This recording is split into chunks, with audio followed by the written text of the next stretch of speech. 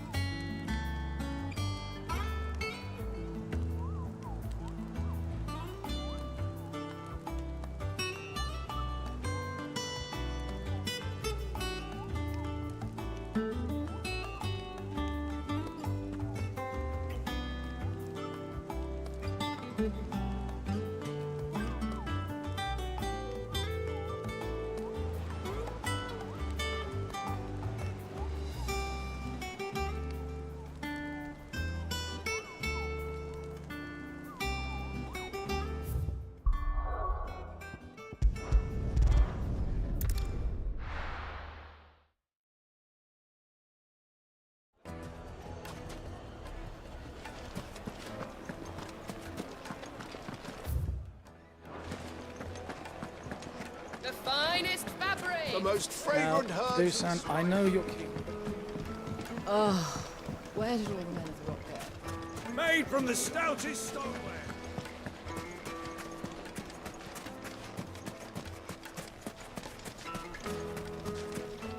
Are you looking for something in particular?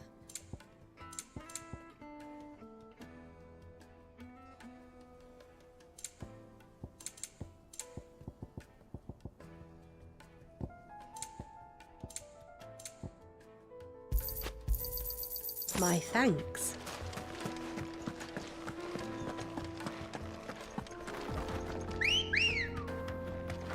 Come on.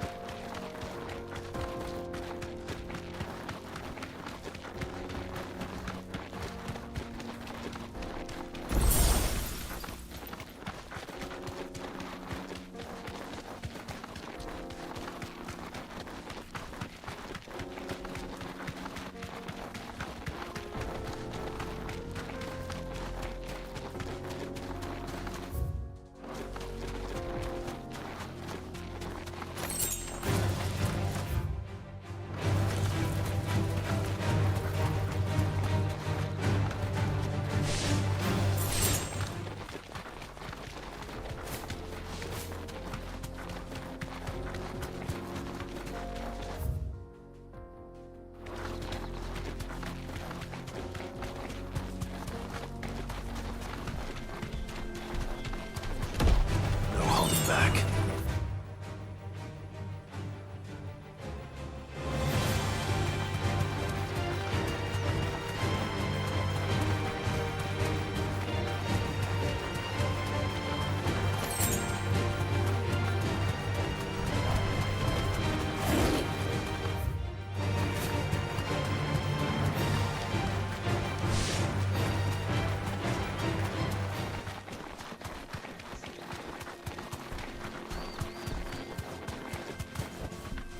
You deserve a rest.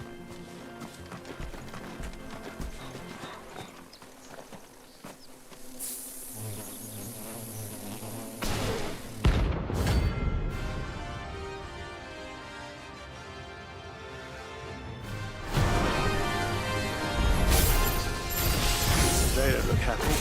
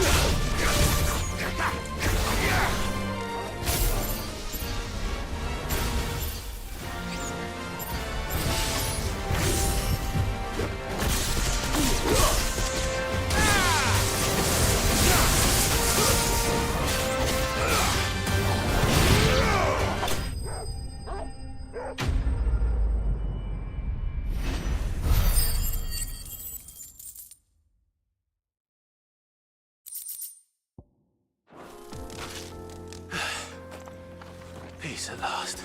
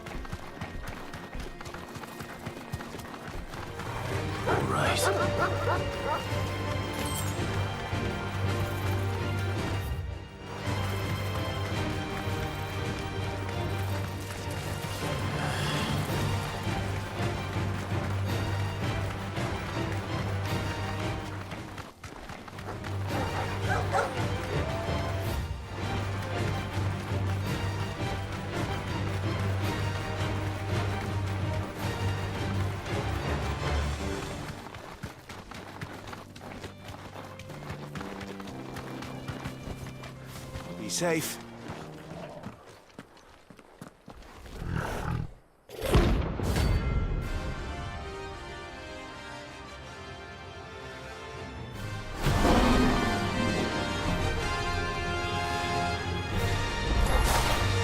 Playtime for the pack, is it?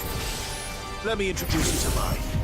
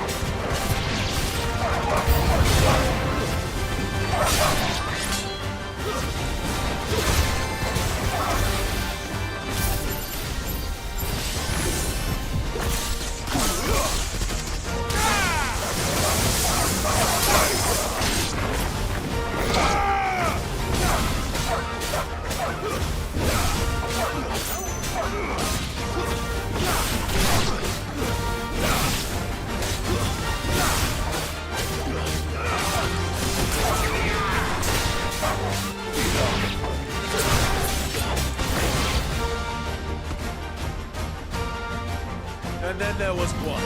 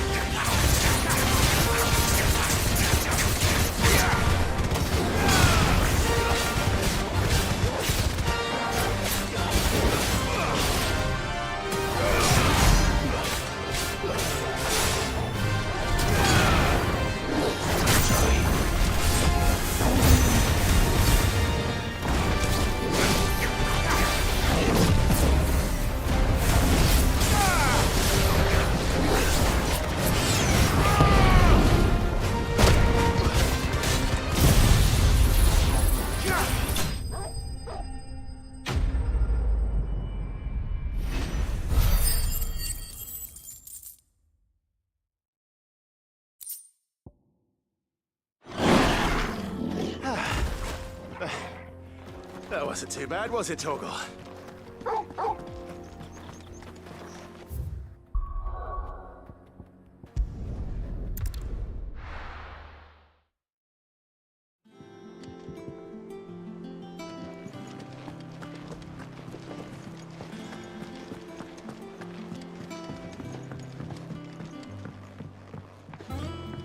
We're seeing troops amassing at every border.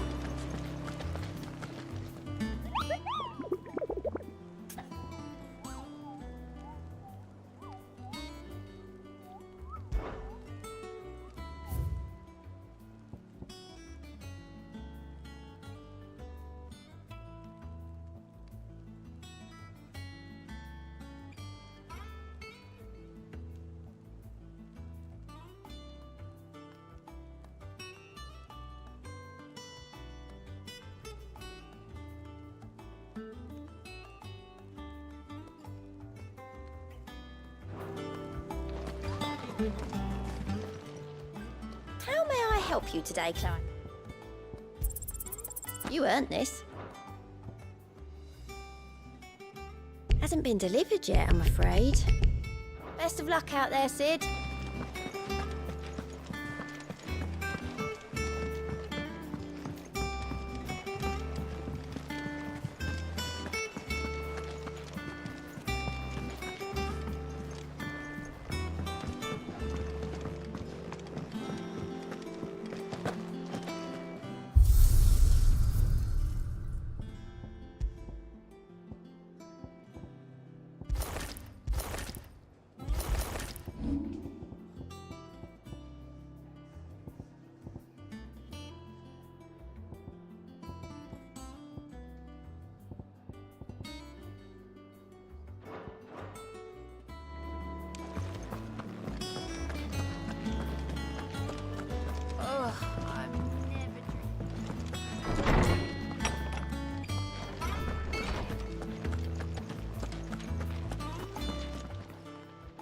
My knowledge is yours. I have compiled some new entries, if you would like to see them.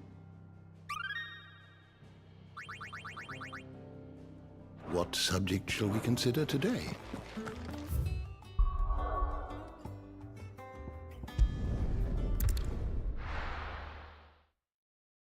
I'll be taking you all to a storehouse in the Bales. Leave anything you don't need behind.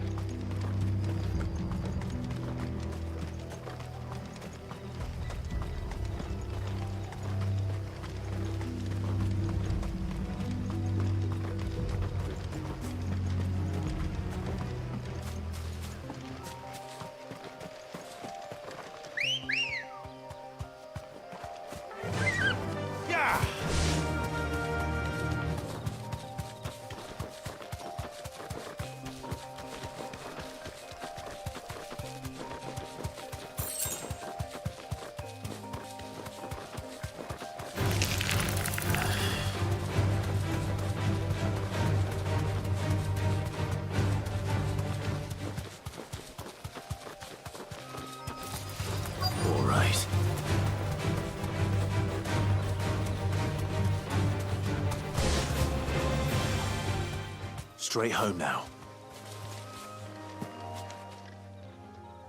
Oh, there you are, Sid. Thanks so much for coming. The, ruins are just over there, as is the creature I told you about, I'd imagine. Would you mind? Of course. I'll be right back.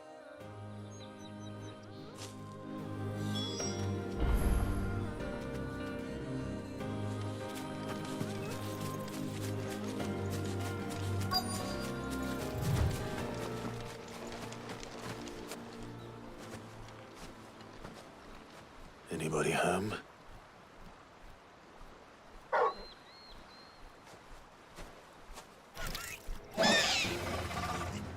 This must be our unwanted visitor. Time to go.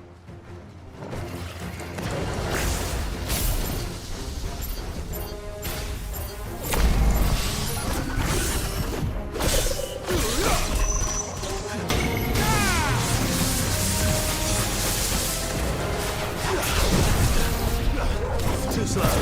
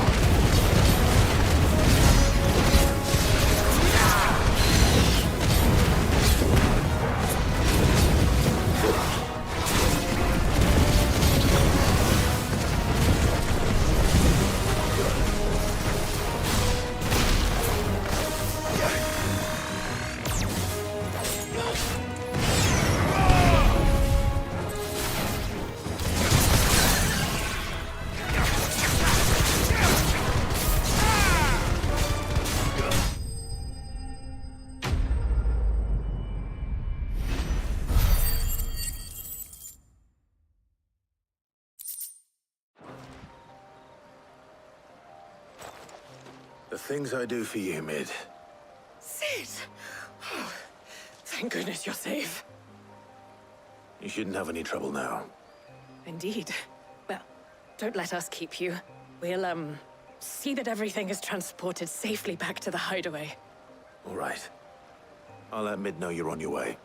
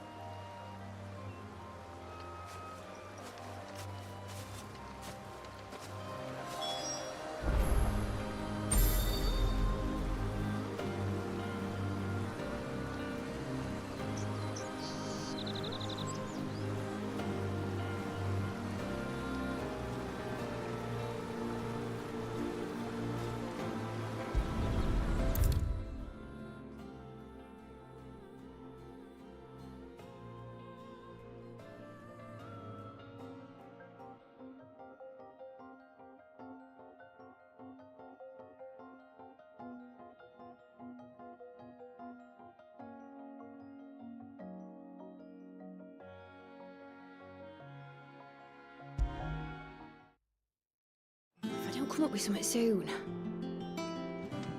Mid. Helena has recovered the material for the helm. She'll be along shortly. Excellent. Another job well done. And just one remaining. Right. Right, the shielding. This one's a bit of a bugger. How so? The plating's enough to stop the engines going pop, but those things will still be spitting out enough fire to set the rest of the ship ablaze. Which is why you need proper shielding. A prison for the dragon's breath that's blazing away inside. I thought a triple thick layer of tempered steel might do it. Or more of the stuff that the Fallen use, but they'd both be too heavy. The helm and the plating are bulky enough as it is. Add any more weight and the whole ship would be at the bottom of the briny before we'd even started. I need something light. But I've racked my brains and I just can't think what would do it. Well, if I were in need of obscure knowledge, I know whose counsel I would seek. Harpocrates. Tomes? Yeah, well, I'd thought of that, obviously. I've got all the details written down here. Can you take this to him, see what he makes of it? Right away.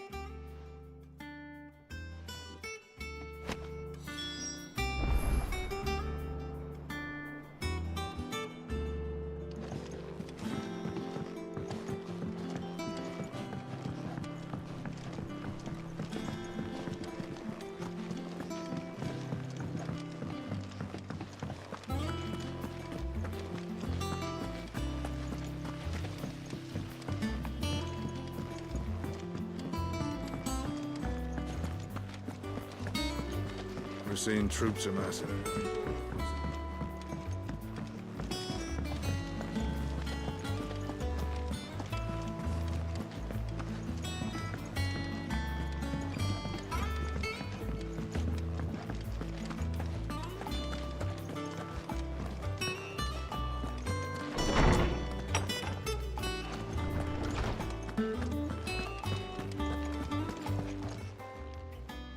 Harpocrates, do you have the moment? For you, Clive, always. Well, actually, it's for Mid this time. Could you take a look at this?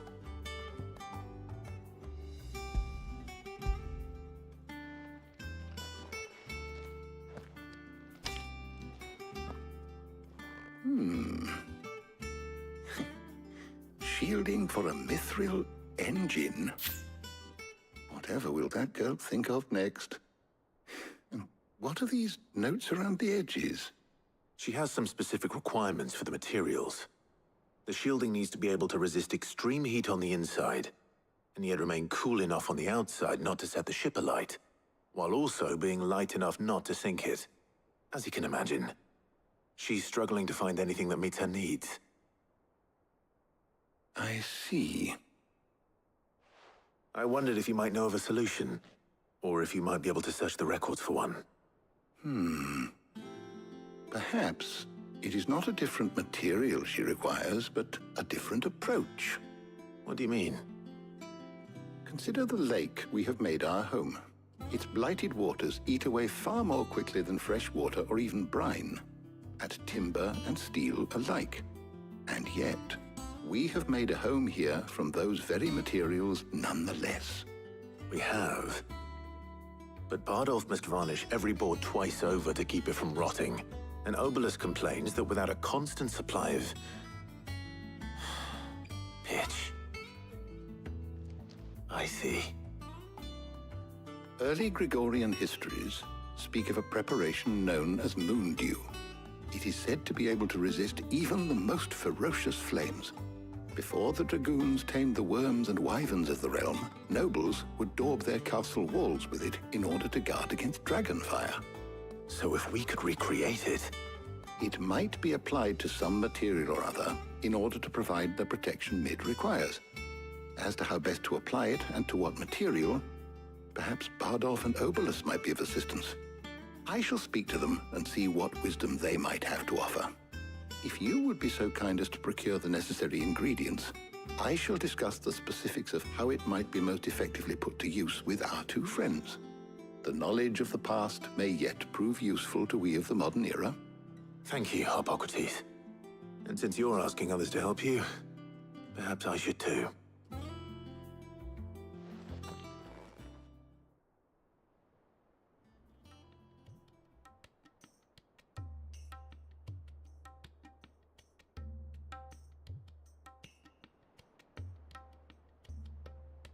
So you need a hand, do you?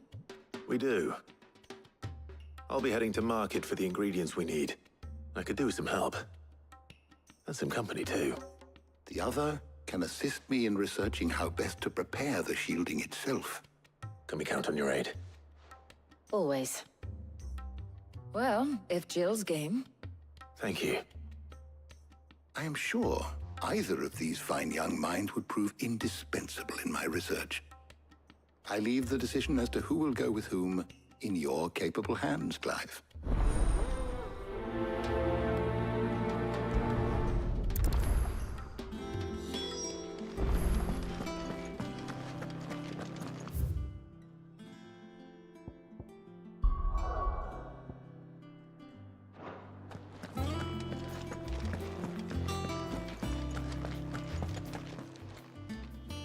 So, Clive, have you made your decision?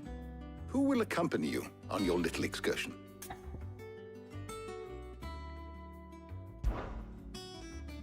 Very well. So then, what do we need to find? I have taken the liberty of preparing a list. Here. White chocobo eggs. Pepio nuts. Are you sure this list is right? Everything on here seems very edible. I would have thought the ingredients would be a little more exotic. Though these items may seem mundane, they have potent effects that are rarely exploited, effects for which they were once highly prized. So much so, in fact, that they were harvested almost to extinction, hence moon dews having fallen from favor. Now, of course, they can be obtained with ease. You should be able to find everything you need at the market in Northreach. Is that so? I've been meaning to visit Northreach anyway. I'll set out now. Join me there when you're ready. I will. Until then. You two enjoy yourselves. You too, Talia.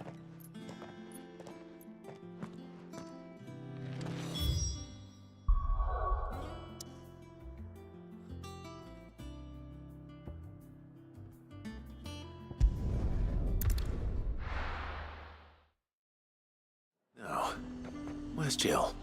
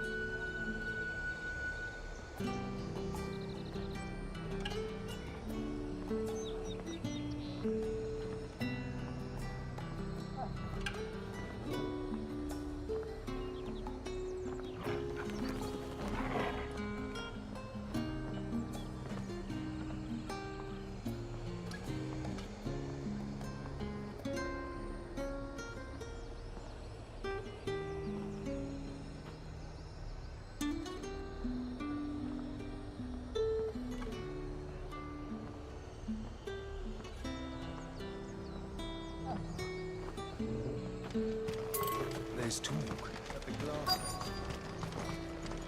Do you see anything you like? And a fine, fine day to you. Nice and chilled. I won't have you. Are those Pepio nuts? How goes the hunt for ingredients? I've only just started. I'm sure everything we need is somewhere amongst all these stalls, though. Why don't we split up and see? We'll take a couple of ingredients each. All right. What am I looking for? How about you look for the Pepio nuts and some garlic? I'll find the other things we need. We can meet by the gate when we're finished.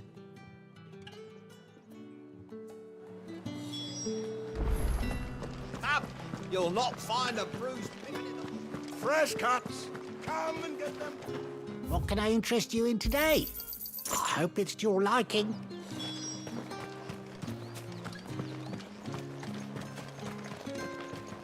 How the hell is any... Buy, sell, or be gone. That's everything. Let's see how Jill's getting on.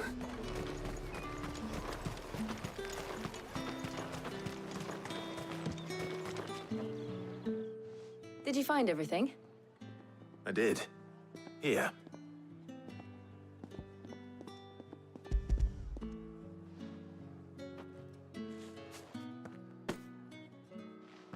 Garlic and Pepio nuts. Perfect. Now, all that remains is for Harpocrates to somehow turn all this into what Mid needs to keep her engine cool.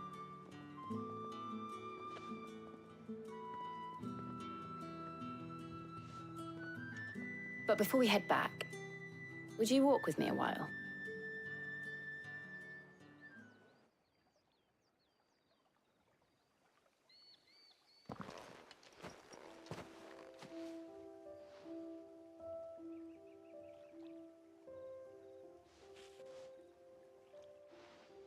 Thank you for asking me to help you today. It makes a nice change. It does. It's good to get away from all the battle and bloodshed for once. Just being here reminds me of when we were children. Do you remember? Walking down Market Street in Rosalith, taking in the sights and smells. How could I forget? What with Torgal's antics. Remember how his nose would prick up at the scent of sausages? He'd go racing away and we'd have to go running after him. We wouldn't catch you now, would we, boy? Was there anything you wanted to buy for yourself while we're here? There was, yes. Well, sort of. Molly in the kitchens told me about a place that sells particularly good pies.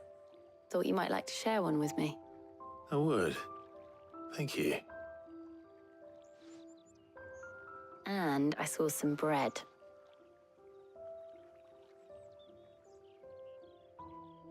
Big white cobs like the baker back in Rosalith used to make. What do you think? I thought we might get some soup to dip it in. But then I tried a slice of the butcher's dry-cured ham and it was just... oh. You all right? Sorry. It's just... you're right. I really do feel like a child again being here with you.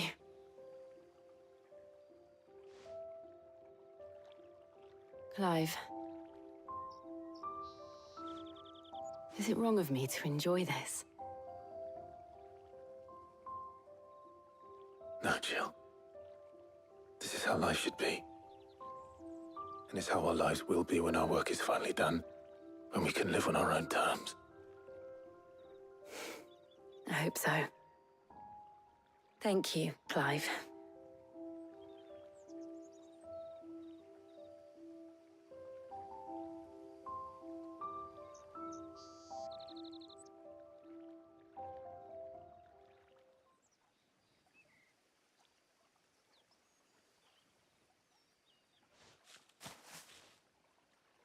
Well, I suppose we better be getting back.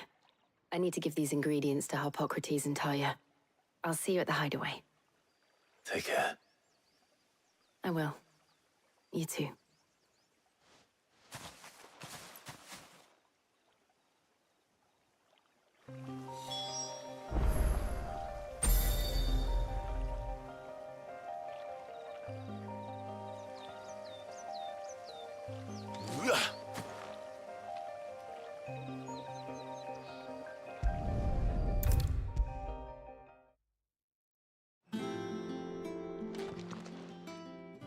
How's work on the shielding progressing, Hippocrates?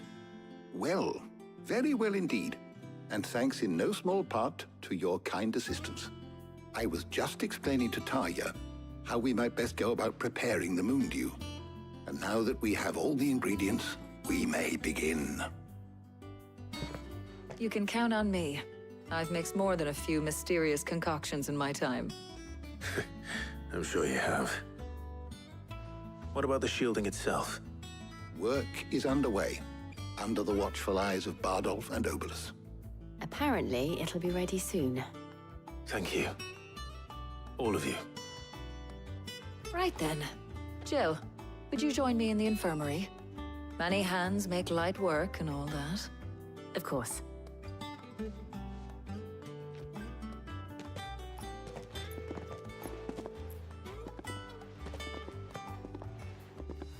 Oh, and Clive, thank you. It was nice just being with you.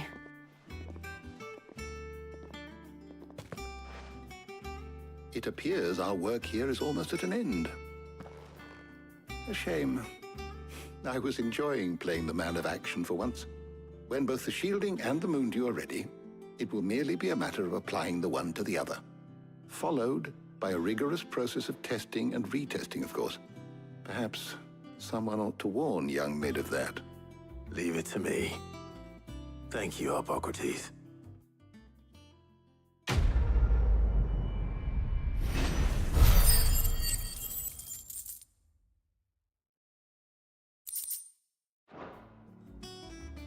Well, I'd better go and give Mid the good news then.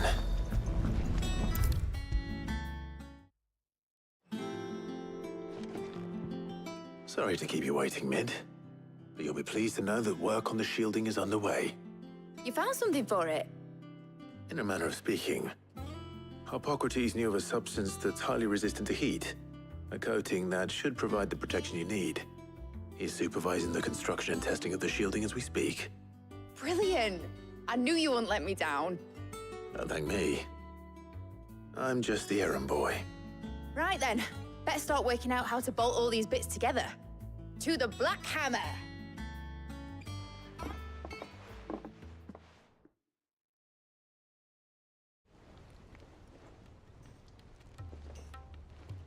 You know, when I got into the smithing game, I thought I'd be making swords and shields, not thermal bleeding didgeridoo-dahs. Displacement stacks. Same difference. Whatever you call it, I ain't putting it together in here. It's cramped enough as it is. Let's take this outside. Mid, you get all the parts lined up on the deck. I'll take care of the rest. On my way! Oh, and bring me the biggest hammer you can find. This is gonna require some precision walloping.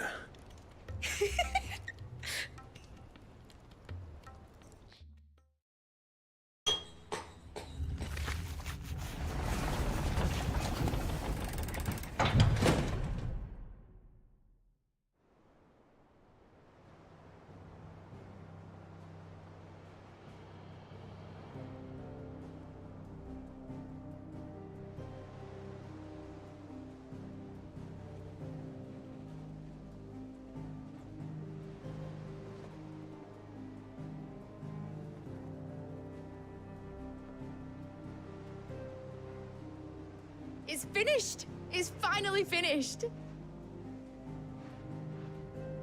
Thank fuck for that. I'll be feeling my hammer arm for weeks. Thank you, Clive, Blackthorn, everyone. That's one down and just 3 more to go. I'm sorry. Oh, didn't I tell you? The Enterprise has 4 mithril engines, and we'll be needing a displacement stack for each. You don't mean... Don't worry. Now they've got a finished one to work off, my gang in Canva can build the rest. Good luck to them, I say. Right, I'm off to get a sling for this elbow. Any other work comes in, keep it to yourselves, eh?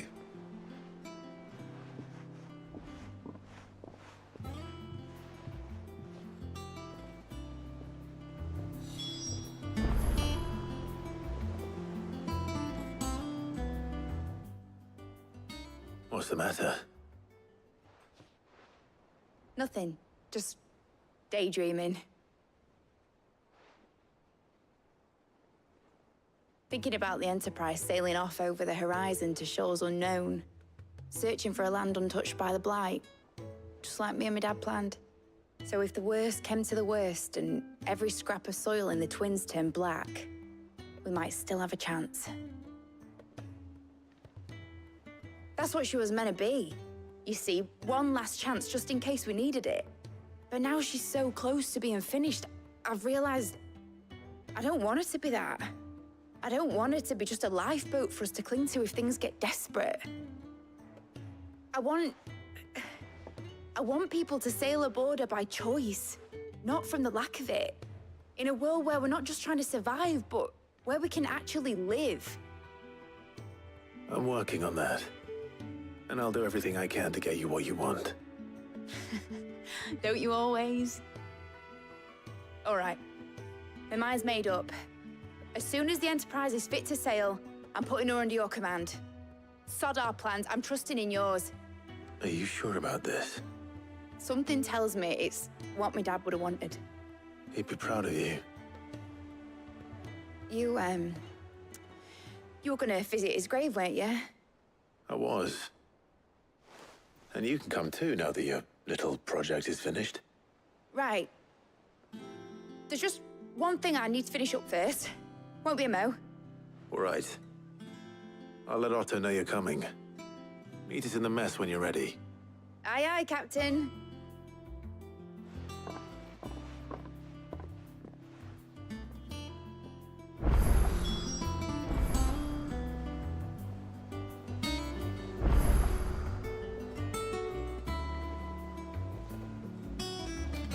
Nick told me.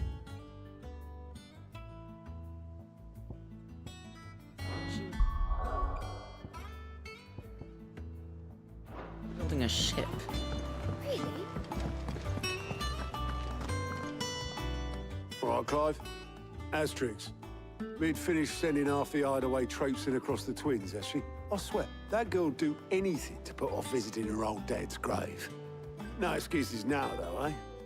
Not quite. She said there was one final thing she had to take care of. I'm sure she'll be finished soon enough. She said that? In those words?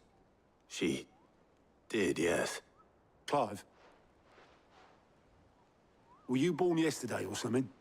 There is no thing. She'll probably be halfway to Canva by now. Mid. I might still be able to catch her.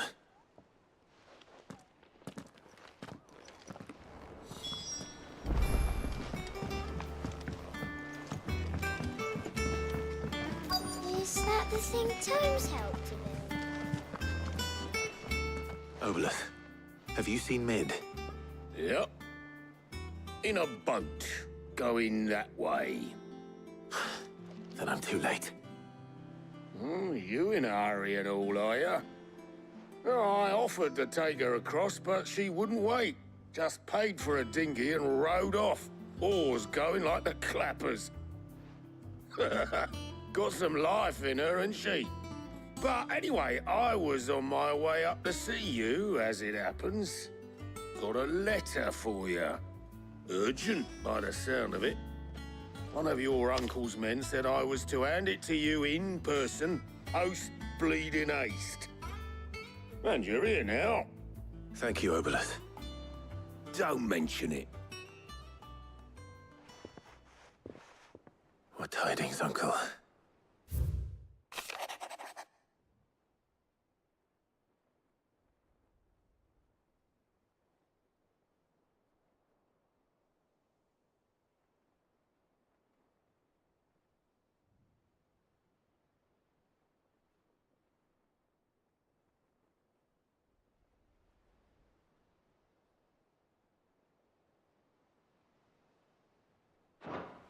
Trouble in Canva. Well, I'll need someone to keep an eye on Mid.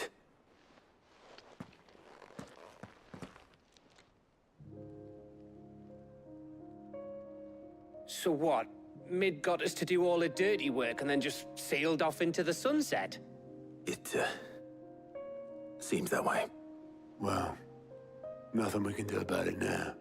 But next time you plan on visiting Sid, you might want to tie her to something before you suggest it. Ah, don't be so hard on her. Got to admit, the dirty work was kind of fun. Everyone pitching in, all that bollocks. Just like when we built this place. You're right.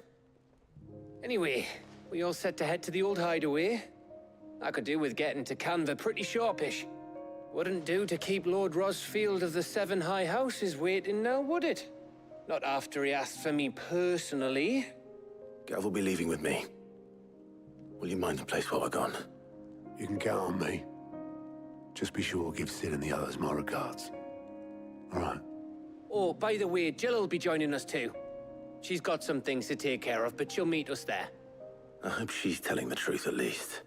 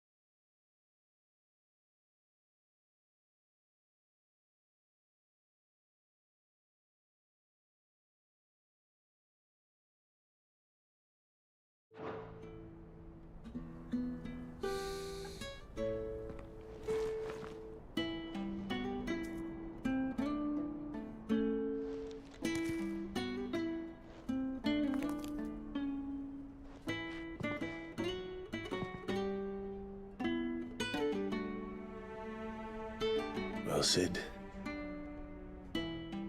I remember what you told me. That if no one is listening to what you have to say, you may as well not say it.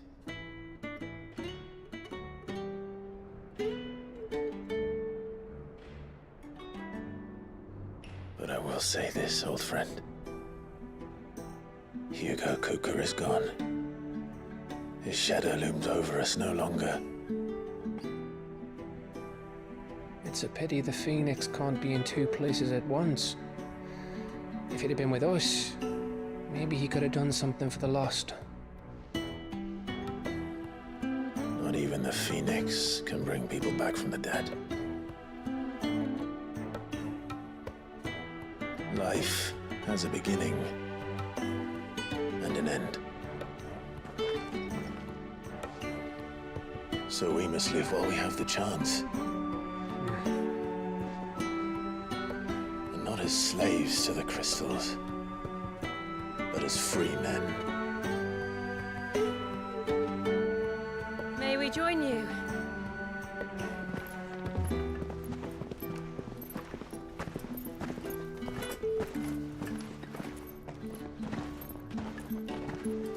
Lady Karen, what a pleasant surprise. I thought I'd drop by and see how you were all doing before heading off to restock my supplies.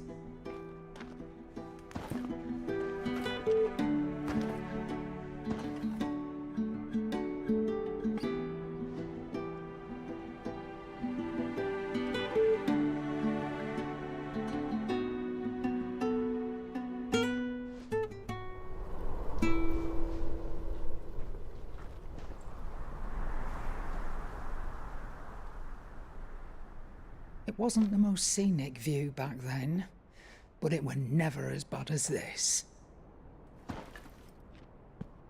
I know. The blight marches on. And soon, there will be no escaping sights like these.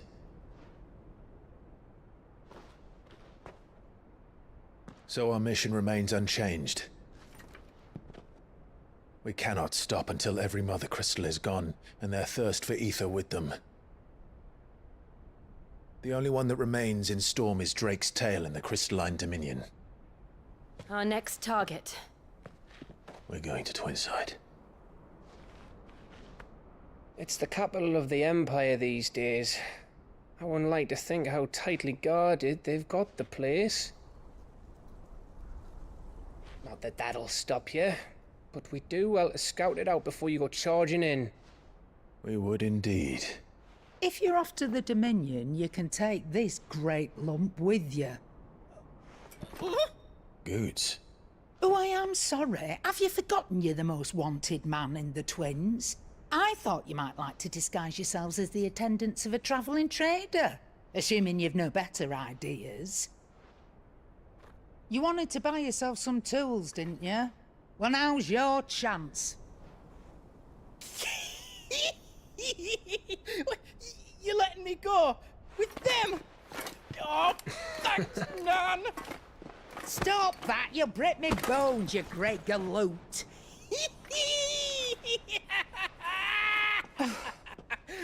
There's a caravan that runs back and forth between the Dominion and the Bocklad markets. It's managed by the Merchants Guild. Just show them Goots' traders pass and you'll be on your way. It'll be a damn sight less risky than footing it the length of the Crystal Road. That's for sure. Thank you, Karen. And glad to have you with us, Goots. Okay then. I'll get me things and I'll meet yous there. See yous down in Bocklad. Get off! Me poor fingers! Jill, you're with me. Understood. And Gav? Already on my way, Captain. Be careful. Aren't I always?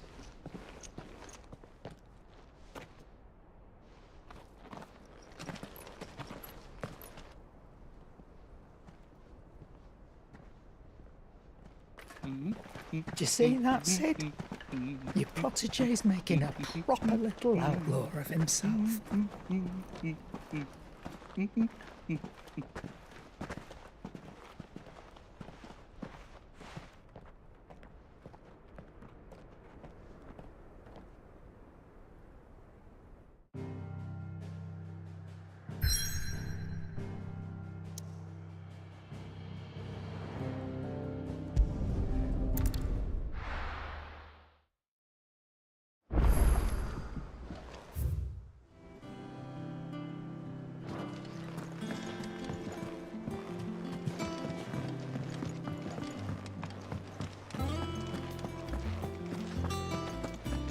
He cracked the crystal too. You're joking.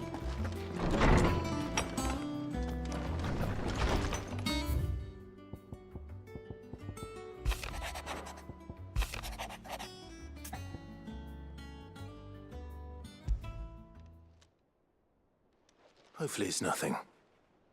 But I should speak to Blackthorn just in case.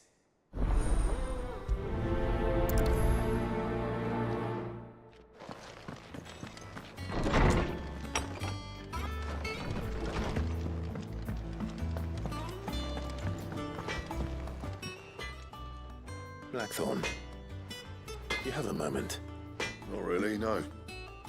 This won't take long. I just wanted to ask how you're getting on. August was worried about you, and you might still be doubting your craft, even after learning the trick of that cuirass. Is there something else weighing on your mind? Perhaps sharing your thoughts might help. That bastard's like a dog with a bone. Still, he's got a keen eye, I'll give him that.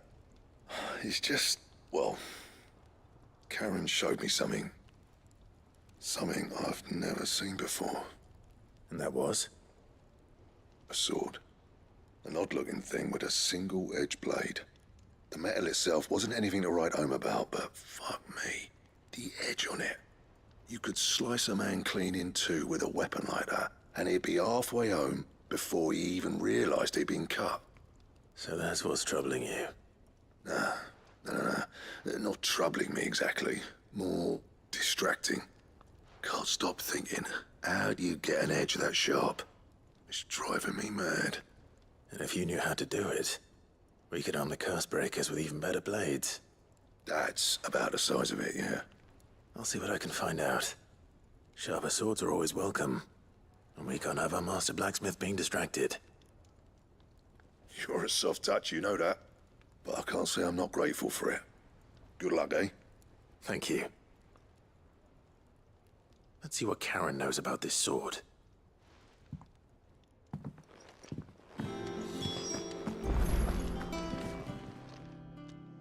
You're looking well, Karen. What do you want? Out with it. I want to know about the sword you showed Blackthorn. Single-edged and extremely sharp. Running around after him again, are you? I suppose I am, yes. But I need to help him find out how to work an edge like that. It's driving him to distraction. Little wonder, I suppose. There's not many like that make it as far as the twins, and those that do go straight into private collections. Which made it nice and easy finding a buyer. Can you tell me who bought it? Where is it now? You think I tell people who my clients are? Suppose you're not likely to go nicking him off me, are you now? Fine. If you stop mooning at me like that. Lord Ignac's the man you want. Delmecian bloke. Collects weapons and the like. And he's got more money than sense, which is why he's one of my favourite clients. Reckon he'll still be at the inn in Dalamil, where I left him. Thank you, Karen. Oh, and he's a touch eccentric, if you take my meaning. I appreciate the warning.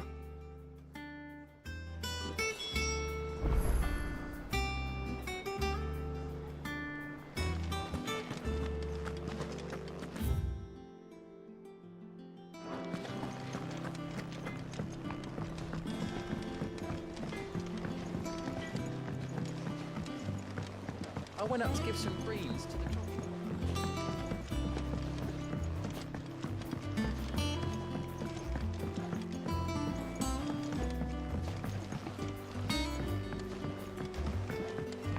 Wish I could take them.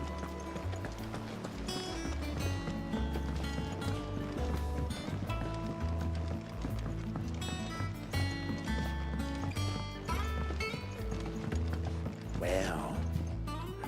Here, Sid. Reckon you might be just the man to help me out of a bit of bother, if you've a mind to. Let's hear it. Well, it's about this alembic the chief's got me making. Lovely bit of kit it is. Bung in a solution you want splitting, and it will separate it out, just like that.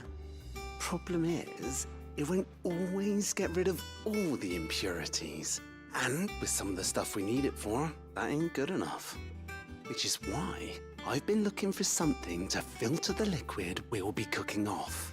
And that's where I was hoping you could help me out.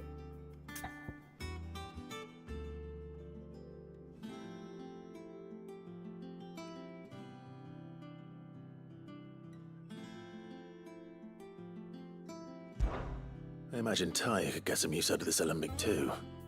Distilling medicines and the like. All right. Why not? Proper job! So what exactly do you need for this filter? Nothing but bomb ash'll do, says the chief. Gave me a sample she'd obtained from the university stores. Couldn't believe my eyes. You pour the blackest blight water through it, and it comes out clear as a mountain stream. So, I did a bit of reading about where I might be able to get hold of some. And do you know what I found out?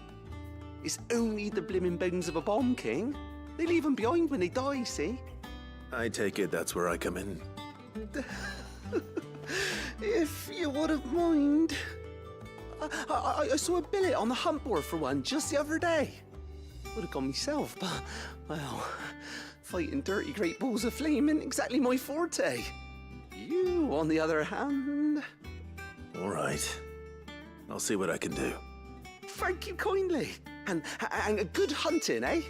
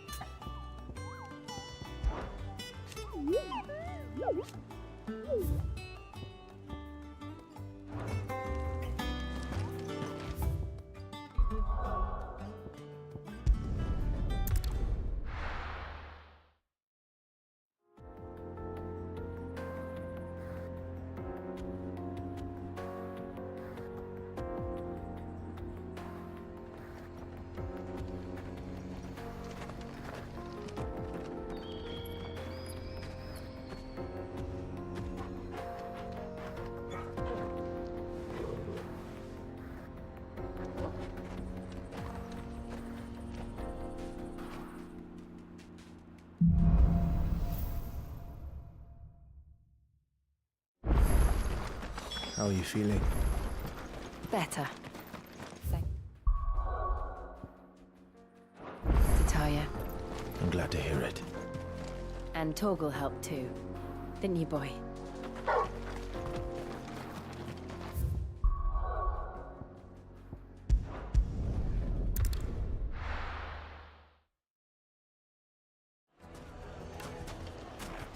People take notice of wealthy men. Shouldn't be too hard to track down Karen's collector. They say Drake's Fang is gone. The whole Mother Crystal gone.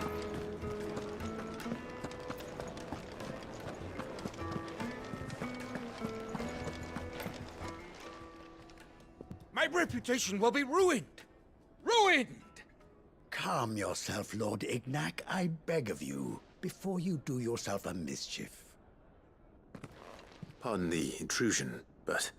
Out! Get out! I paid for these rooms so I wouldn't be disturbed. Leave me be!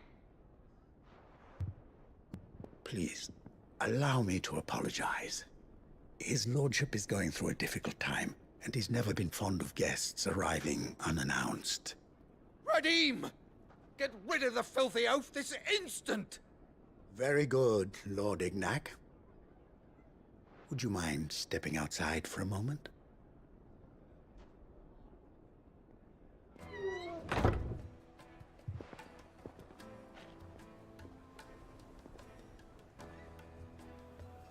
I'm sorry if I've caused you any trouble. That? Oh, no. That's just how his lordship is. Though the morning's events have left him somewhat fractious. He has been dispossessed of his luggage, you see. The thieves also made away with a considerable amount of coin. Coin the innkeeper will soon be keen to collect. I don't suppose a certain blade was among the stolen items. A single-edged sword. It was purchased from a merchant friend of mine. Ah, you know Lady Karen. Yes, I'm afraid it was. Then I'll retrieve Lord Ignac's luggage. But I have one condition.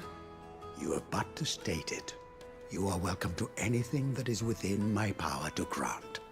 I want an audience with Lord Ignac. A few minutes should be enough. Then I'll be on my way. A condition I would be a fool to refuse. Of course, you shall have your audience. I don't suppose you saw where the thieves went? I did not, no. Though some discreet inquiries made on his lordship's behalf mean that I know where you might find them. The bandit's bed. Every ill-gotten coin in Dalamil is said to pass through that disreputable corner of the Valcroy. And that's where I'm heading. I shall speak to Lord Ignac in your absence, and arrange for an audience upon your triumphant return. That will be very kind of you. Farewell, and best of luck.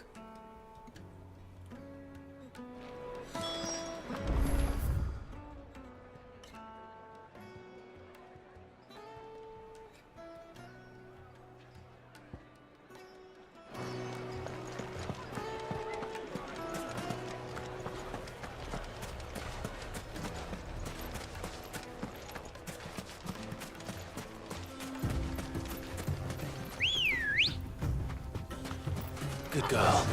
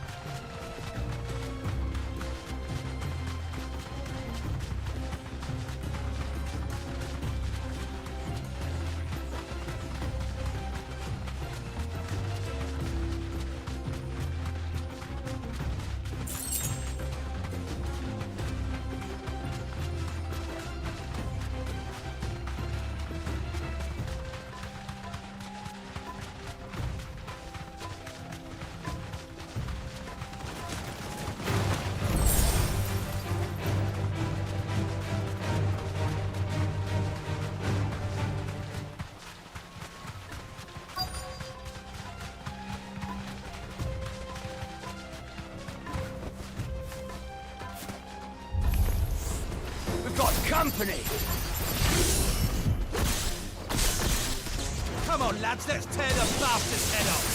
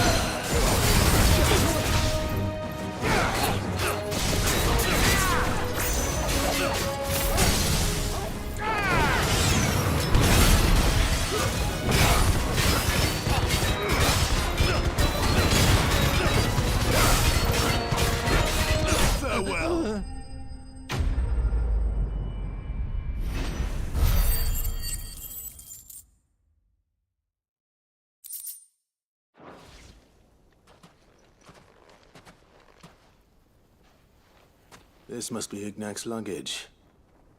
Nothing seems to be damaged. All right. Let's get it back to Delamil.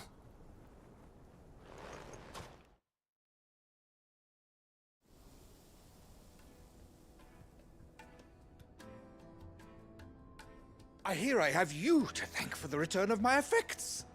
What shall I call you, my good man? Wyvern. Glad to make your acquaintance. A formidable name indeed. Well, Wyvern, I appear to be in your debt. Redeem here tells me you wished for an audience. Is that all? A few moments of your time should suffice, yes. You're a peculiar fellow, Wyvern. All right, speak. Master Wyvern was wondering if you could tell him about a certain single-edged sword you recently acquired. Oh, a true work of art, that one. Karen drove me hard on the price, but I would have sold her Radim here to get my hands on that sword. It was made in the Outer Isles, far beyond the Twins. and is used exclusively by the practitioners of a unique school of swordsmanship. They believe no combat should ever exceed a single strike, and hone their blades to such perfection that none ever does. Each sword is made for that one perfect stroke, and for that stroke only. They crack upon a second blow. There's a brutal sort of beauty to it, really. But how do they hone such an edge? Fine question. Why, they use a whetstone, of course. Whetstones, rather. A whole array of them, ranging from the coarse to the fine. 10,000 licks with the sharpening stone, then 10,000 more. But it is the final stone which lends the blade its legendary sharpness. A mineral quite foreign to this great realm of ours. And that is the key. The secret ingredient. Wyvern, it occurs to me that my little lecture is hardly equal to services rendered.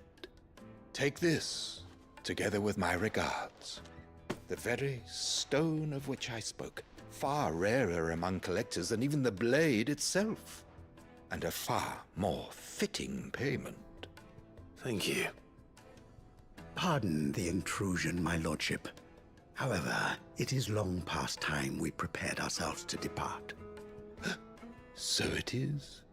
I am locked in bitter competition with a rival collector of curiosities. I am one step ahead of the unscrupulous scoundrel, but he is hard at my heels. Are there many other collectors out there? Too many to count, but only one do I consider my nemesis. Lord Byron Rosfield, and is a perennial thorn in my side. I can imagine. Farewell, Wyvern. May our paths cross again. Radim, we mustn't dawdle.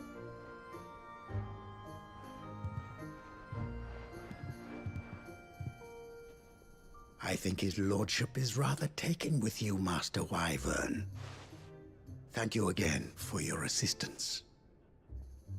Coming, my lordship. I'll be right there.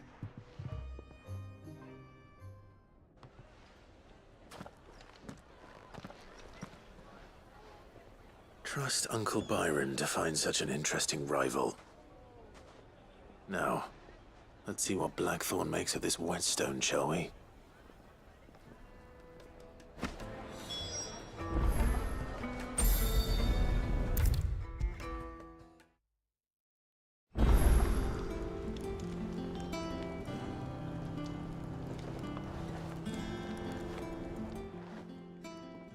Sorry for the wait, but hopefully you'll agree it was worth it. You learned something about that sword, then? I did better than that.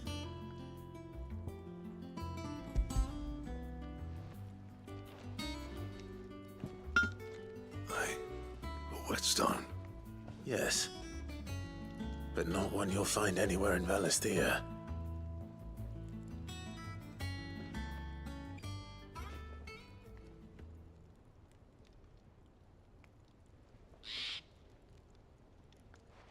No wonder I couldn't get the same finish on the grinding wheel. One hit and all done, eh? Might not be so bad if all you ever fought were duels. Good luck on the battlefield. Your second opponent would be your last, no matter how good you were. Even so, is there some way it could be used to give the curse breakers an edge? I think so, yeah. With this whetstone and the right kind of steel, I could probably even make a twin of the blade that rattled me. But there'd be no replacing this little rock once I worn it down to a sliver. I reckon we get a dozen swords from it, if that. Swords that the curse breakers wouldn't know how to wield properly, and that would see them through a single fire piece. Nah, no point trying to copy that thing. Be about as much use as a wax anvil. But finishing our blades with a whetstone this fine, now that's something to consider. And what's finer than fallen masonry, eh? Or more hard-wearing, for that matter. Just imagine it. Good Valisthean steel with an edge as sharp as any found in the Outer Isles. I won't make a copy, nah. I'll make something much better. I'm sure the curse breakers will be delighted. Just don't push yourself too hard. Don't you worry about me, Sunshine. I've been working day and night since I was half your age, and I'll still be here when you're long gone. Hey, thanks, Clive. I mean it. I owe you one, August too. It's good to know someone's looking out for me. He'll be happy to hear you said that. And I'll see that my debt to you's paid. First new blade I make's got your name on it. You come and find me when you've got the materials. All right. I will.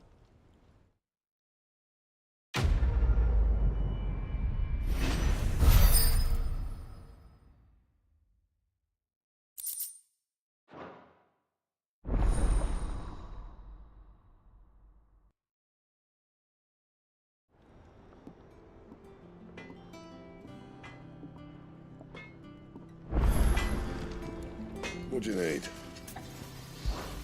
What do you want?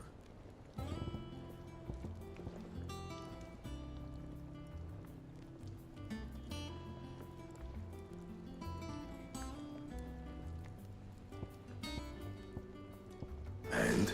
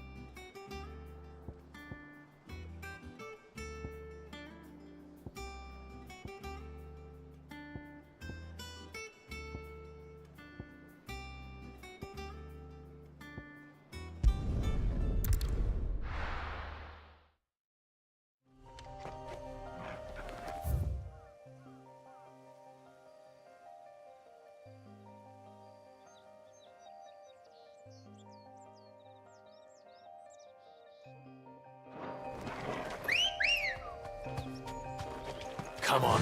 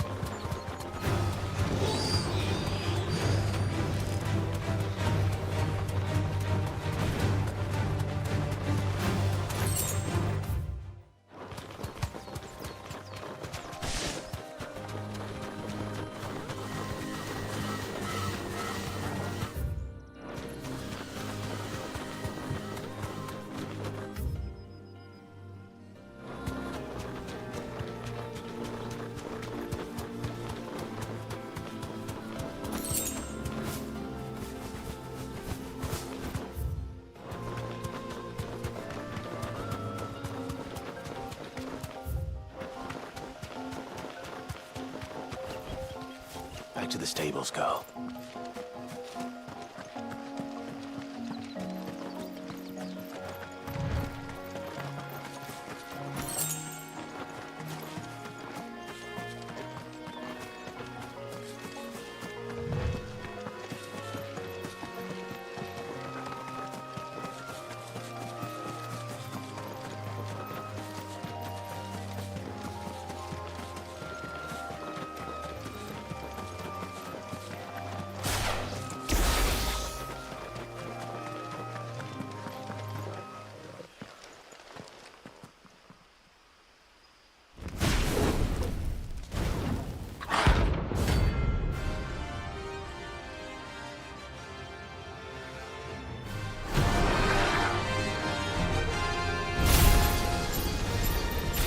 What we have here. Greetings, Your Majesty.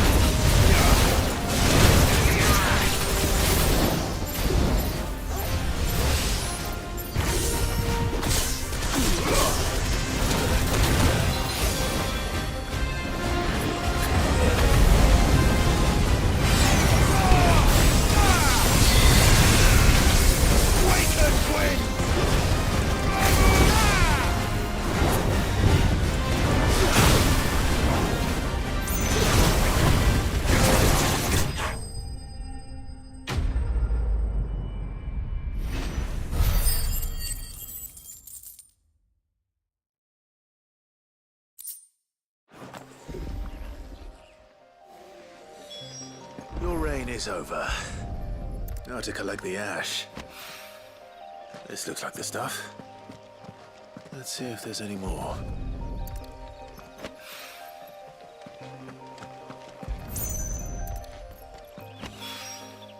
That should do it. The wine needs more than this.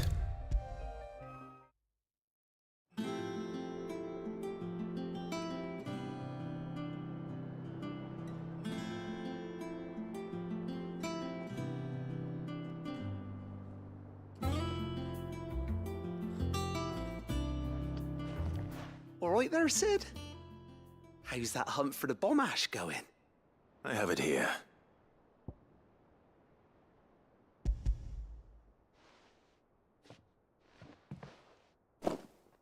That's the stuff.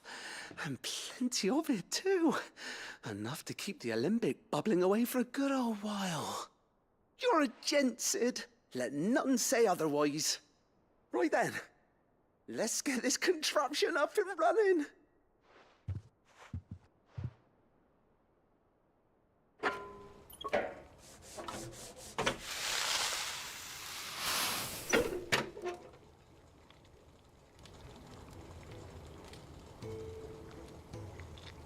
There we have it. The Telemon Alembic. And it works just like the chief said it would. Very impressive. Says the man who cut down a burning boulder. Speaking of which, I still haven't returned the favor. There's no need. The good it will do for the hideaway is reward enough. Don't be silly. Why don't you let me take a look at that bag of yours? The one you keep your potions in. Reckon I could work some magic on that. What kind of magic? Well, we happen to have isolated a substance in our test run of the alembic that I reckon will make even the toughest leather supple as anything.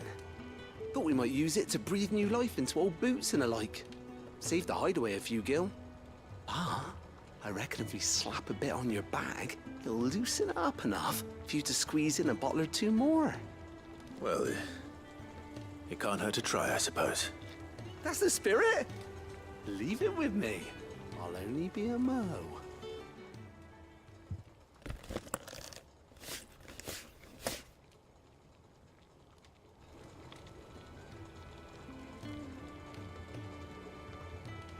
Well, what do you reckon? It certainly feels more flexible. Right? Told you. Thank you. I think. No. Thank you for supporting Mid and the rest of us in our endeavors.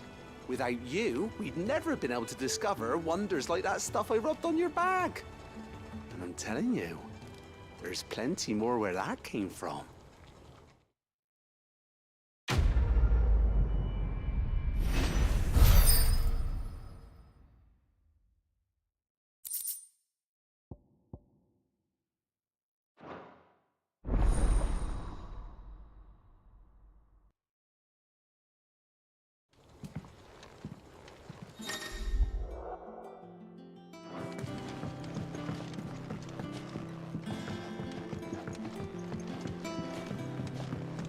I think Mid might need some help.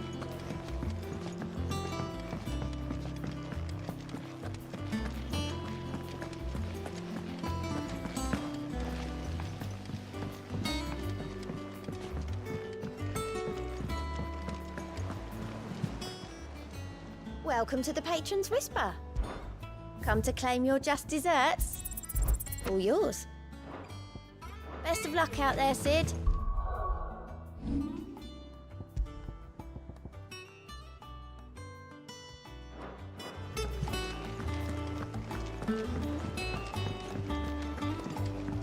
Mid told me she was building a ship.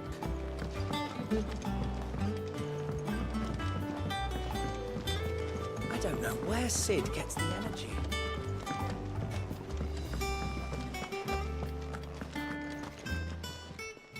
And what can I do for you?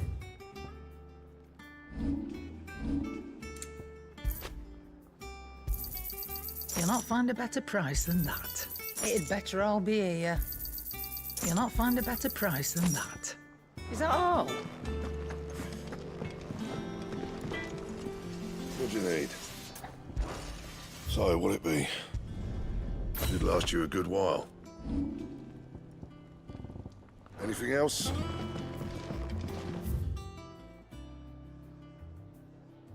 He cracked the crystal too? You joking?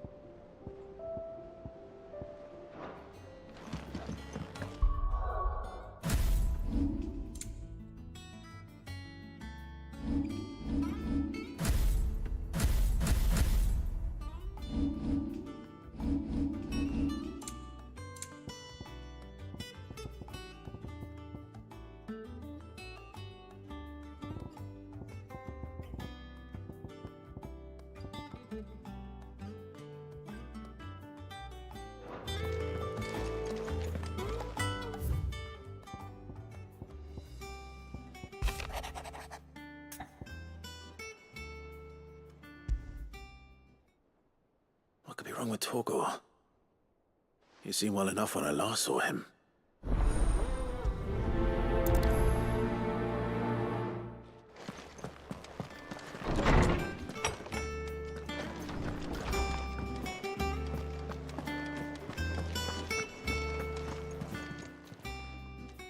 I got your note. You think something's wrong with Torgor? So you can read. Congratulations. But I didn't say I were wrong with him. I said something weren't right. He's not been eating me treats. He used to love cracking the bones from Molly's boiled brown, but now he won't so much as look at 'em. Didn't like him. Which is why I'm of a mind that his mind's on something else. You've not been working him too hard, have you? No harder than usual. Is that it, boy? Do you need a rest? What was it you said he was? A frost wolf? That's what the lawsman seems to think. Then maybe this all has something to do with whatever it is that's woken inside him. I suppose things have been different since Rosalith. Perhaps Hippocrates knows something. Instead of everything, you mean? Perhaps.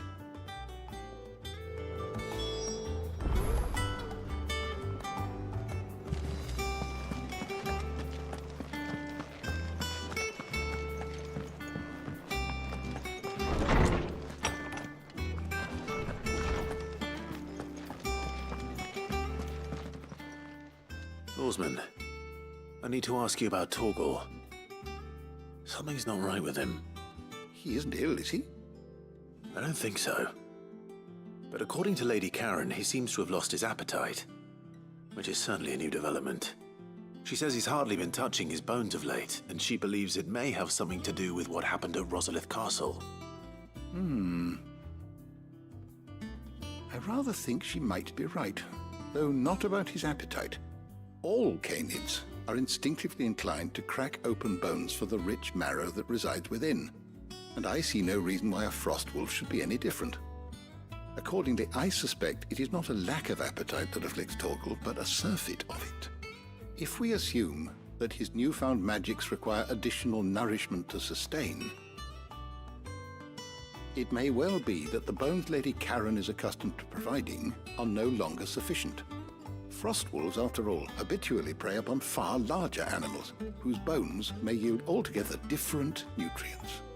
As to where one might find a suitable substitute, some antelopes that graze the meadows of eastern Rosaria have been known to grow to a size more than double that of their lesser cousins. I don't recall ever seeing any that large. And little wonder. The oldest and largest such creatures rarely leave the safety of the highlands for fear of predators. The last elder antelope sighting I recall hearing about took place near Cressida, and that was long before the village was abandoned. Even so, it seems like a good place to start. Good hunting, Clive.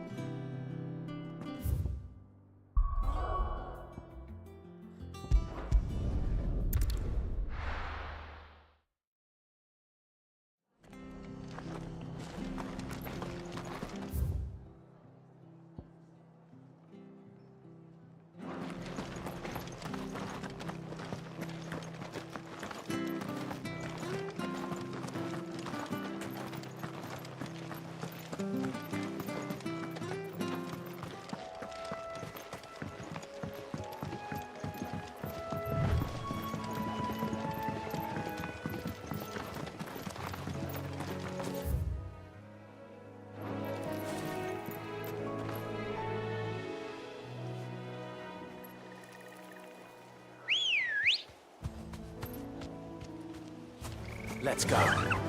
Yeah!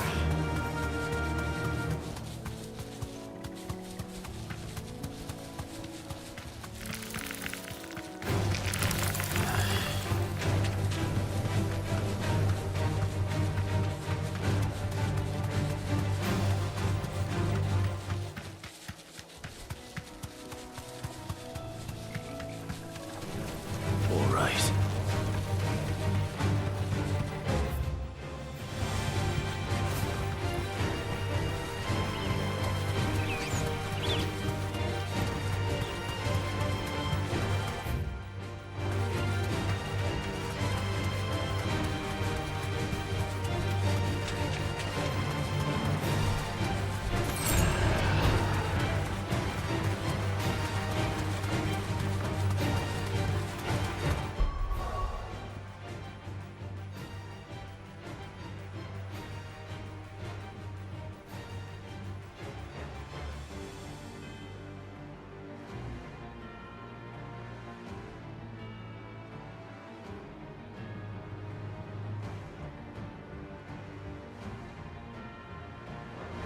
Well, it's certainly quiet. If I were a giant antelope, it would seem like just the place.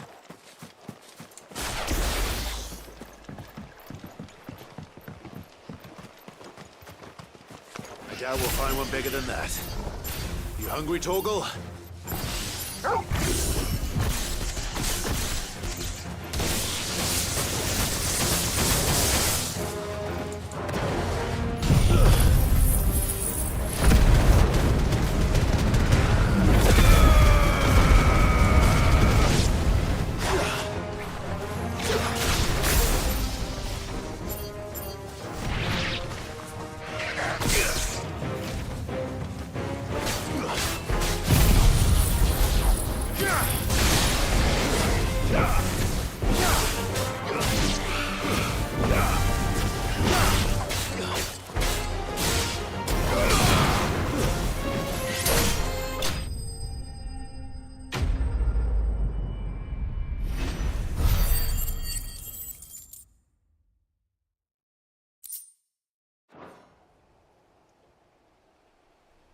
Now,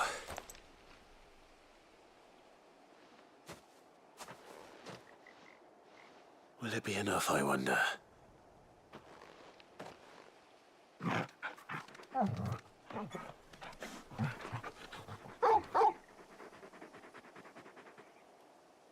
I say that answers my question, which means we owe the lawsman our thanks. You're just a big puppy, aren't you? A very big puppy.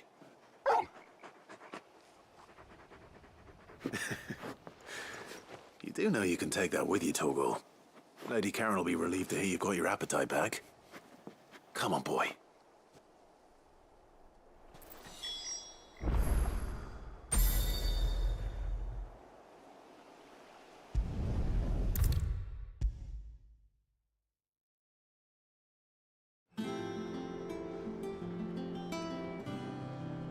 I noticed you and Torgal had gone off somewhere. Take him for a walk, did you? You could say that.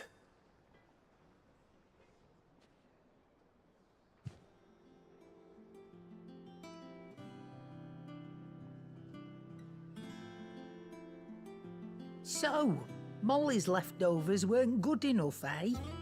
That'll teach me for treating you like you're still a pup. All right, no need to shout. Now we know what you're after, I can see about getting some in. Speaking of which, I brought one for later. Can I leave it with you?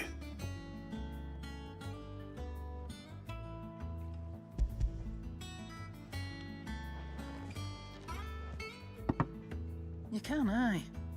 I'm nice like that. In return, you can thank Tomes for me. The bloody know-it-all.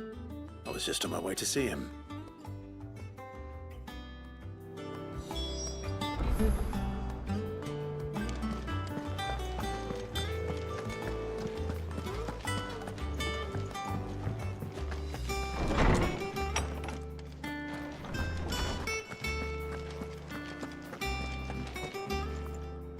Ah, Clive.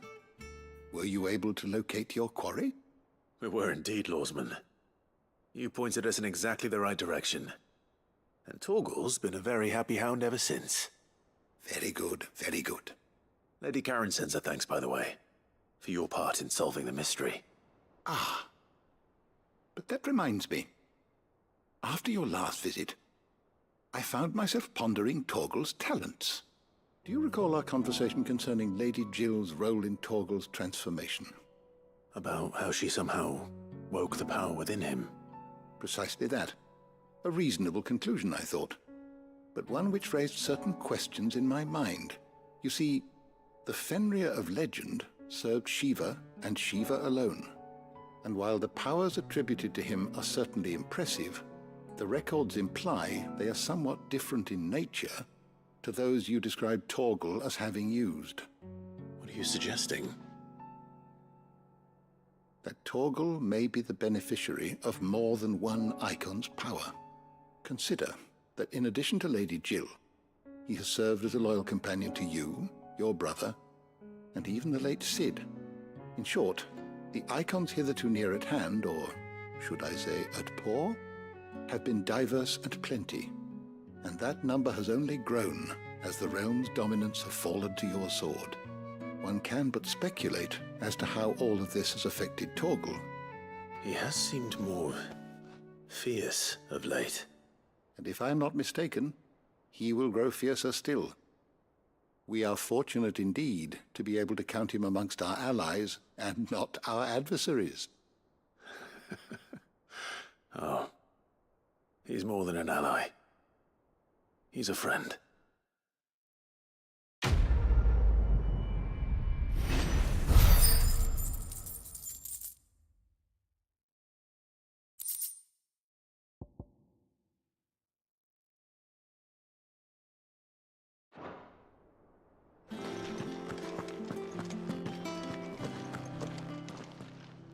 My knowledge is yours.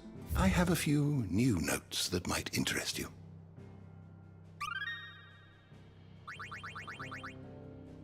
If you have a question for me, I should be happy to answer it.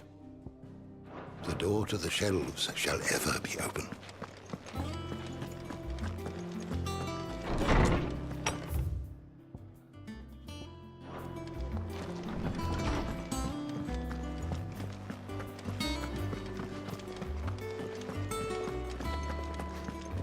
He cracked the crystal too. You're joking.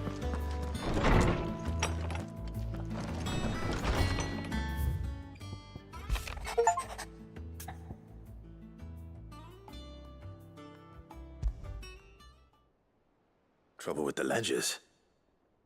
Shouldn't he be asking Otto for help?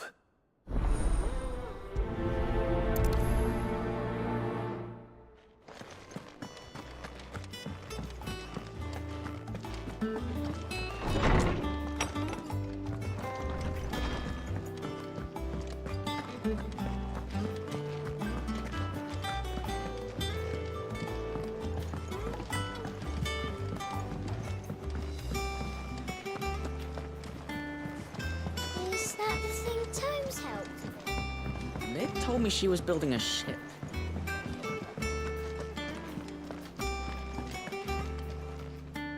Clive, did you get my letter?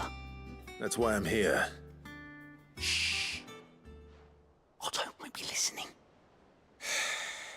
Is this better? A little. Listen.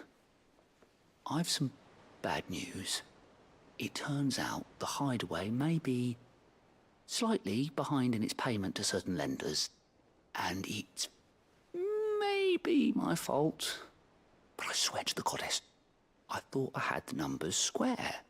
Sadly, that square turned out to be more of a circle.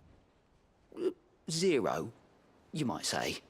I can straighten it out, I swear, but it's gonna take some time, and I'm gonna need help keeping it from Otto. Bit late for that, I'd say. There you are! What a surprise! So let me get this straight. You forget to pay our lenders what they're due, and instead of coming straight to me, you get Clive to come to you. And I hope he'll dig you out of the hole you've dug for yourself. Clive, the man in charge of the place you've been cheerfully trying to bankrupt. And you thought this was a cunning plan. Why? Well, who needs paying? Oh, just Martha. And the dame. And, well, Lady Karen. But only 500 talents. We owe 3 of our most trusted friends 5 million gil. Each. 5 million each. They lent us the bulk of the money we used to rebuild the Hideaway, you see, and, well, I must have made some sort of oversight. Those ledgers were my responsibility, and it was my decision to entrust them to you. This is my fault. Do we have that much to hand? I can always ask my uncle. No, we don't. And no, you won't. We've lightened Lord Rosfield's purse enough. After the king's ransom we had off him, he deserves better than to see our begging bowl. Besides, we'll need to learn to stand on our own if we're gonna make this work. All right. But that doesn't mean you have to shoulder the burden yourself. Is there anything I can do to help? There might be. How'd you fancy taking these to Martha and the dame? Rocks. Rocks, he says. Worth 1,000 talents apiece, these are. A little something Sid and I set aside for when times got lean.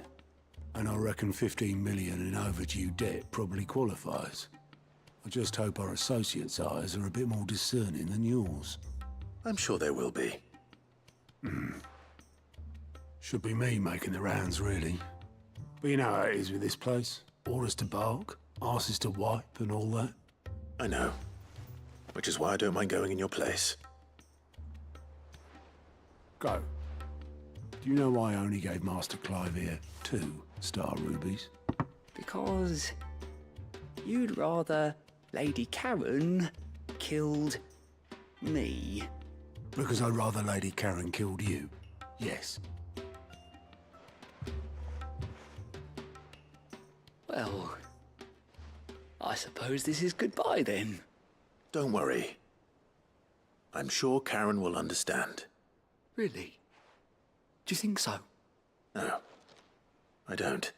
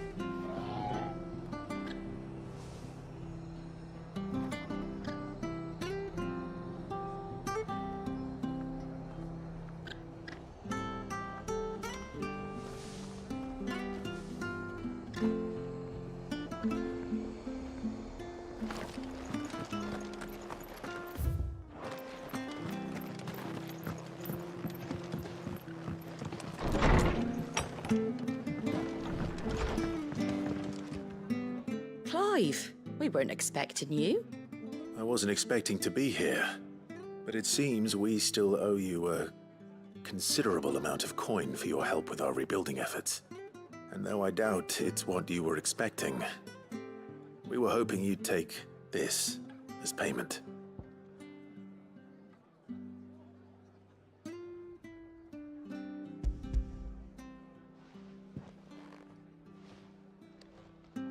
A star ruby? I can't accept this. It's worth at least twice what you owe me. More if you can find yourself the right buyer. Think of the difference as interest. Interest? If word got out I charged that much, no one would ever borrow from me again. Anyway, why are you the one here asking me about this? I'd have expected Otto. Bit much sending the Lord Marquis out to settle your debts, isn't it? The old goat working himself to death again. Something like that. Most days I think he's the only reason the hideaway's still standing. Same as always, eh? Back when the place was nothing but a twinkle in the eye of a recently retired Lord Commander, word is he was the first one Sid reached out to. Probably knew that without his strong arm and level head, the idea would never get off the ground. Sid may have been the face of the hideaway, but Otto's always been the backbone. And when Sid passed away, we were all worried that would be the end of it. That Otto would just give up. His death was hard on everyone. But it must have hit Otto hardest of all.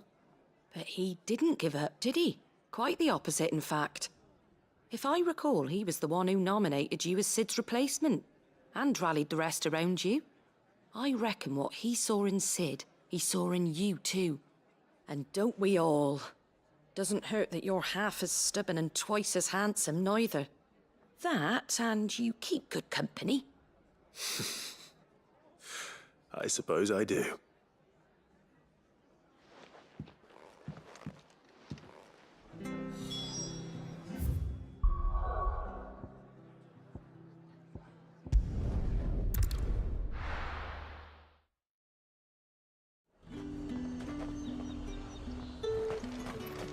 There's two.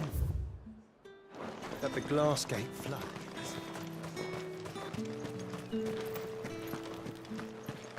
Citizens are free to come and go as they please. Checkpoint's open to all. You'll find a little beyond Northridge, though. When the throne moves south, unless with any sense, follow.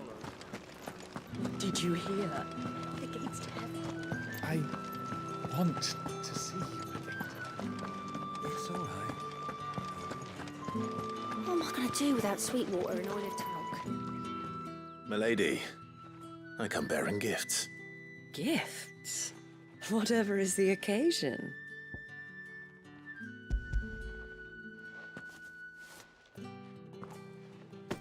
Oh my.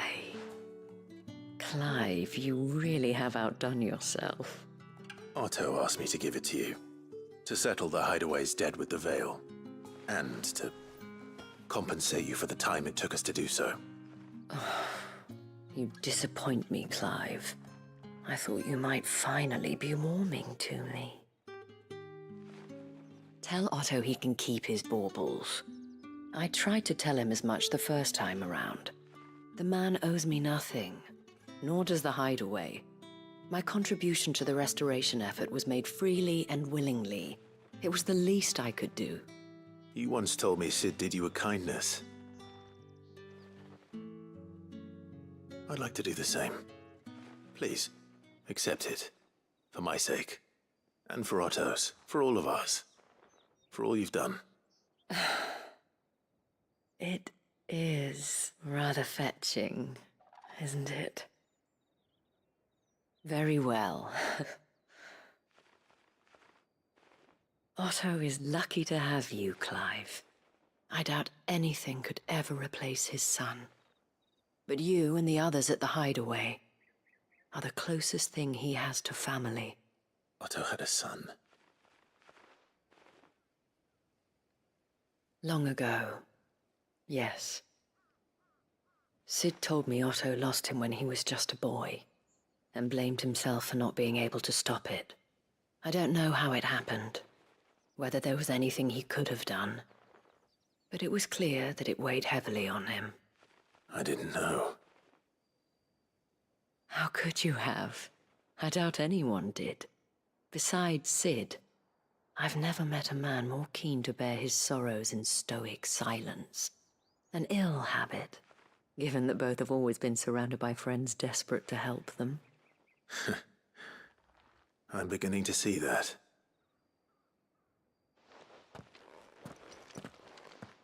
Goat will want to know the stones were delivered, if he's still with us. Give my regards to Otto, and tell him I do so miss his visits.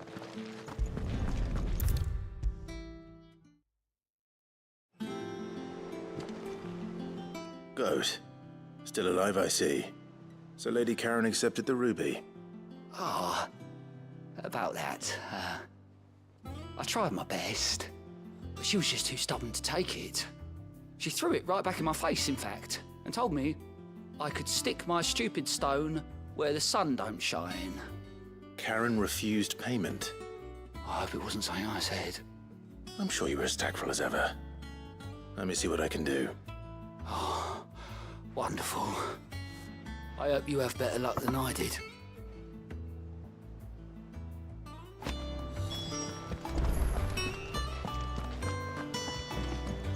Mid told me she was building a ship. Is that the thing Tomes helped to build? I don't know where Sid gets the energy.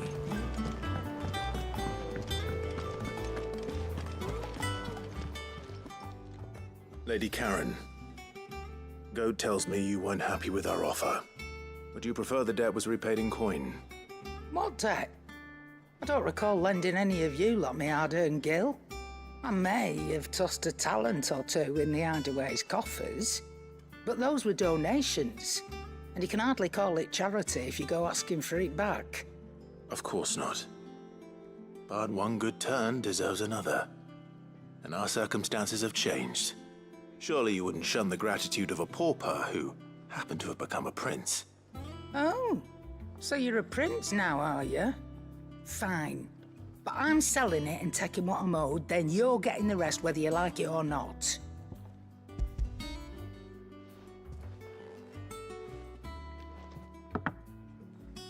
Where'd you even get this? A decent trader might nab 1,000 talents for a star ruby. A canny one, meanwhile, might claim it were nicked from the belt of Sid the Outlaw himself and ask twice as much. Might be I already have a buyer in mind. Might be you even know her. The fine continental maid whose beauty's only eclipsed by a guile in commerce. You wouldn't mind, would you? Not at all. Just be sure to tell her that it's always a pleasure doing business.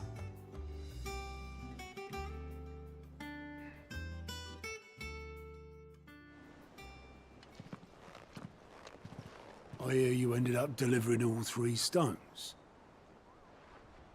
Thanks to this lump. I sometimes wonder what I pay you for. Speaking of which, I still haven't been paid last month's wages. Oh, so you remember what's owed to you then? Get your ass behind that disc of yours and don't get up before those ledgers are square. Right away.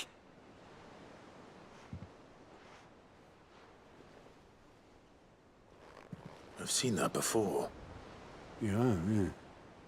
Plenty of times. It was the only goblet Sid ever used. Either out of habit, or because the filthy sod couldn't be bothered to find a clean one. I knew so little about him. Like most people. Martha and the Dame both seem to have fond memories of him.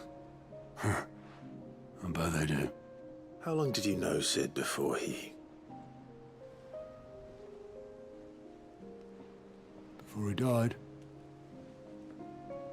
20 summers, give or take. Back in the day, I was a purser on a trade ship, which is where I met him. He bought passage to... forget where. And having nothing better to do on the long nights, we set up drinking island rum till the morning bell dragged me back to my duties. Quit my post not long after that. On account of making a fine maiden's belly fat. But me and Sid stayed close, promising we'd one day sail the seas again. That was before fate stepped in and said she was having none of it.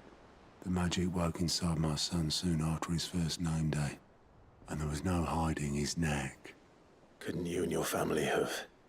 My family were the ones who summoned the constable, wanted the monster taken away.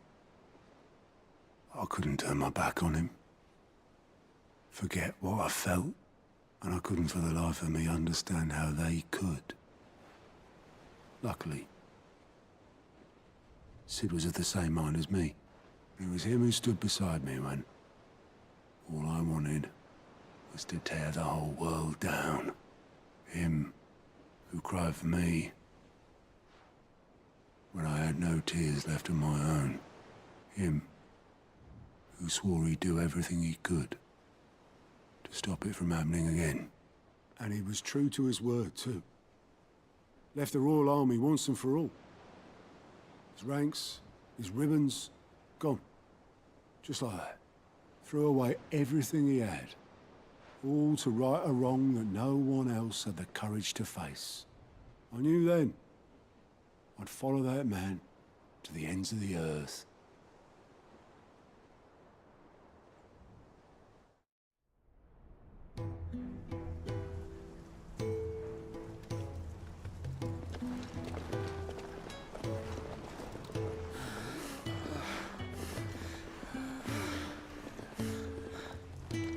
He was always too clever for his own good, was Sid. Saw the world for what it really was, while the rest of us were content to go along with the lie we were shown. And it can't have been easy, bearing that burden alone.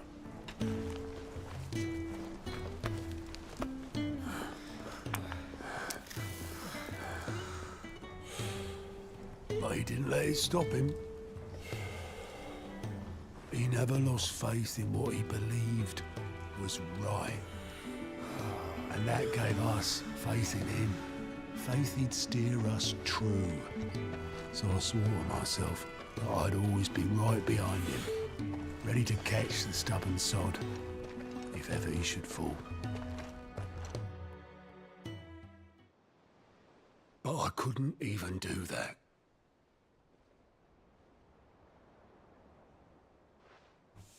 Ignore me, just the ramblings of a tired old man. Leave that lot. I'll tidy it up in a bit.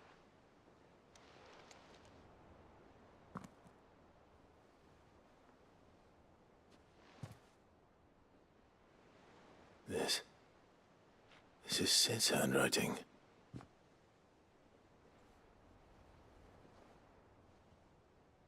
Dear Otto.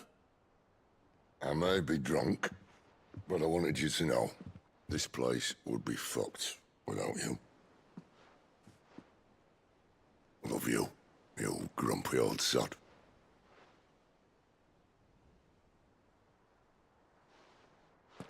This note. Hmm? What about it? Sid was right. Without you, we'd all be lost.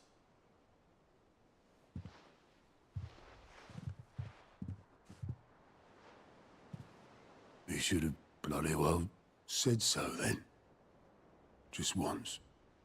Before he went. But then, why would he? Him, or anyone? I'd only have told him to piss off.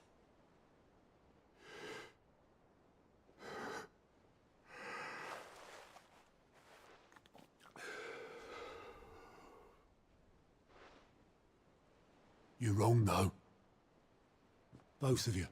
It was never just me keeping the hideaway afloat. It was all of us. I just shoved people in the right direction. I barely seem to be able to do that anymore.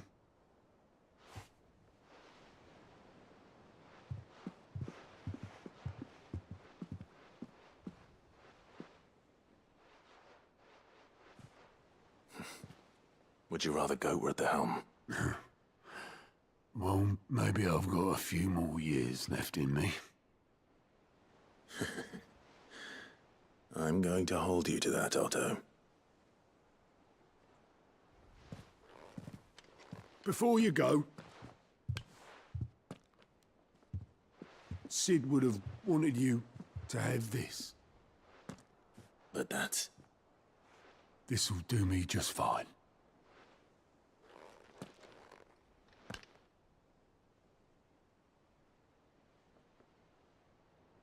Thanks for the ray of sunshine. I'll see if I can't pay you back.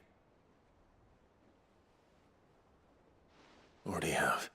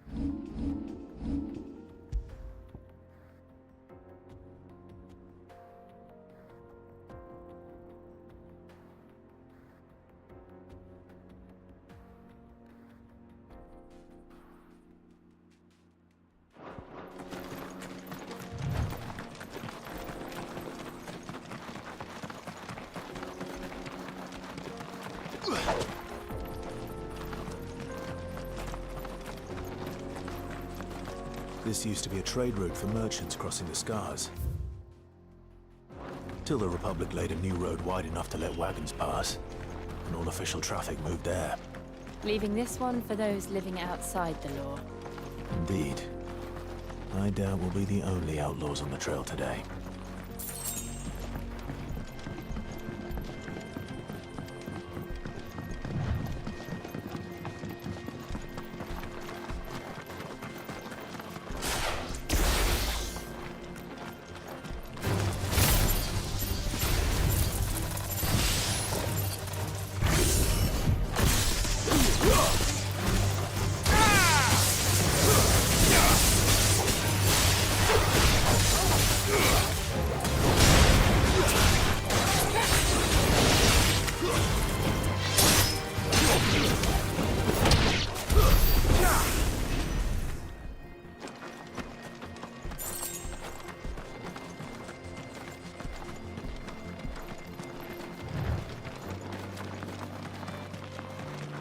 So what do you think? Really? It's as bad as that? Oh, aye. There's trouble up ahead. And too much of it for us to handle. I take it there's danger on the road. Oh, what about this fearsome-looking fellow? You think he'd be equal to the task? Oh, no doubt. Assuming he's willing to hear us out. Well met, friend. My brother and I have been tasked with finding a merchant's missing cart. You seen it by any chance? How does a merchant misplace his cart? Oh, the man's a coward. When he thought goblins might come a-snarling, he ran, leaving his livelihood abandoned in the pass. He sent the two of us to fetch it, but it's gone. Now, I'm not much of a thinker, but I know the work of thieves when I see it. My brother's right on all accounts. And by my estimation, the bastards are lying in wait just down the road. We may have seen our share of action, true, but we've not got the skill in arms to boldly brave an ambush. You, however, have the look of a man who needn't fear a band of backwater ruffians. What do you say? Will you help us out? Chances are they'll come for you either way. But if you promise to lend us a hand, at least you'll pocket a reward for your troubles. Well, if I'm going to have to deal with them anyway. You've clearly got a fine head on those broad shoulders. We're lucky you came along. Now, Hoping to make a heavy purse in Boklad, our merchant friend loaded his cart with as much as it would carry. Reckon he won't be forking over the rest of our fee if we don't find those goods. So, while you're seeing to those bandits, you keep your eyes open. All right. Just don't expect me to drag the cart out of there myself. No. You can leave the cart to us. You just put an end to those bandits and point us in the right direction. You do that, we'll take care of the rest.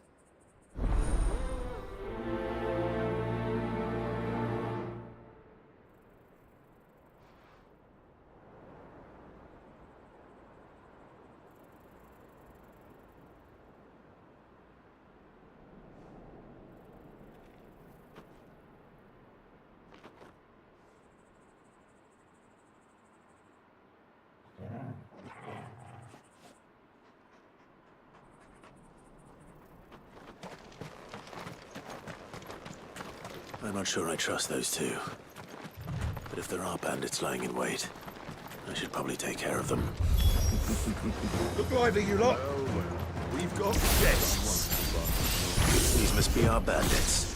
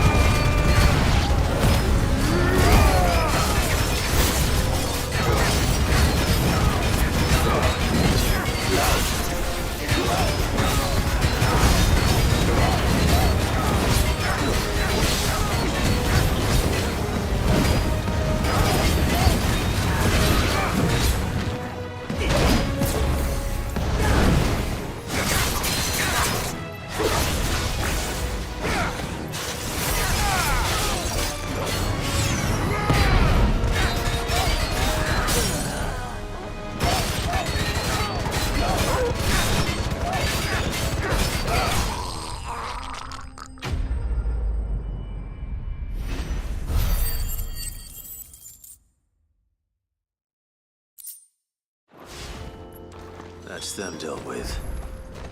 Now, where's that cart?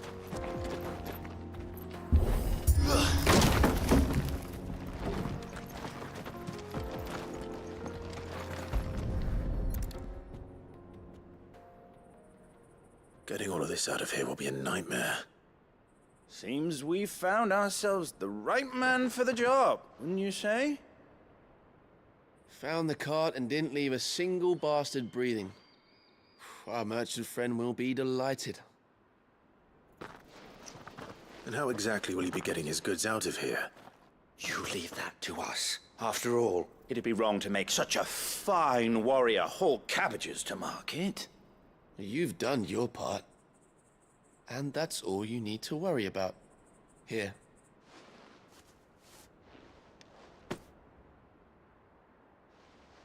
It's been a pleasure. Now piss off. There's no need to be so rude, brother. What if we want his help again next time?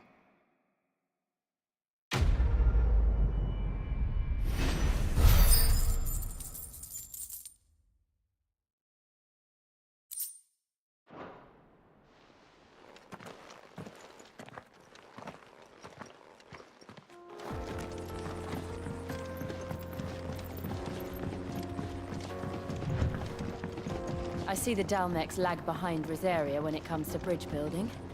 The fallen ruin should hold, at least. The path continues on the other side.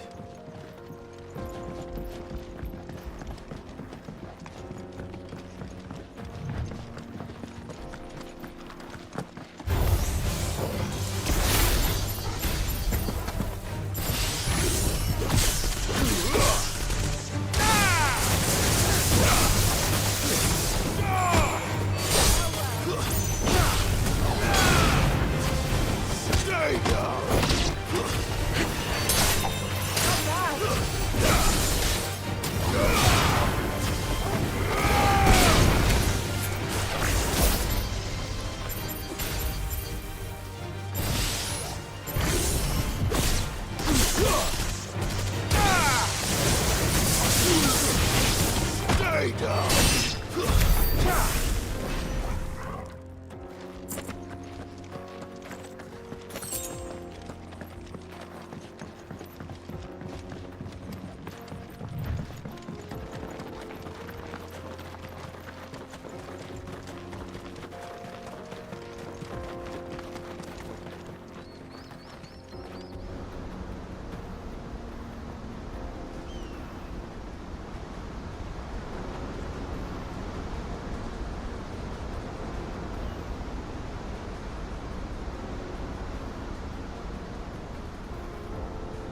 So this is Zemeckis. The land of the gods. It's even more impressive than I imagined. I remember being captivated by the story as a child. Long, long ago, man was overcome by avarice and challenged the gods in a bid to win their power. A final battle took place here, at these falls. Or so the legend goes. If anyone ever manages to plumb those depths, perhaps we'll learn if there's any truth to the tale. That the gods emerged victorious and punished man for his defiance by visiting upon him 2 curses. Dominance and bearers. To tell the truth, I always thought it strange that the dominant and their icons were deemed a curse. Back home, the dominant inherited the throne. They were admired and exalted, not spurned. Whenever I got to that part of the story, I always assumed there must be something I'd misunderstood. You had a lot of storybooks, didn't you? In your room, I mean. When we were young. The old legends were always my favorites. Epic battles between gods and men. Father encouraged me to read as much as I could. He thought it good for my education. You really were a boy like any other, weren't you?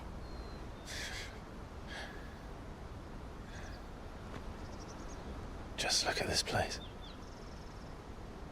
It's enough to make you believe the legends are true.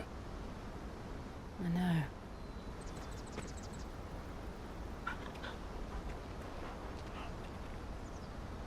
We're not far from Boklad. The road will be busier up ahead. And we'll have to keep our wits about us.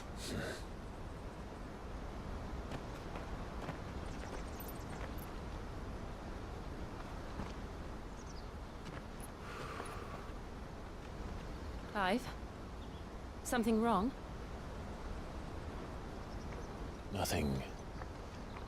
It's nothing.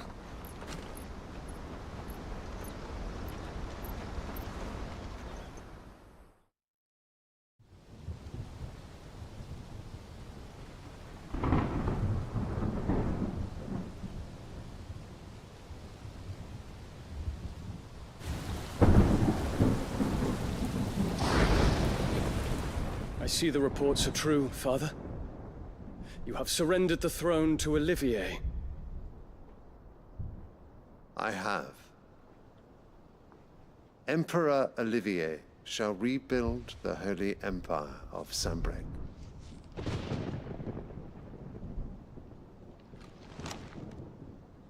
How is he to rule an empire? He is but a boy. I shall advise him until he comes of age. Father, please. Or for as long as I am able. The empire we seek to build needs young blood to rule it, and I can think of none better suited to the task.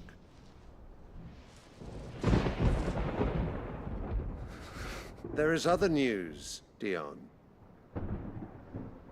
Hugo Kupka is dead, and Drake's Fang destroyed.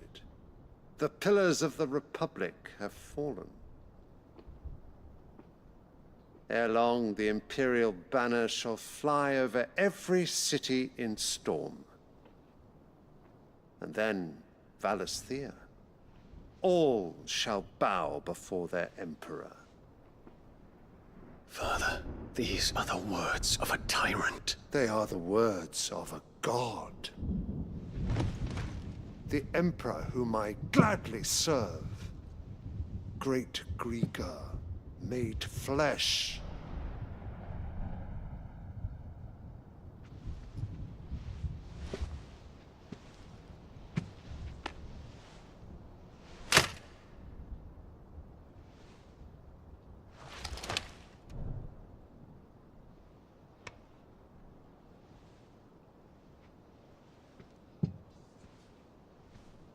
Return to your camp, Dion, and ready your forces.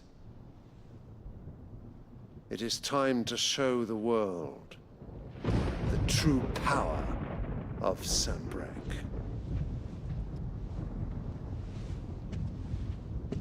Father. I find you much changed. Is this truly the path you wish to tread? Or are these the ambitions of another? Of Ultima, perhaps? What nonsense is this? I speak my mind, and my mind only. Though I do owe Annabella thanks for reminding me of certain truths regarding the nature of nations, of rulers, and of the divine. You would trust the words of this traitress? She betrayed her country. She slew her husband. You have ever been an invaluable servant to Sanbreque, Prince Dion. I trust you will continue to serve your Emperor in the wars to come. Canker! Silence! Insolent wretch! You will bend the knee. All else is heresy. Sire, forgive me. This audience is over. Come, your Radiance. The Rowena Syndicate awaits your pleasure. Oh, not another meeting with silly old men. They're so boring. I'm hungry, Father. Can't we have luncheon instead?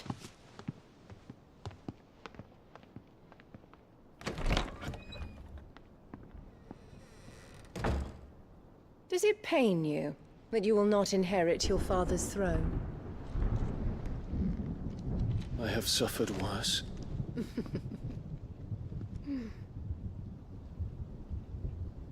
Count your blessings, Dion. For a base-born child to be chosen by Bahamut is miracle enough. You have risen high on his wings, but you shall rise no higher, lest your impure blood stain the throne. What do you know of my blood?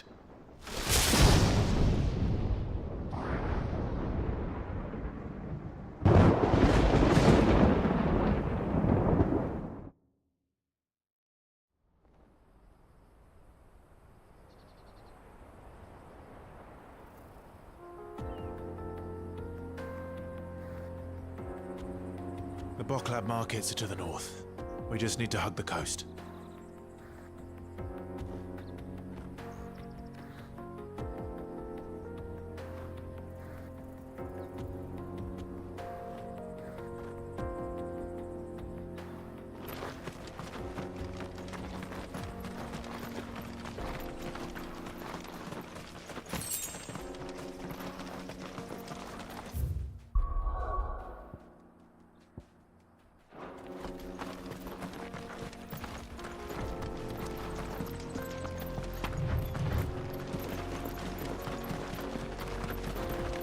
Infiltrating the Dominion won't be easy with the Imperials on high alert.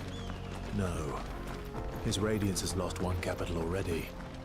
We can be sure Sylvester will do everything in his power to hold on to Twinside. His troops are well-trained and increasingly battle-hardened. But it's not as if we can wait for the siege to end.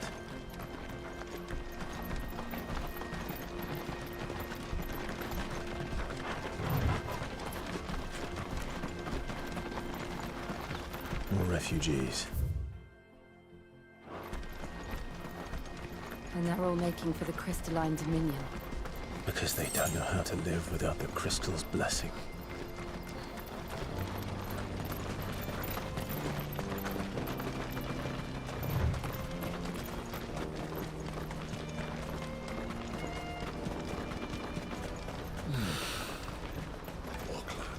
There are no crystals here.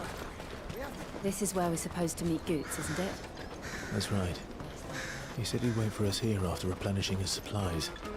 I dare say he'll have finished by now. Let me carry your goods. I'm cheap. What are you looking for?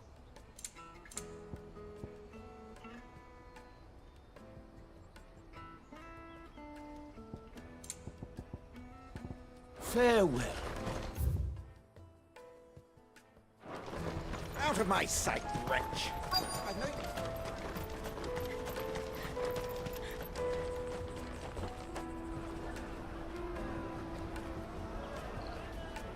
Wonders from across the water. Come one, come all. Feast your eyes. Good sir, can I interest you in...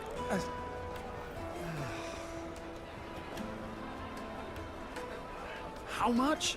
For a measly crust of bread? You won't find any cheaper. Not nowadays. But you're more than welcome to look.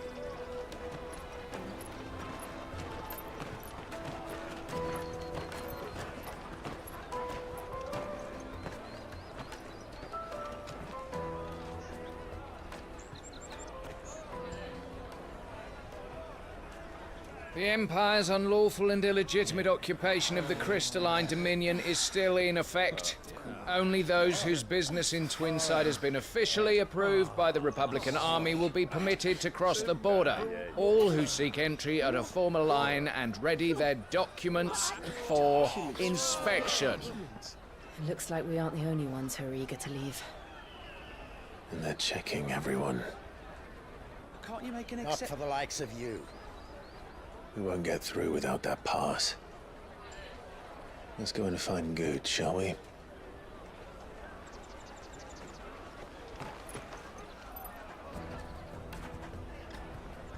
He must be around here somewhere.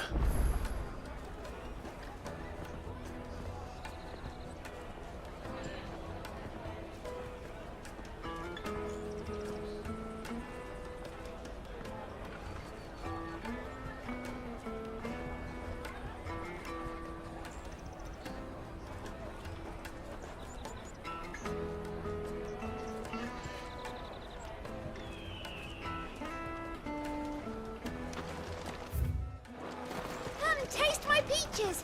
They're sweet as nectar. I'll take the large one. Ah, good. There you are. Clive, I'm so sorry. Don't tell Nan, will you? Slow down, Good. Just tell us what happened. It's me trader's pass. It's gone. We cannot ride the caravan without it. We won't even be able to get through the flipping checkpoint. Do you remember when you last saw it? It was in my pocket a minute ago. Then a bairn bumped into me and... Here. You don't think that they might have nicked it, do you? It wouldn't surprise me. A busy market like this is prime territory for pickpockets. So, to get the pass back, we need to find this child. Where would we even start? I know where! I've got a pal in Bock lad who might be able to help us. No one knows more about what goes on round here than she does. Where do we find her? She's the owner of the Crimson Caravans, up that way. Sign's got a red chocobo on it. No time like the present. You two go on ahead. I'm gonna check the rest of my stuff, make sure no one else is missing. All right. We'll meet you there. Let's keep an eye out for this red chocobo, then.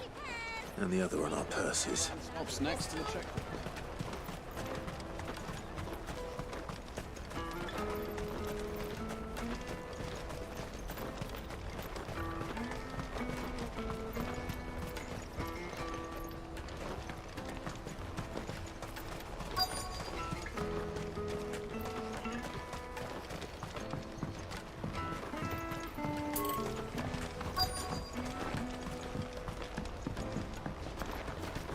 bloody crimson caravan, scooping up all the best customers.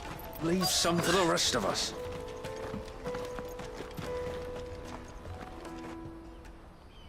Looking to hire a coach? It's 10 million for a two-birder to the Crystalline Dominion. Take it or leave it. Oh, we're not here for that. Then I bid you good day. Oh, wait! Don't go, El. He's me mate. As I live and breathe. Goots, what are you doing back in Bocklad?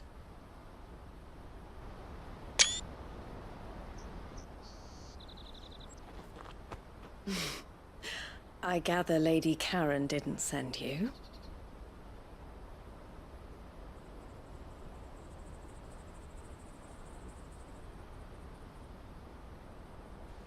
So what trouble have you got yourself into this time? It's me trader's pass. It got stolen.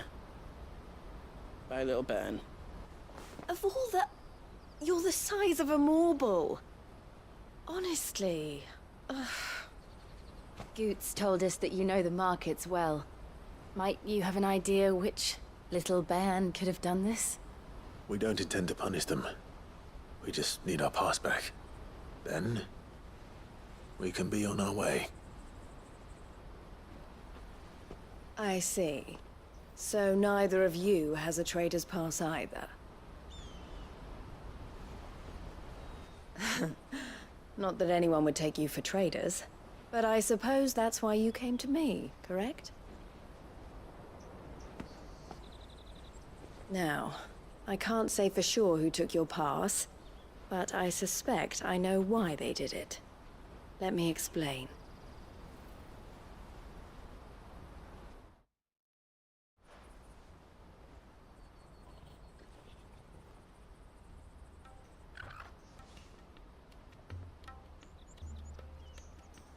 Ever since the Fist marched on the Dominion, the Republic has been clamping down on any commerce that might aid the Empire more than it does us. Which means traders' passes have gone from being merely a way of easing one's progress to being essential if one wishes to cross the border at all. And with demand outstripping supply, they've become a precious commodity, leading some to seek to acquire them by less than legitimate means. So the children are stealing passes to sell on the black market? Yes, and no. Passes are inscribed with the names of their owners, and yet none of the victims' names have appeared on the register of those passing through the checkpoint. Which means? That someone is doctoring the stolen passes. The same someone who is encouraging the children to steal them. And the same someone who has Goots' pass, no doubt. Whoever they are, they're ruining the livelihoods of honest merchants, which is why we've decided to take a stand. Will you stand with us? You want to get your pass back, and we want to ensure that no more are stolen. Catch whoever's behind it all, and two birds shall be slain with a single stone. Is there any other way of getting to the Crystalline Dominion, Goots? They won't let you in if you're not with the caravan. It's that, I don't know, try swimming across the strait. But the guards will definitely spot you if you try and do that. Like, we don't want to get spotted, right? So either we find the people who took the pass, or give up all hope of entering the Dominion. All right. We'll help. Thank you kindly. But I don't know your name. Eloise at your service. Clive. A pleasure doing business with you, Clive.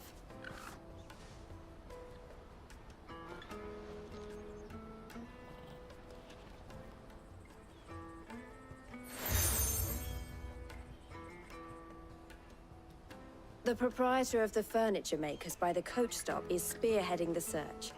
Wear that, and he will know you for a friend. I suggest that you speak with him first. The furniture makers. Understood.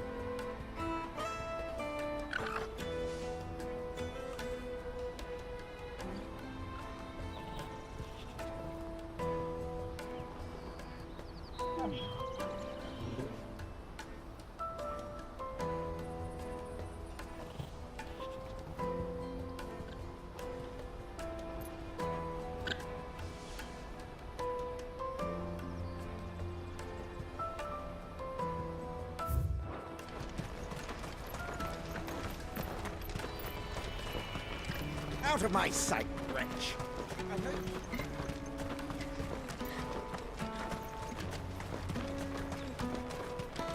Come on, come on! Jug of snake spit for the road?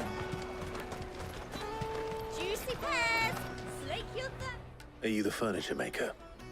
Looking for something in particular? Ah, Eloise collared you too, eh?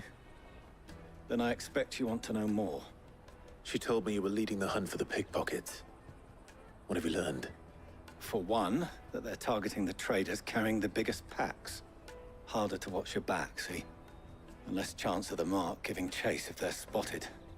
Not that they'd be likely to catch them. Those imps know every inch of this warren like the backs of their hands. Their eyes must have lit up when they saw Goots. The fishmonger round by the gate's been trying to track down the children involved. You should go and have a word with her. Thank you. We will.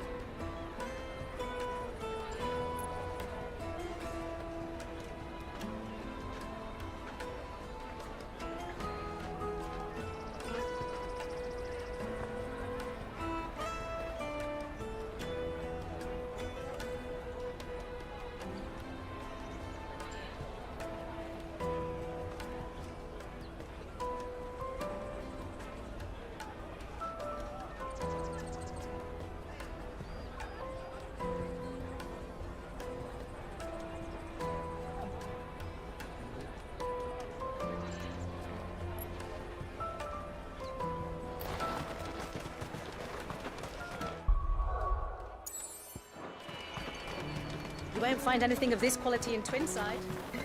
You should come with me to the Dominion. Fish for sale! Fresh sorted and smoked! Can I interest you? Ah, sorry. Message from Eloise, is it? She's asked me to help her. To Help you find the pickpockets. Is that so? Suppose I better tell you what I know, then. For one, this isn't a family operation. All the traders say the children who stole their passes were dirty, dressed in rags. Street urchins, by the sound of it. We get a lot around here. Orphans from the wars. A few, perhaps. You saw the refugees gathered by the entranceway? They're all looking for a new start in the Dominion and beyond. Some of them take it as an opportunity to rid themselves of unwanted baggage. The shame of it. Whoever's behind this would have to have made themselves known to the children at some point. And so should we. You should start with the children around here, then. I doubt they're the ones involved, but they might have heard something. It's worth a try. All right, then. Questioning children. How hard can that be? You should come with me to the Dominion. Life will be different there.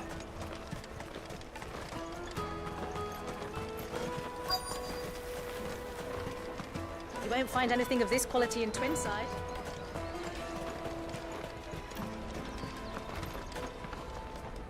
Do you have a moment? What do you want? What I want is to know who's asking children like you to pick pockets. I don't know. Nobody's asked me. What's picking pockets? Do you get paid for it? No, you get in trouble for it. So if they come calling, you know what to tell them.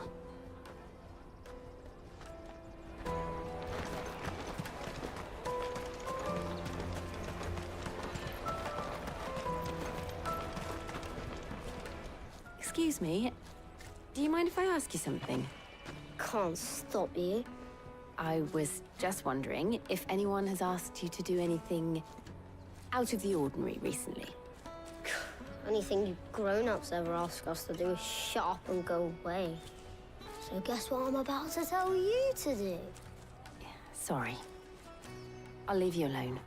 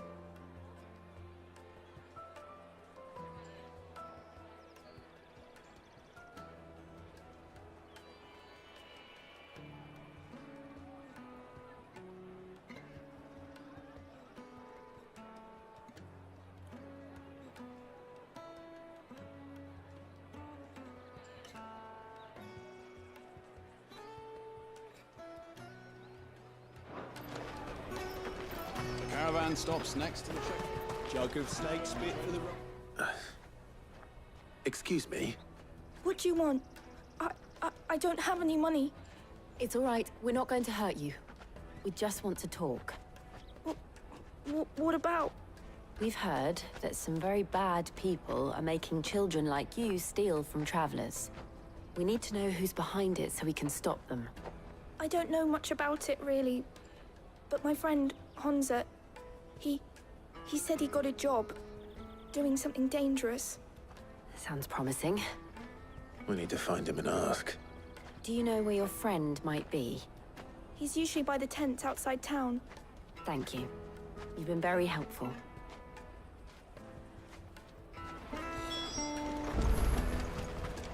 Come one, come all!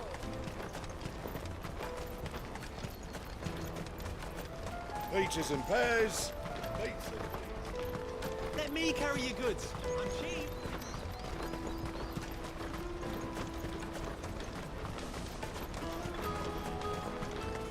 That's that then. She must have meant the refugee camp. Let's hope he's still nearby. I'm hungry. And I'm broke. Enough of you.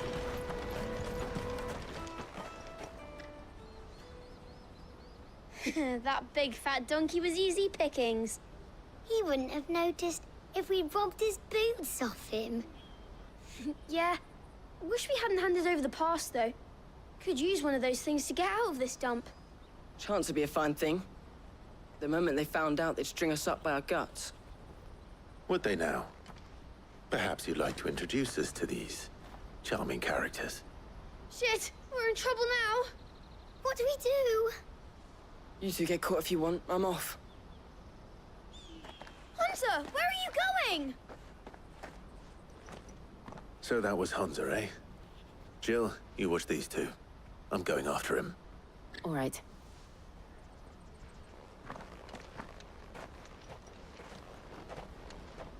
You can't have gone far.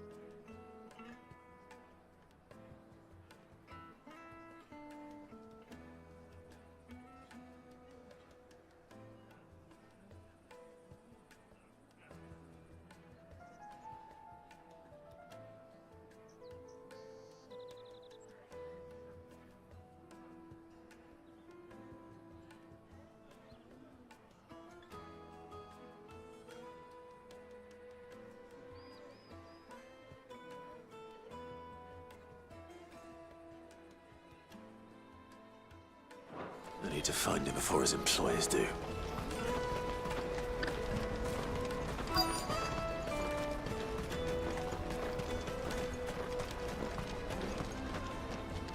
Did you see a boy run past? He stole something from a friend of mine. There was a boy ran back there towards the chocobo pen, but... Thank you.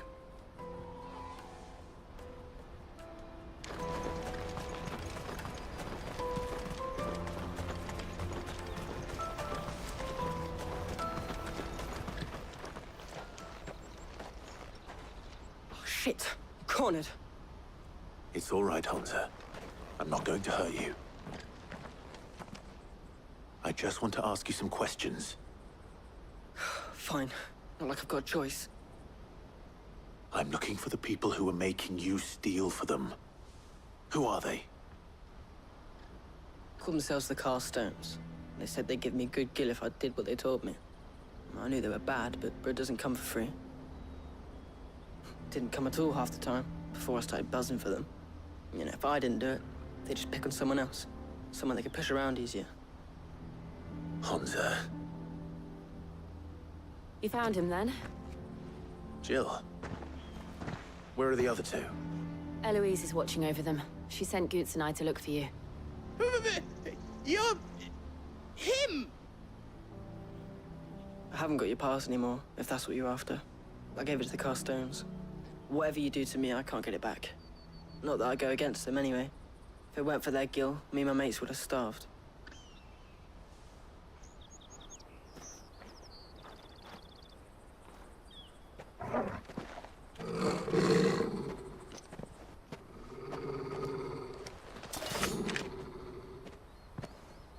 Cowards. You will not force another child to do your bidding. Wait, we're not... Don't hurt him.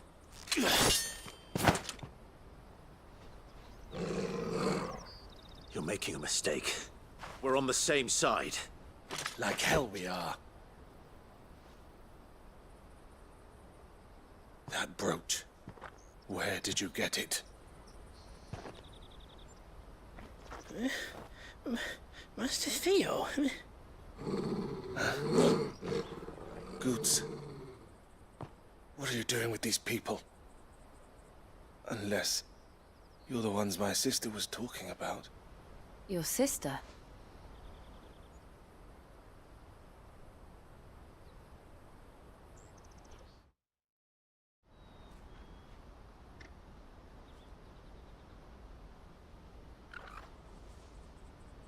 Eloise didn't tell us she had a brother. And why would she? I'm just a back and a blade. Theodore, at your service. Sorry about before.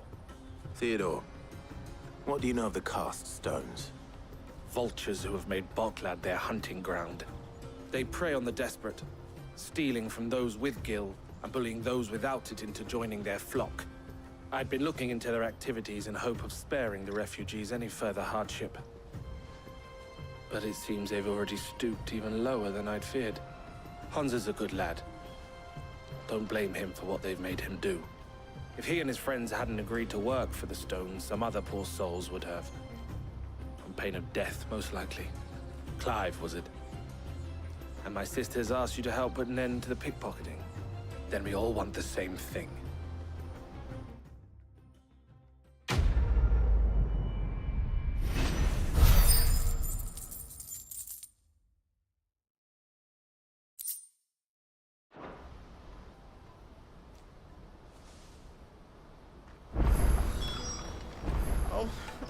So, what's the plan? What else?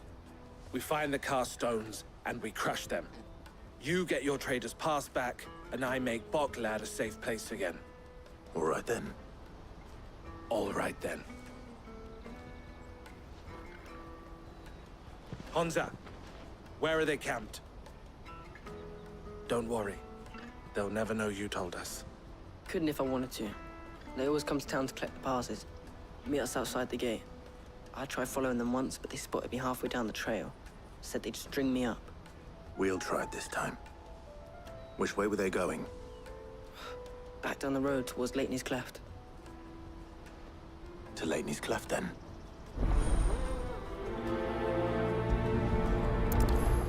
Lateney's Cleft is to the south, past the camp.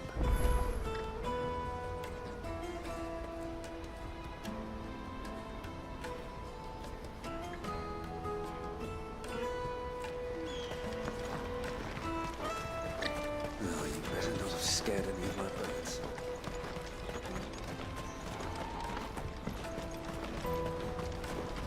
That's that then. Daddy! There are no crystals here.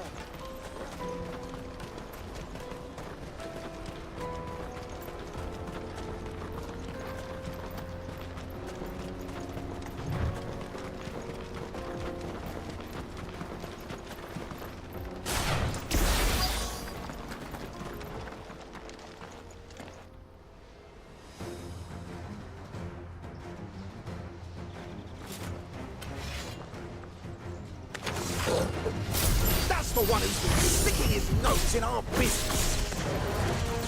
You should have minded your own.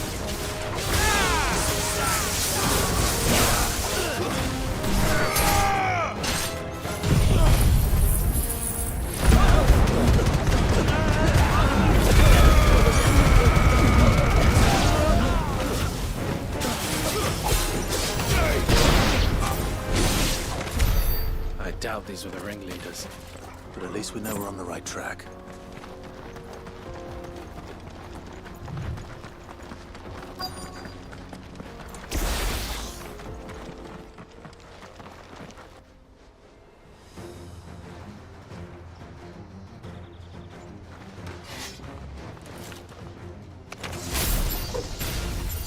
We've got company!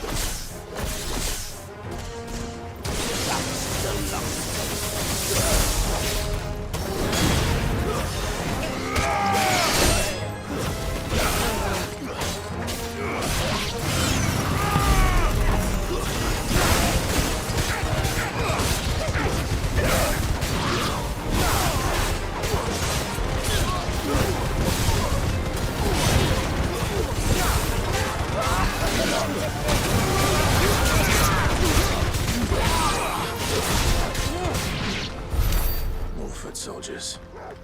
Fewer now.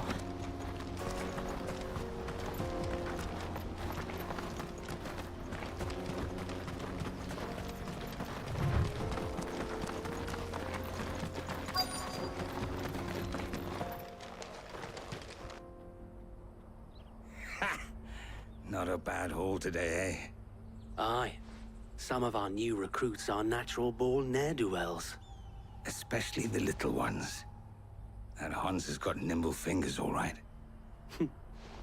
It'll be a shame when they chop them off. But till then, let's make the most of it. Scum. The leaders of the cast stones, I take it. They don't deserve any mercy, Clive. I wasn't planning on showing them any. We're ready when you are, Theodore. Oh, I'm ready.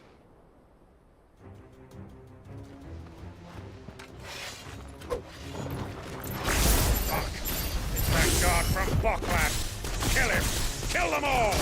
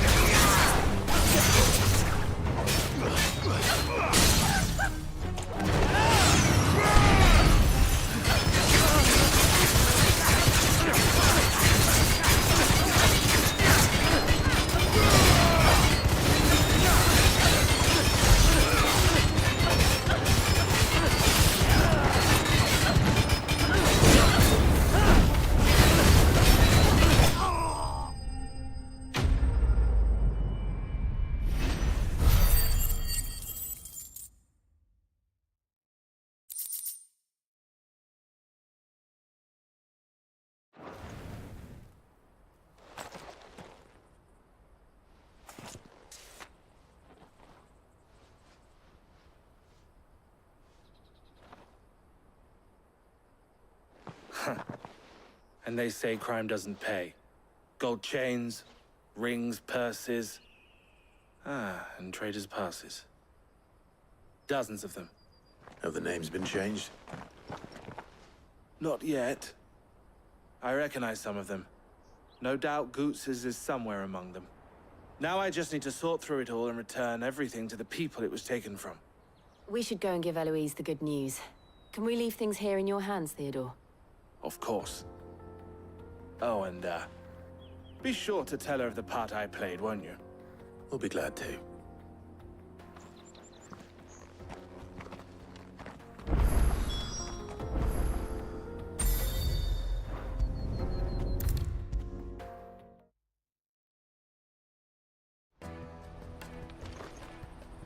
Ah, Clive. How goes the hunt? My brother isn't getting in your way, I trust? Quite the opposite.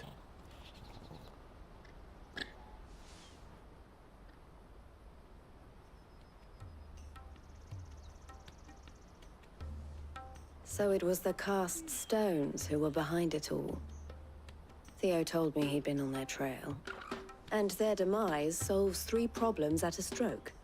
That of the pickpockets, the bandits pulling their strings, and the passes they were stealing. I only hope yours is among the items you recovered. Only time and Theo's return will tell. Speaking of whom, welcome home, dear brother. You are too kind, Eloise. Here, Clive. Goots's pass. Ask him to keep a closer eye on it from now on, would you? I will. Thank you. El, I've asked our boys to carry the rest of the goods back. Can I count on your help in sorting through it all? Of course. I'll make some space in the storeroom. I expect you'll soon be on your way then. But it wouldn't do to leave without introducing yourself properly. Would it now? Sid. Don't look so shocked. We're on the same side. I don't understand. As you now know all too well, we at the Crimson Caravans are always happy to help those in need. For a small fee, we will move anything that needs moving. Be that goods to market, or bearers away from it. I was the first my sister helped escape. If it wasn't for her, I'd have been branded as a boy. I had no idea. It just so happens that we are seeking to expand our operation. And who better to join forces with than the leader in the field? Wouldn't you agree, Theo? I would. It seems our purpose is the same in more ways than one. So what would you say to working together again? It would be our pleasure. And our honor. The honor is ours. Here, Clive. This is for you.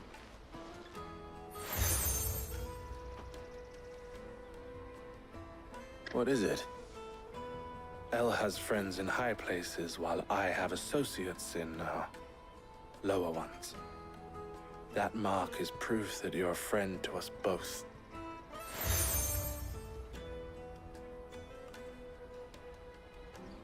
I shall bear it with pride. Well, all that remains is to wish you a safe onward journey. Goots's pass should secure you a place on the caravan, but if you encounter any difficulties, we would be delighted to provide you with a coach of our own. For a discounted price, of course. Say, 9 million? We'll try the caravan.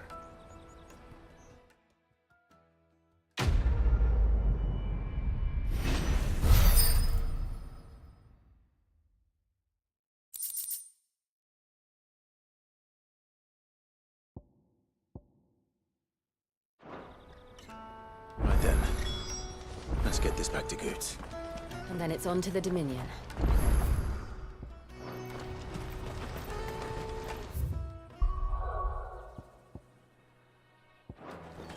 Let me carry your goods. Pardon me, but would you have that well-notched steel and impressive physique? I have need of a sword for hire, and yours looks to be a weapon well worth the coin. Might you be convinced to offer me the use of those formidable arms? How exactly do you intend to use them? Well, being something of a scholar of Zemeckis history, I wish to investigate the ruins near the city. And I require a rugged companion, lest I find myself waylaid by ne'er-do-wells or the beasts sent to roam the area. Should you accept, you will not only earn yourself material wealth, but partake of the true treasure that awaits us there. The rich and storied history of Zemeckis. Well, were you ever party to a finer proposition? My arms are yours. Wonderful! Then come. We must away. But where are we going? Along the old Zemeckis Road, and from there, onward to discovery. Quickly! There is not a moment to lose. Wait. Good luck with your ne'er-do-wells.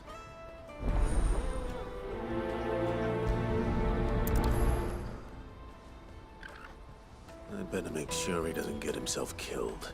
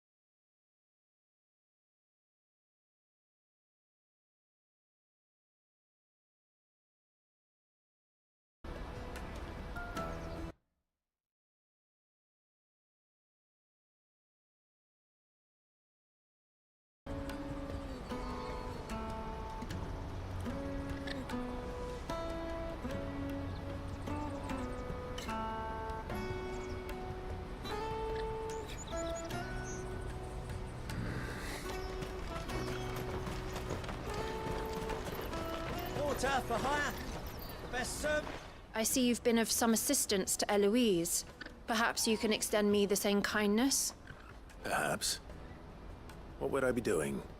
Finding someone. You see, I've been having trouble with thieves, and despite the many pains I've taken, I can't stop them from rummaging through my packs. I was griping about my lot to a friend of mine a few days back, and he offered to track the culprits down. Now, Joseph's a sellsword, and a good one at that. But he's been gone days, and I'm beginning to fear the worst.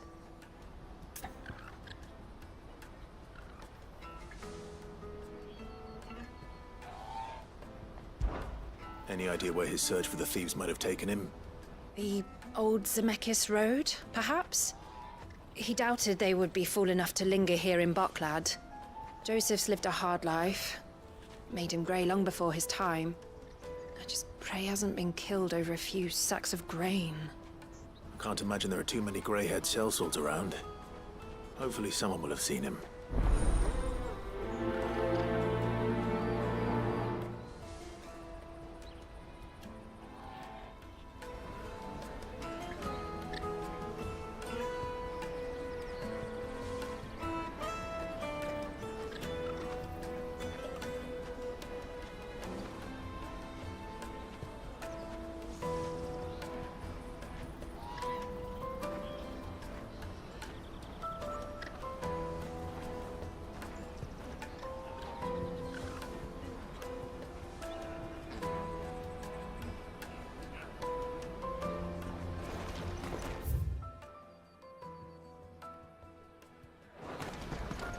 That's that then.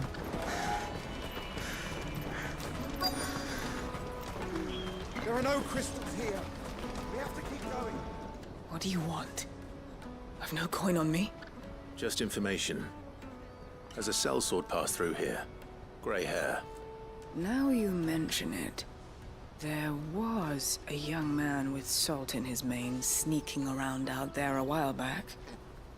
Which way did he go? How am I supposed to know? Buggered off down the road, I expect. Now why don't you do the same and leave me be?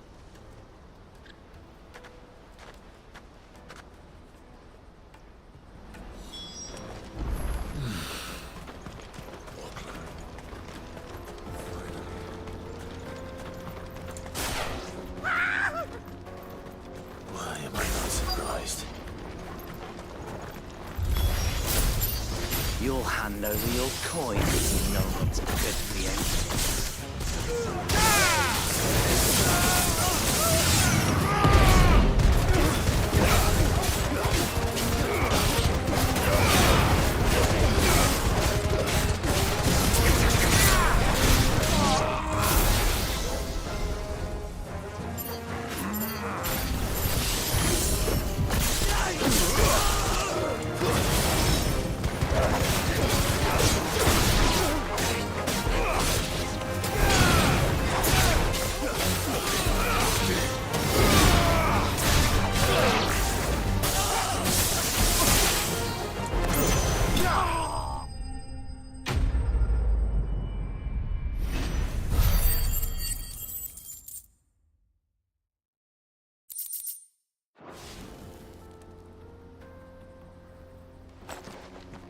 Are you hurt?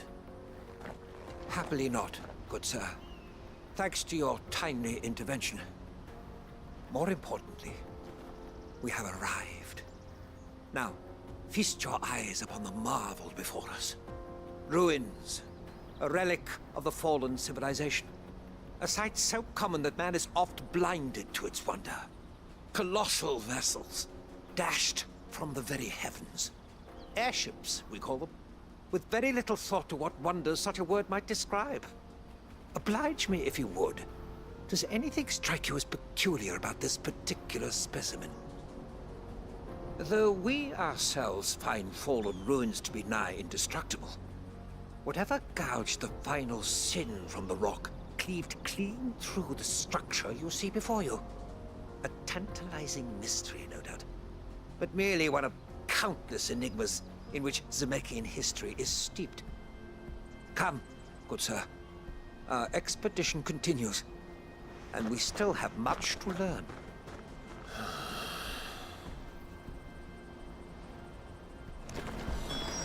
He's passionate. I'll give him that.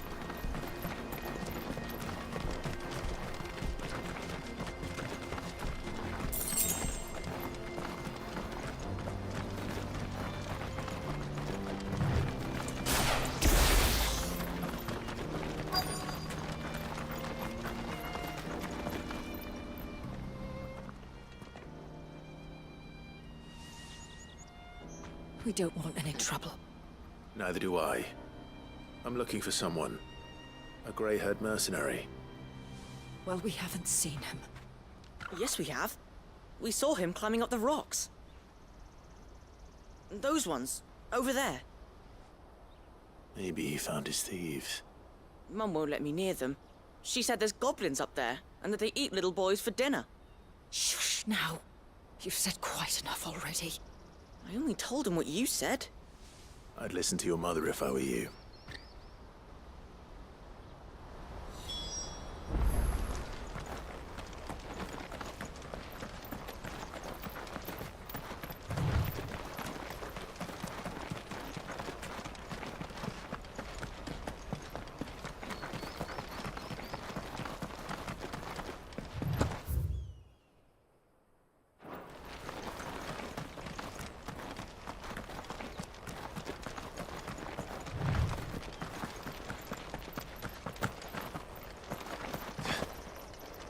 Did Joseph's thieves really lug their stolen wares all the way out here?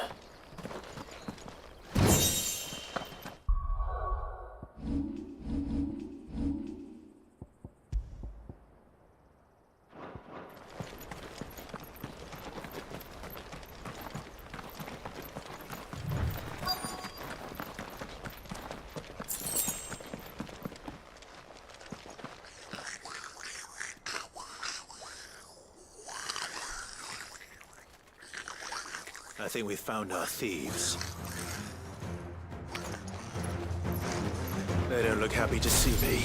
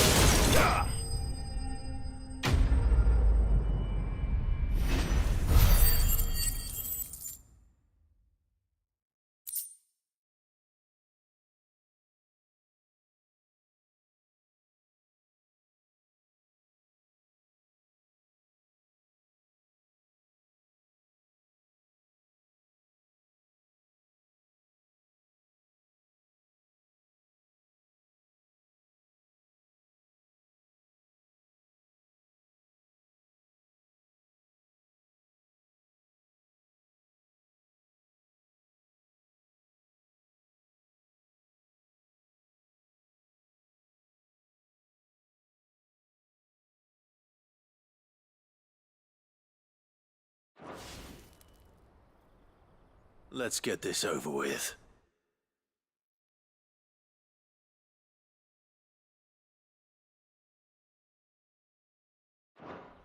Stop!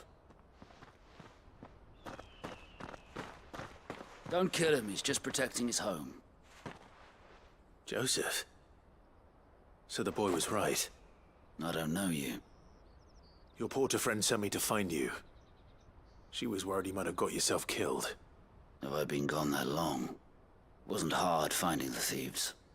The problem was knowing what to do with them when I did. I take it things are more complicated than they appear.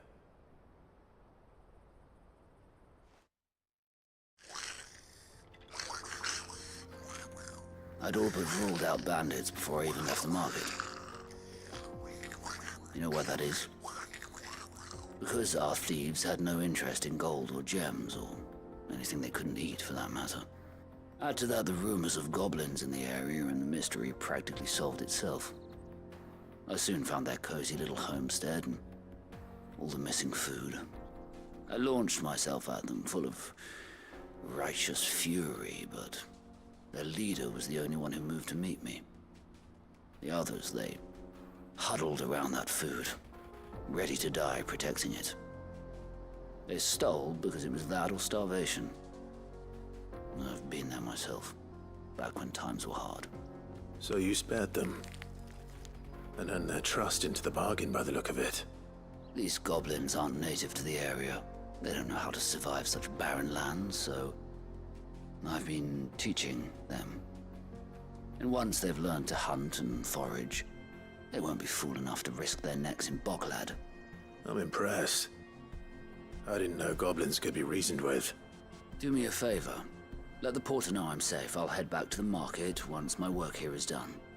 Oh, and don't mention the goblins. I don't want people coming here brandishing pitchforks. Not now this lot have sworn off thieving. Your secret's safe with me. I appreciate it. Thank you.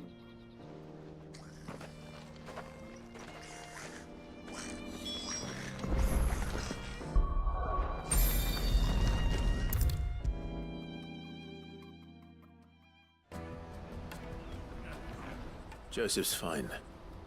He'll be back once he's tied up a few loose ends.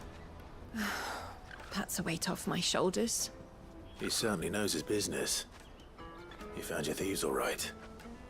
And I dare say they won't be coming back. A good man to have around, that Joseph. And if he says there'll be no more thieving, that's good enough for me.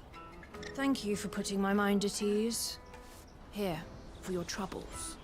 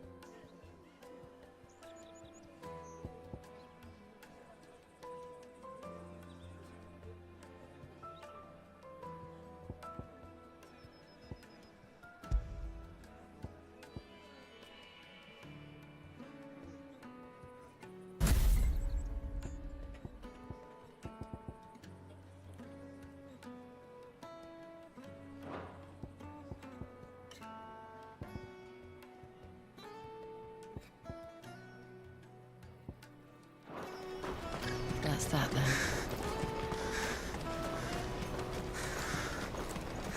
There are no crystals here.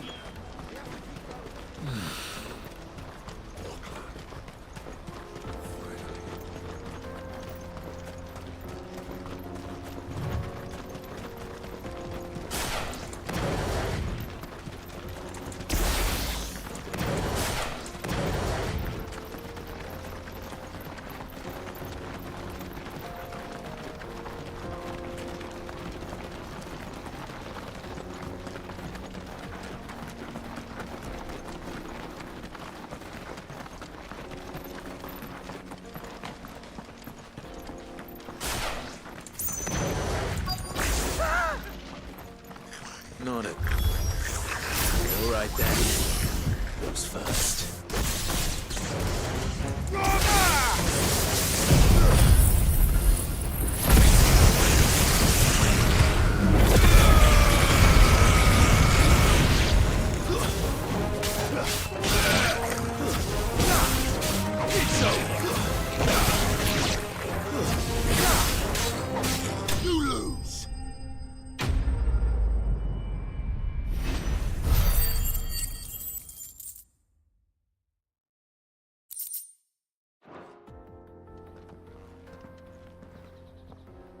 You're going to get yourself killed.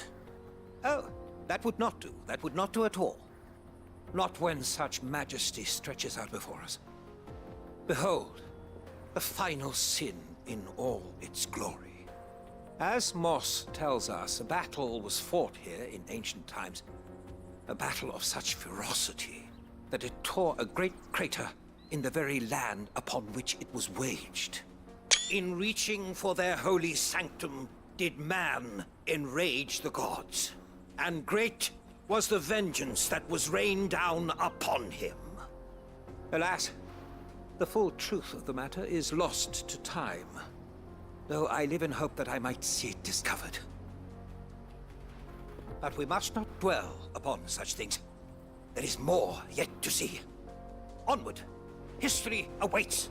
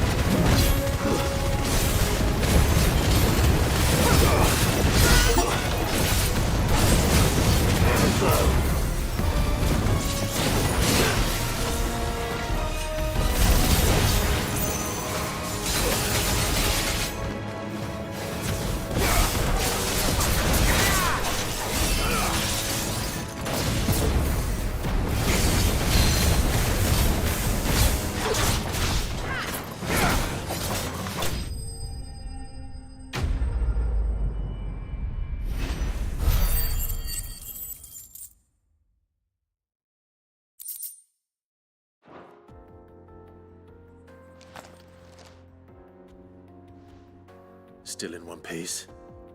It would seem so. Once more I am in your debt, and once more you impress me with your prowess. These were no ordinary foes, but ones we in the field call echoes.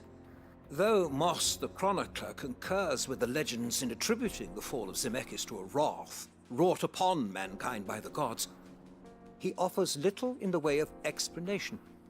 Could the ruins we see before us here, in all their elaborate beauty, perhaps suggest an answer? Could the construction of such miraculous edifices have been considered an encroachment upon the province of the divine? Alas, all is mere speculation. But one day, perhaps, I will learn the truth. Not if you keep running headfirst into trouble. You are right, of course. And not only have you plucked me repeatedly from the jaws of death, you have proven yourself a willing audience to my ramblings. Glad to help, but didn't you say you came here to investigate something? I fear I may have rather overstated the case on that front. In truth, A captive ear was all I really desired. You see, even my fellow scholars have grown somewhat weary of my musings of late. And so I came upon the idea of purchasing a companion. A captive audience, if you will. That's what this was all about. I am afraid so. And now, my good man, it is high time we returned whence we came. Fine. Just don't go running off this time.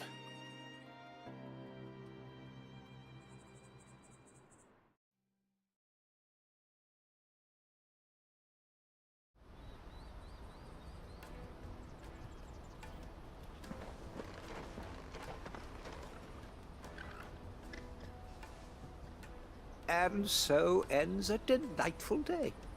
Here, your reward for humoring my selfish whims, plus a little extra for the trouble I have put you to.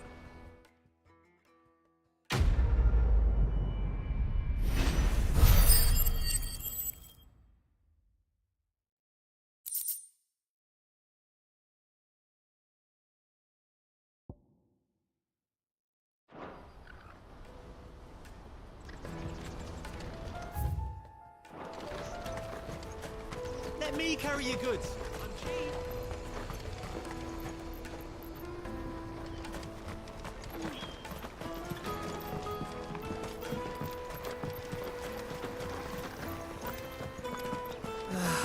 If I knew where I No, I was, just need to see worth about any getting coin. I want to know right away. Bad news. Good, actually. Something worth celebrating for a change. Only trouble is, the serving girl's still new to the job, so I can't leave her while I go and invite those I'd like to celebrate with. What exactly are you celebrating, if you don't mind me asking? I've come by a particularly fine bottle of red. A Gotan 66, no less. Gotan Rouge is the only good thing to have ever come out of the Empire.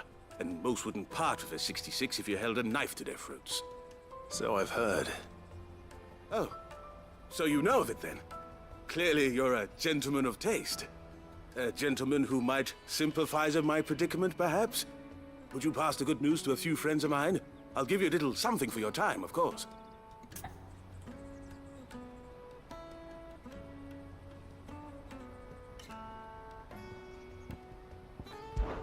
Sounds simple enough.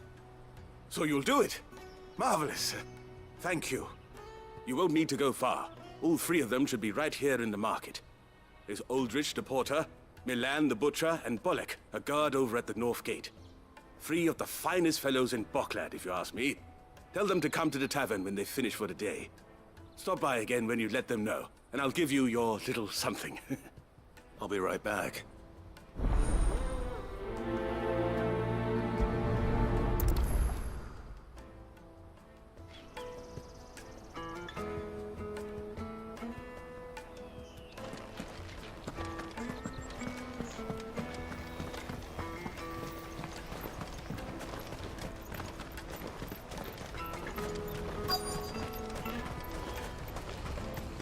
Out of my sight, wench. Let me carry your goods. I'm cheap.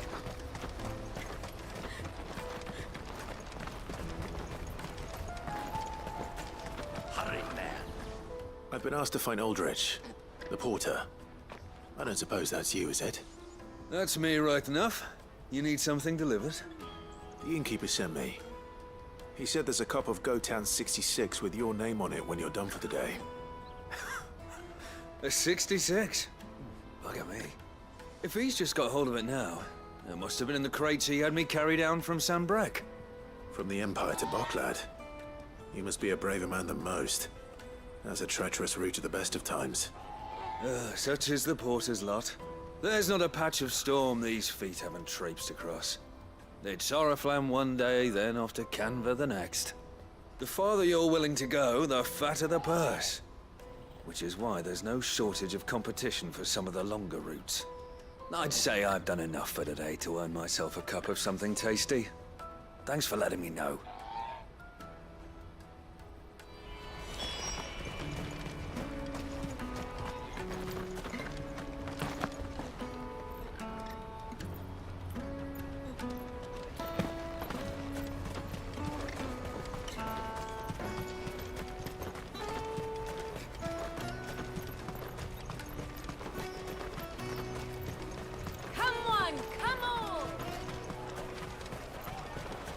caravan stops next to the checkpoint. Are you Milan, the butcher? That's me. What can I do for you? The innkeeper's just had a special delivery. He thought you might like to join him for a cup of wine after you pack up for the day. He knows me only too well. And I've got a ham here that will go handsomely with a nice drop. Wine and ham to spare. Bocklad clearly isn't suffering then. Comes with being the place everyone has to pass through to get to everywhere else. Those who travel the Crystal Road bring all manner of goods with them.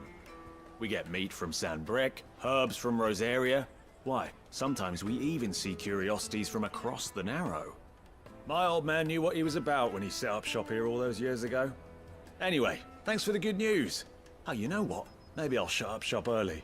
Wouldn't want to keep our friend waiting.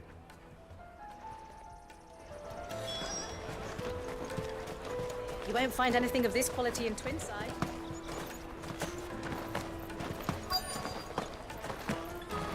The Empire's your enemy, not us. I'm looking for Bolek. I was told he'd be guarding the gate. Well, you found him. You're not here to enlist, I take it? The innkeeper sent me. He's just taken delivery of a rare vintage, a Gotan 66. He thought you might like a cup. I've never said no to a goat hand. I'm not about to start now. Thanks for letting me know. You must be a busy man. The market would be flooded with refugees if we weren't here to stem the flow. Oh, my heart goes out to them, all right, but we've got our orders. No papers, no passage. Plenty try to slip past us nonetheless. And every now and then, one of them's foolish enough to try and force their way through. And when they do, well, things can get nasty. You know what? That wine's sounding better by the moment. Well done. I wonder if the innkeeper might spare a cup of that wine.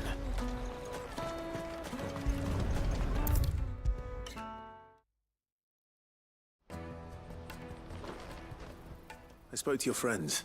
They'll be along soon. That's fantastic news. Thank you kindly. It's been a while since we all sat down together. And the way I see it, that wine is as much theirs as it is my own. How so? Well, I wouldn't be serving anything but slops without Aldrich to go and fetch the good stuff for me. And then there's Milan, who always sends customers my way. And Bolek, an even-handed keeper of the peace, if ever there was one. Those three are the backbone of Bocklad. Lose any one of them, and the market would soon fall apart. And without the market, I wouldn't have a single customer. I'd say that's worth a bottle of 66, wouldn't you? And more besides. Everyone needs a shoulder to lean on. Be they world-weary innkeepers or brooding swordsmen. Right, I'd better prepare for my guest's arrival. I hear you had me carrying a bottle of Gotan 66. If I'd have known, I would have sold the thing and lived like a lord. I'll settle for a cup, though, if you're in a sharing mood. A Gotan 66. Just as well I had something special of my own set aside. A bottle between the four of us might not be enough to drown our sorrows, but it can't hurt. Here they are, the three pillars of Bocklad. Sit yourselves down, gentlemen. The woes of the world may be monstrous and many, but there's nothing like a few good friends to keep the misery at bay. Never a truer word spoken.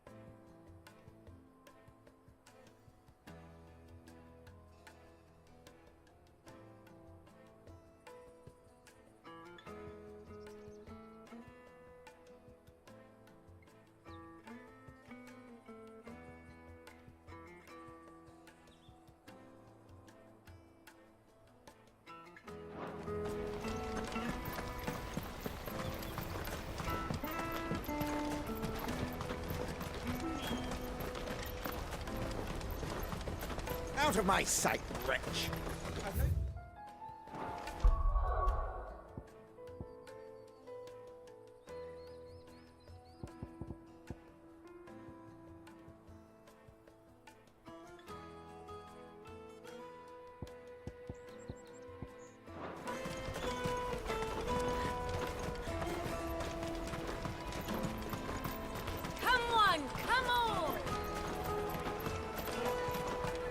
Caravan stops Juicy next. pears! Slake your thirst without a crystal. What I really want to be. Here you are, Goods. Try not to lose it again. Me pass! You found it! Oh, thank you so much. Nan would have killed me if I'd come back without it. I'll have to say thanks to Elle and Theo, too. So should you, Hansa. You and your friends don't have to steal anymore. If anyone threatens you again, you know who to turn to. We do. And we already have. Miss Elle's given us a job shifting the chocobo shit out the stables. It's hard work, and the pay isn't half what we got from the stones. But if we stick at it, we'll keep ourselves fit. You stick at it, then. And Goots, I'm sorry for stealing your pass. That's all right.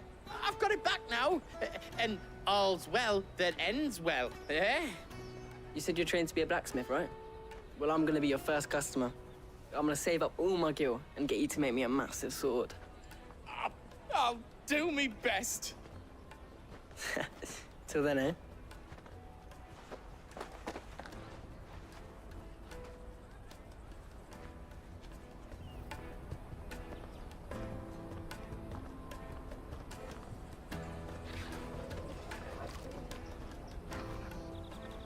All right. We have a place on the wagon.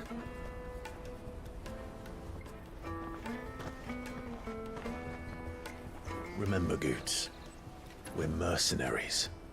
You hired us to protect you. Mercenaries. And you remember the plan? You're to ride all the way to Twinside. Jill and I will go with you as far as the outskirts, then find our own way in. I'll buy that stuff I need. Right. And we'll scout out the Imperial's defenses. There's a square with a big bell tower right in the middle of town. If you get lost, or out goes wrong, we can meet up there. All right. Let's go.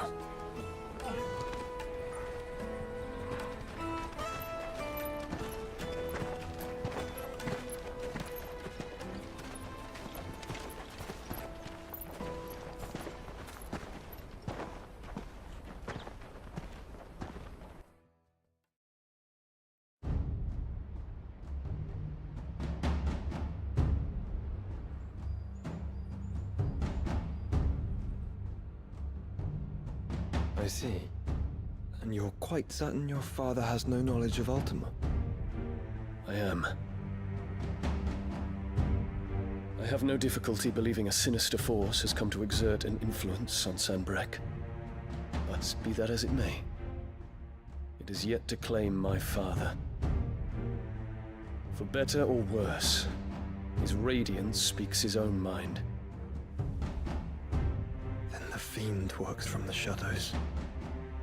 I confess, when first you told me of this Fiend, I had my doubts.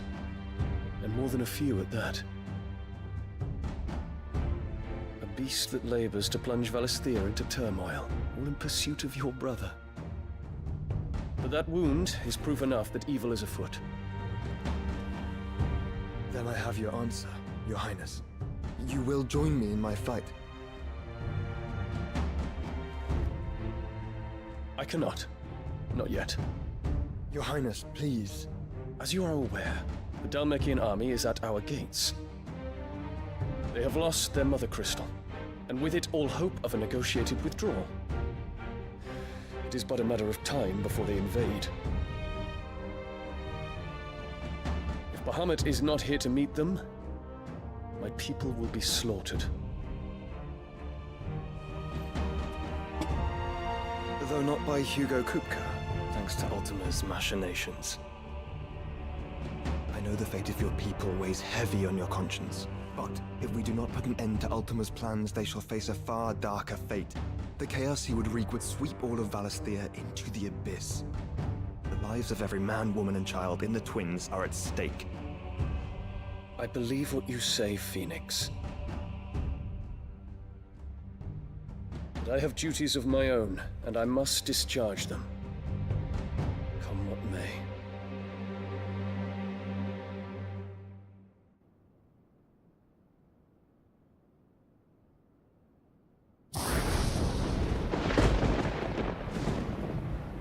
What do you know of my blood?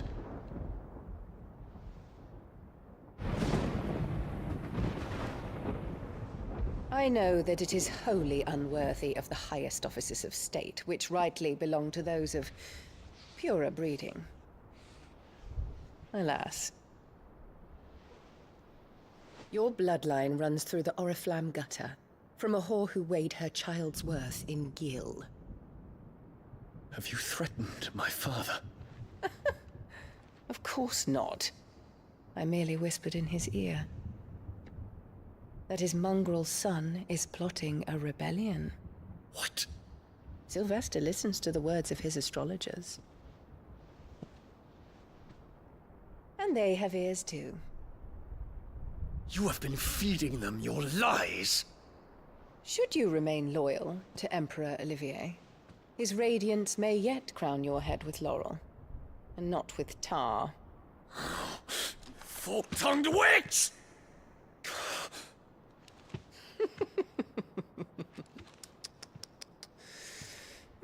In consideration of your long years of service to the Empire, I shall forgive this uncharacteristic rudeness. Now hurry and make ready, Your Imperial Highness. Emperor Olivier expects much of you, Dion. Or should I say, of Bahamut. May your fire reduce his enemies to ash, till all of Valisthea bows to its rightful ruler.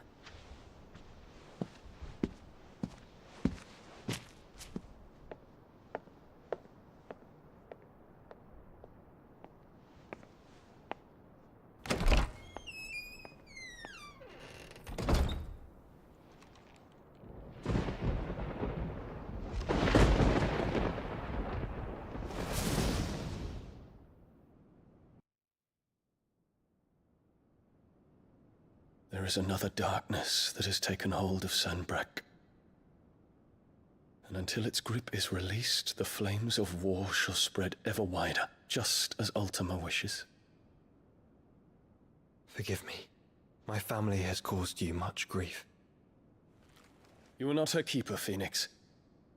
This is a matter for the Imperial household now, and as a member of that household, it falls to me to resolve it. At such time as that is done, what strength I have shall be yours.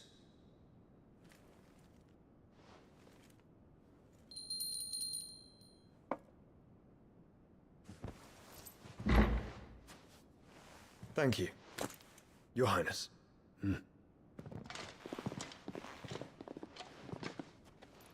Let us take to the skies together, and bring a new dawn to Valisthea. I should like nothing more.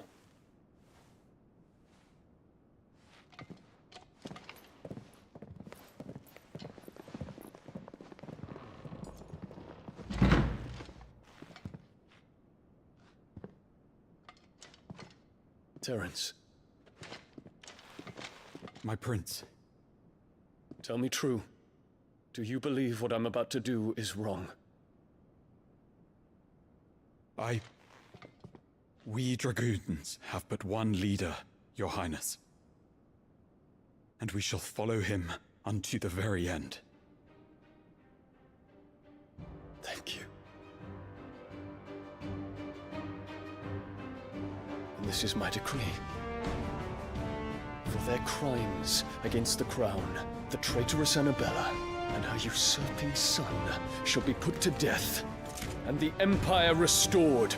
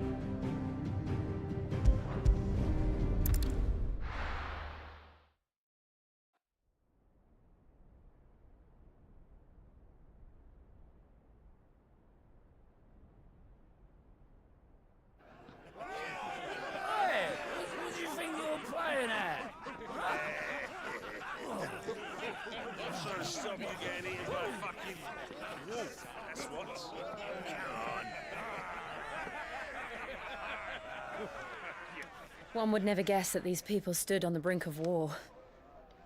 And they're afraid. They turn to drink to forget their fears. Anything you want to forget?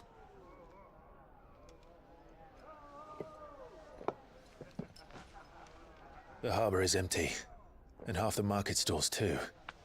The city may seem peaceful on the surface, but it's balanced on a knife edge.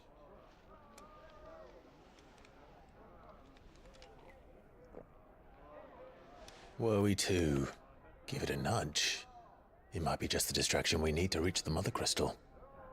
I thought you might say that. We should send for Gav. We'll need someone to keep the fires we start from going out. And we can busy ourselves scheming until he gets here. I'll send a Stolas then.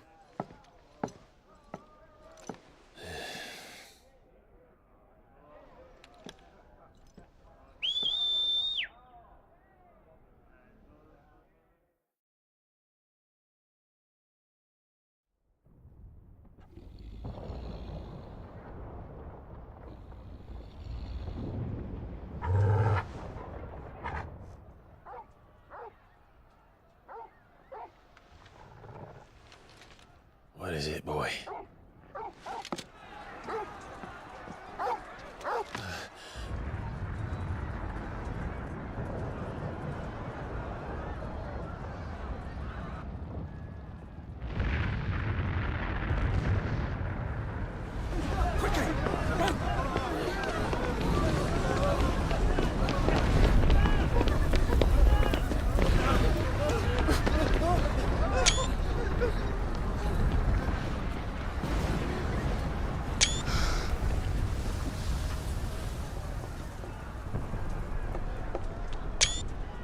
What's happening?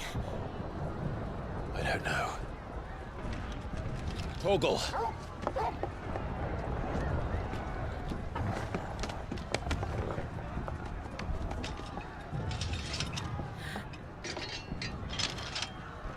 This way.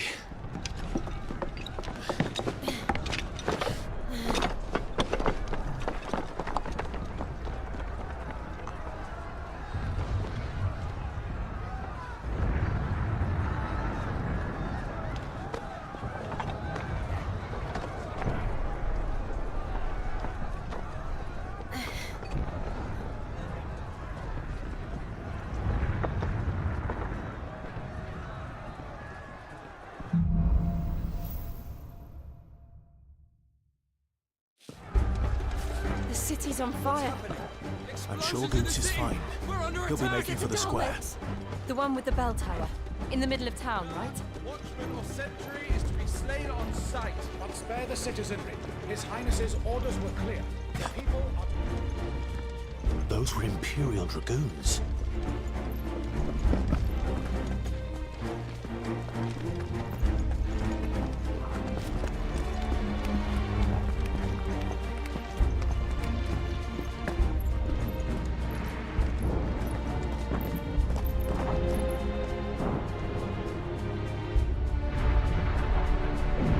What in the hell is going on? Let's go and see. Right.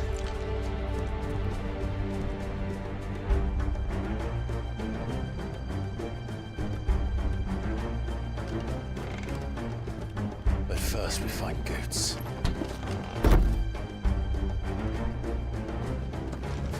I just hope he's all right. We have to.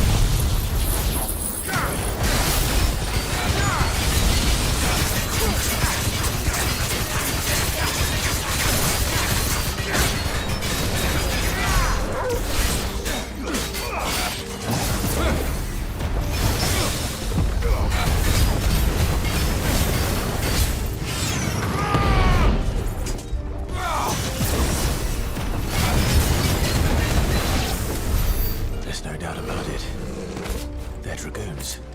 What is this then? A civil war?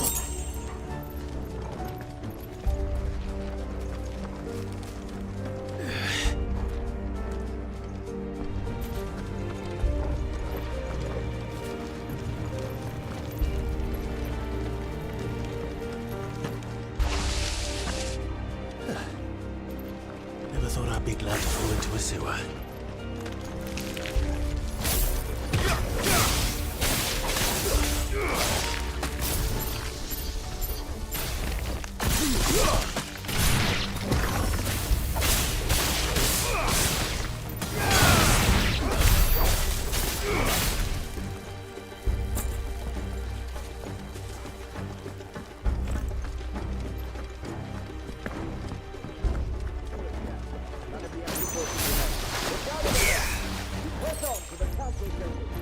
Yes, Captain.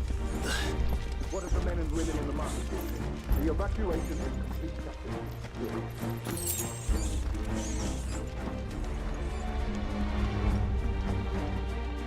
There it is. The bell tower. Right. Let's go.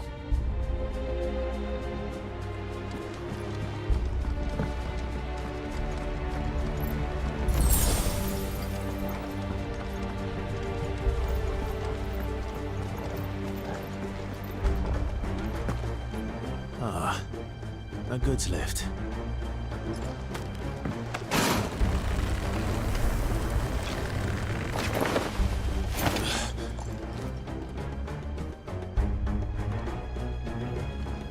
Bring us back in the Emperor!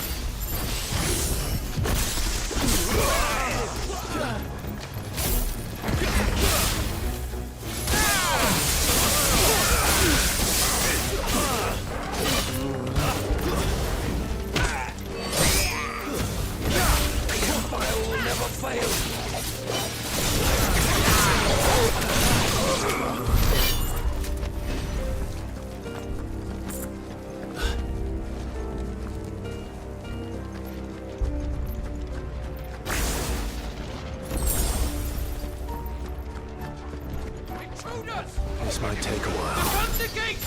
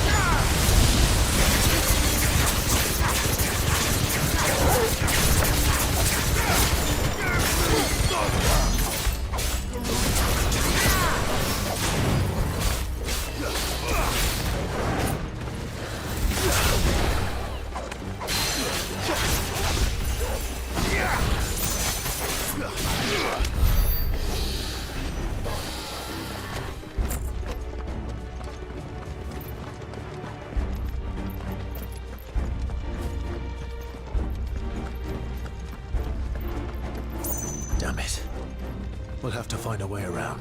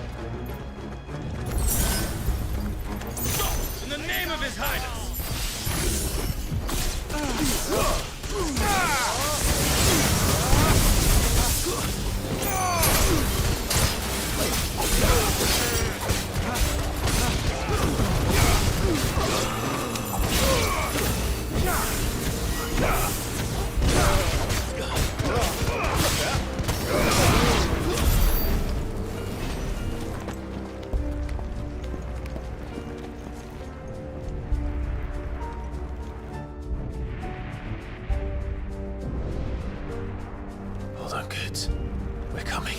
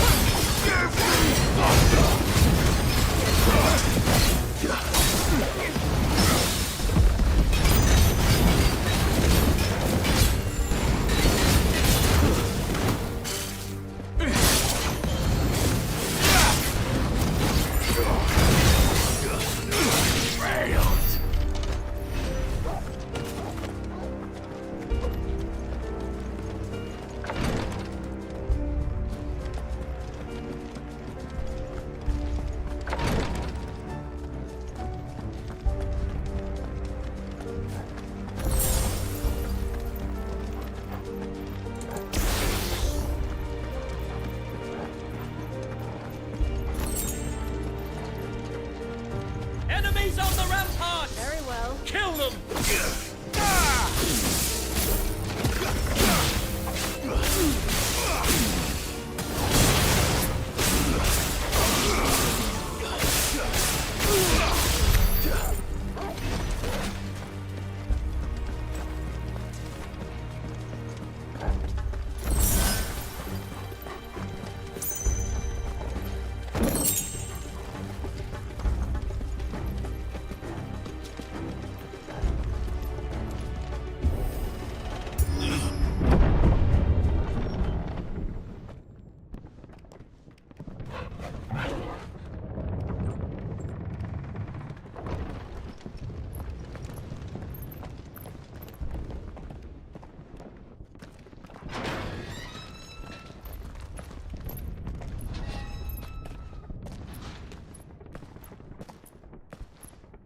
Can you see him anywhere?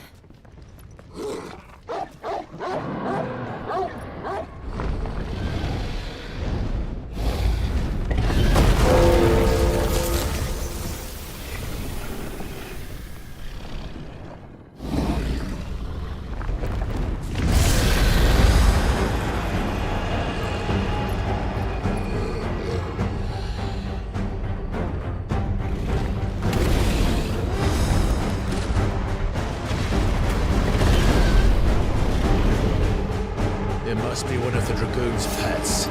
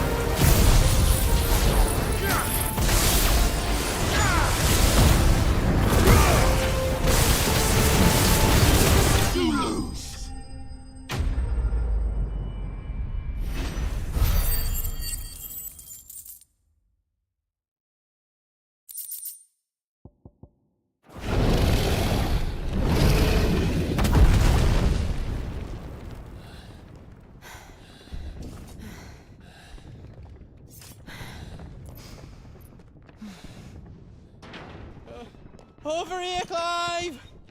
Are yous alright? Goots, there you are. I didn't know there'd be a dragon. All right. Let's get out of here. Oh! What now? Is that Mother Crystal's heart? What the hell is it doing up there?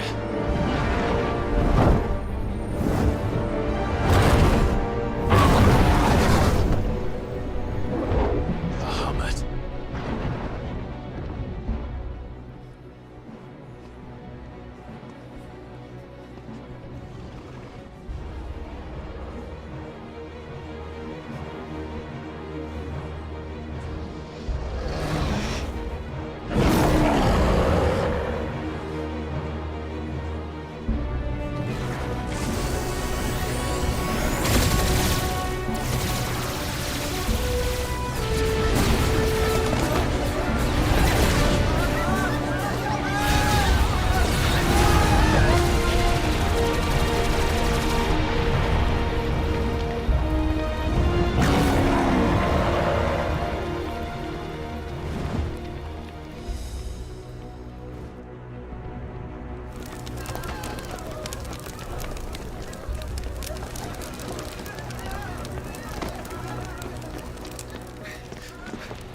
Your Highness, don't do this. We must leave. Now, Your Grace. I beg of you. This is not what he wanted. Something's happened. Forgive me, Yod, but I must put a stop to this. Your Grace!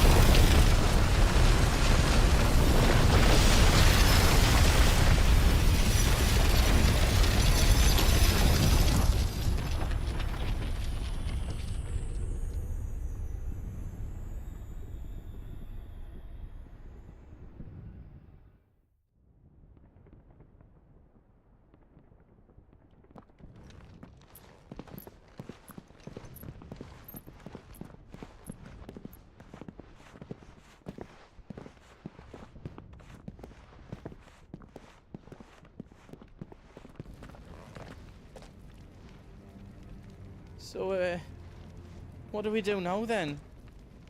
We destroy the heart. Well, he might come back! As soon as the flames die down, the Imperials and the Dalmex will move in. This may be our only chance. And Bahamut has gone for now. You should get as far away as you can, Goots.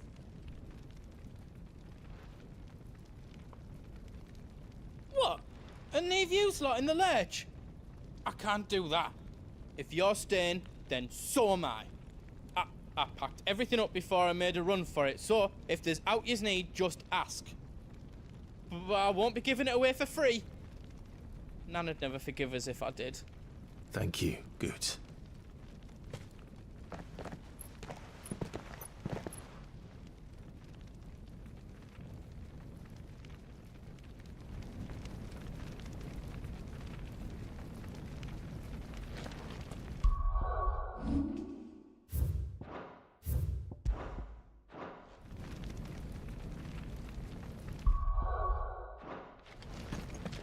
What can I do for yous?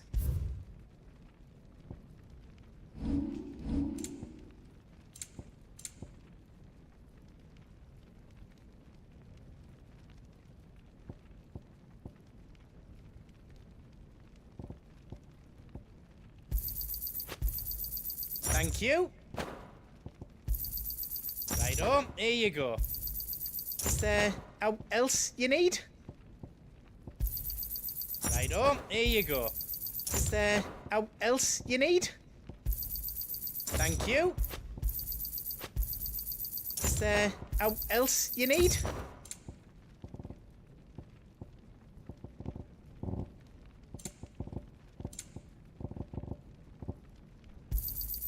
Righto, here you go. How else I can do for you?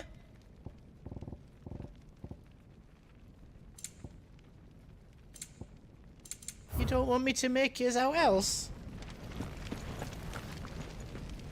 Drake's tail is right there, Clive.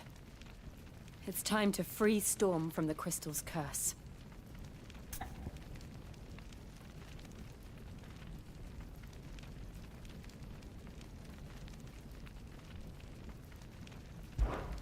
Oh, it's past time. But remember, Bahamut is still out there. And I dare say we'll be seeing him again before the night is done.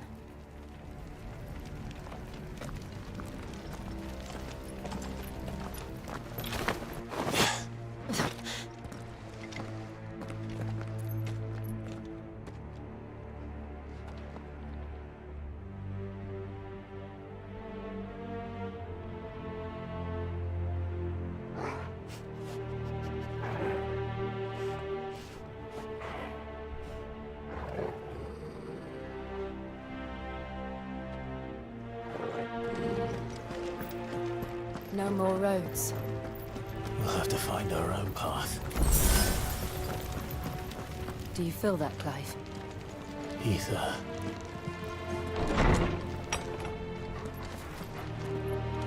Just what we need. Another flood. Already planned them. Then there's no reason to hold back.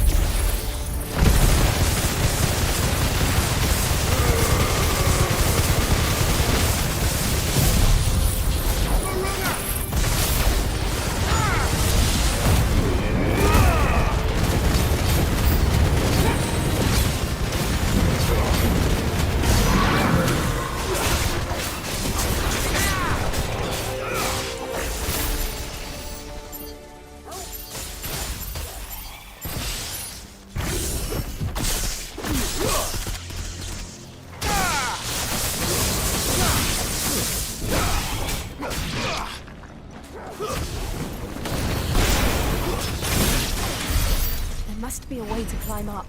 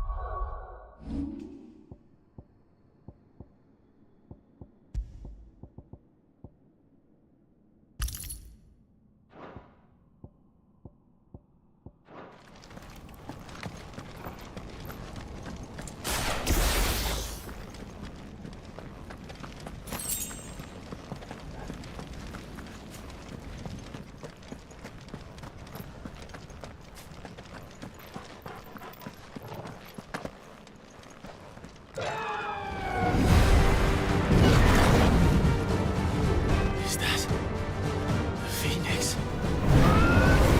Joshua! What is he doing? Keeping the Hermit occupied.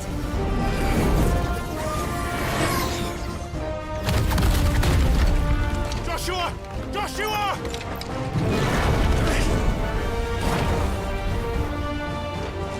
Don't, Clive. It's too dangerous. Fuck. Hold on, Joshua! I'm coming! We have to save him. And we will. We just need to keep moving.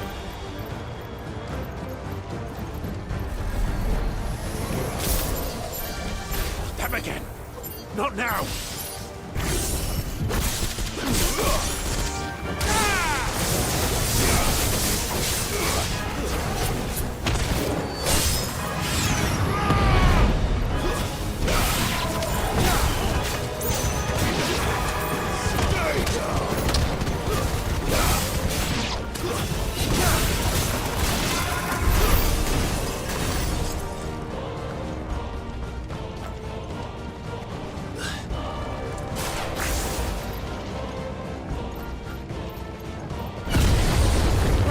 What was that? Bahamut. He'll kill us all.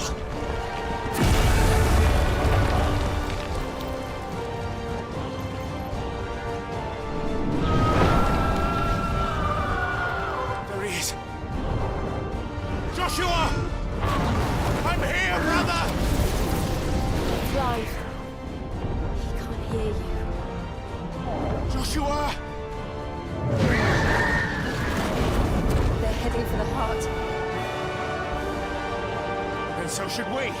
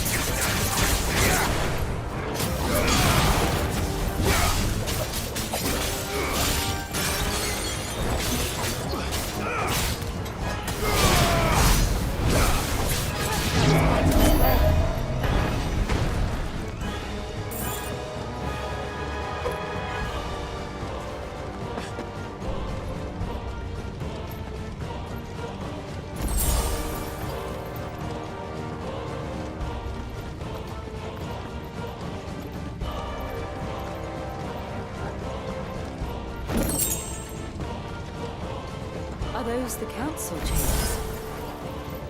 How are they still standing? I don't know.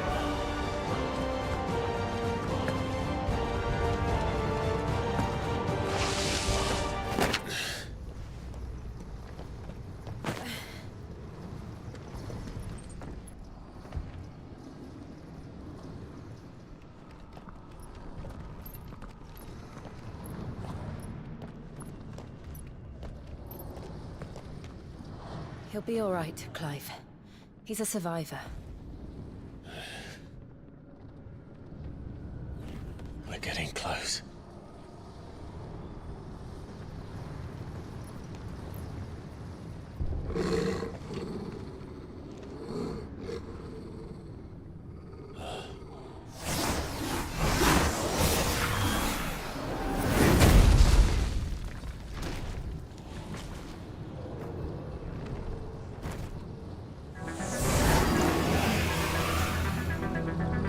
Looks like somebody doesn't want us getting any closer. I don't care what it wants. Neither do I.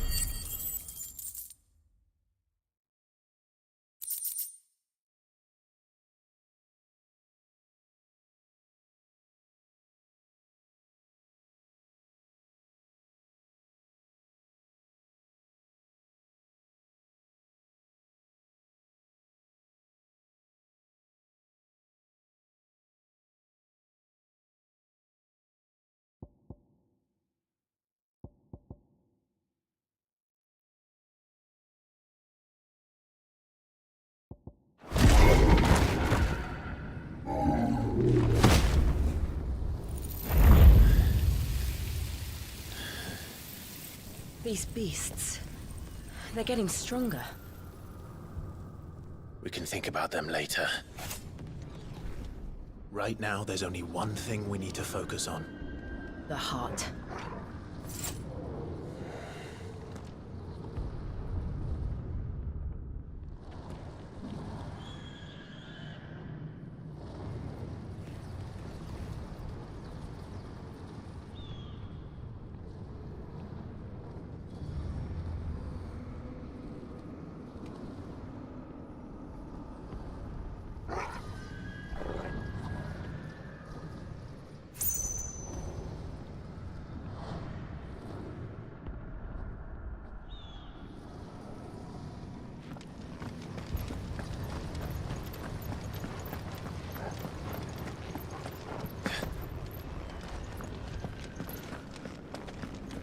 We might be able to get up through the building.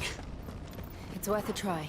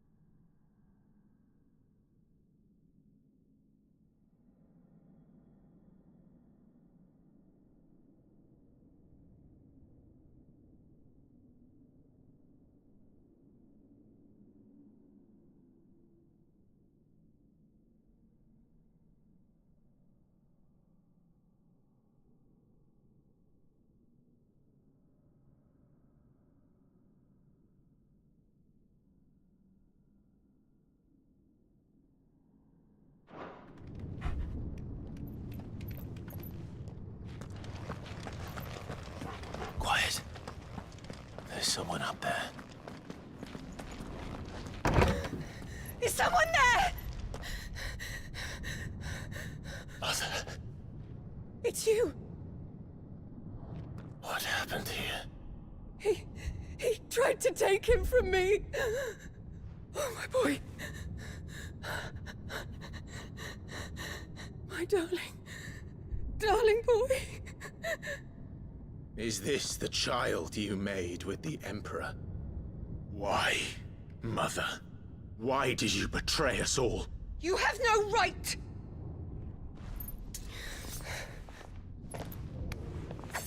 Answer him. We took you in, savage. Show some respect for those who raised you.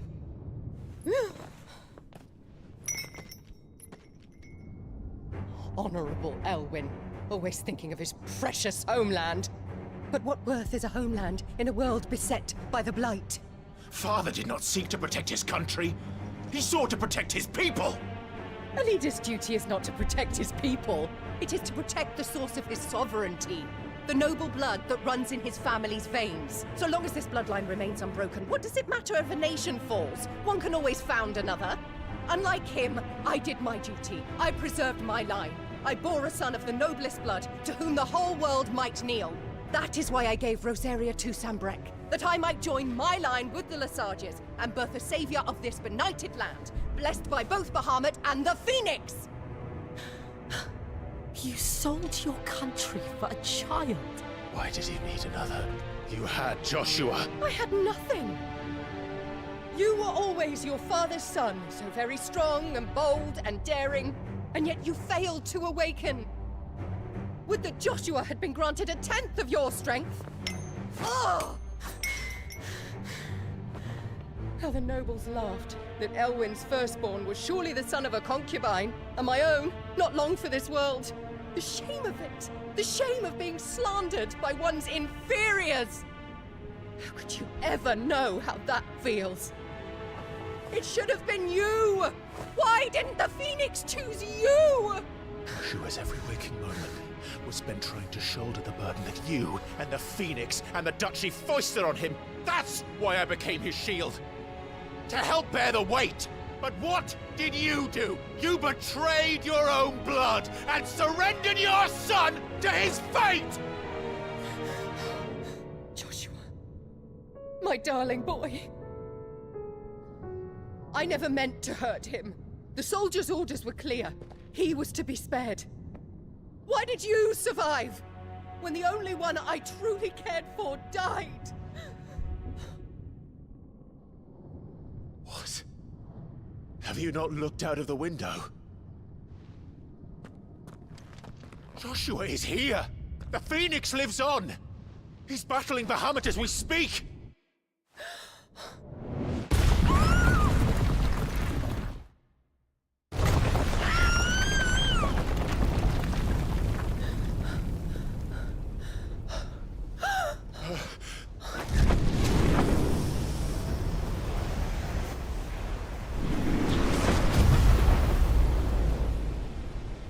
Joshua! Wake up!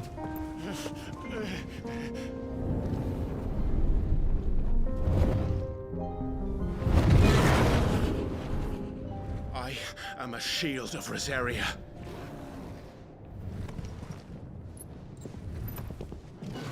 And I will do my duty. What are you...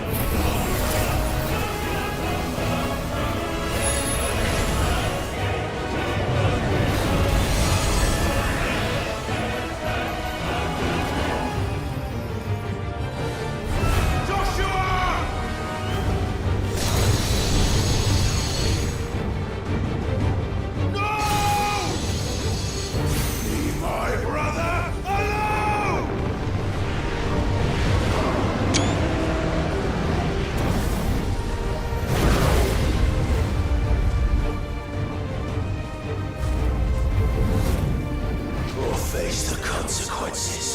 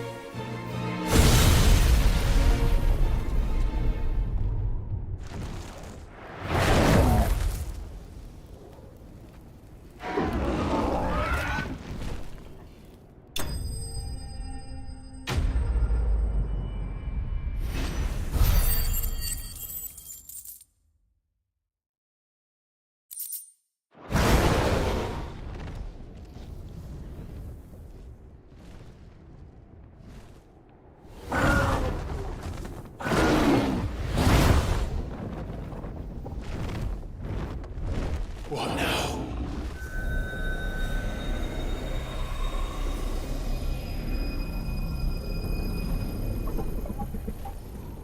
This is drinking the ether. We have to stop him.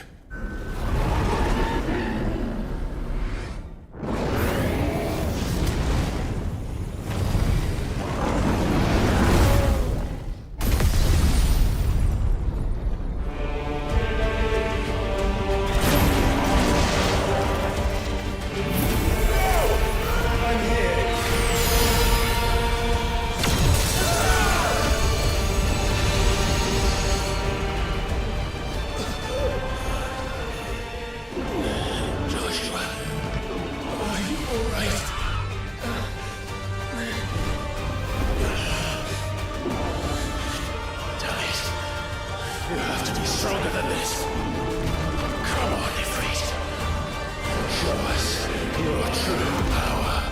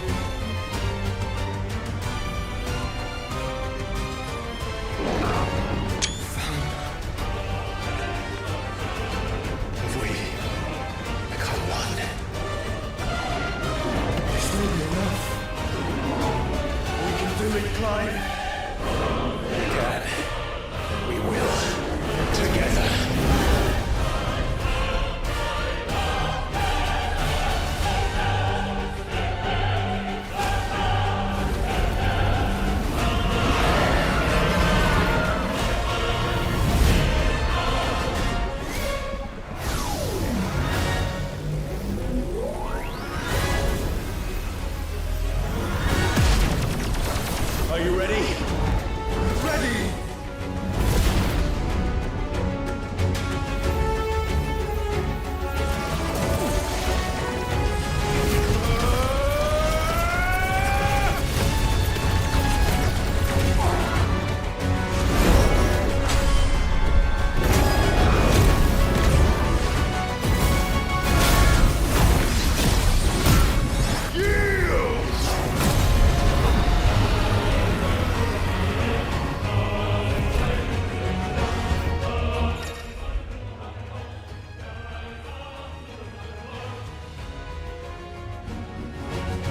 How can we hope to match such power? By trusting in our own.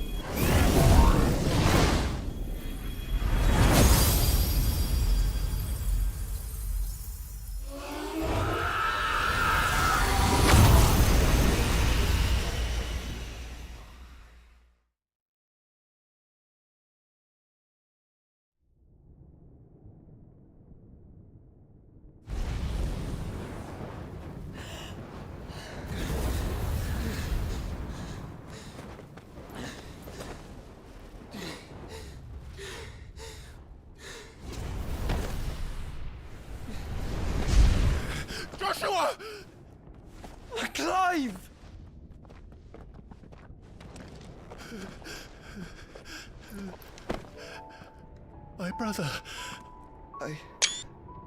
I'm sorry. I'm so sorry. You're alive. We both are. Nothing else matters.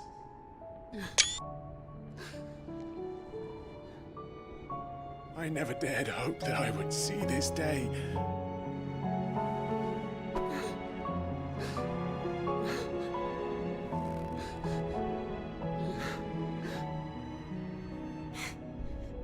Reunited at last. Jill.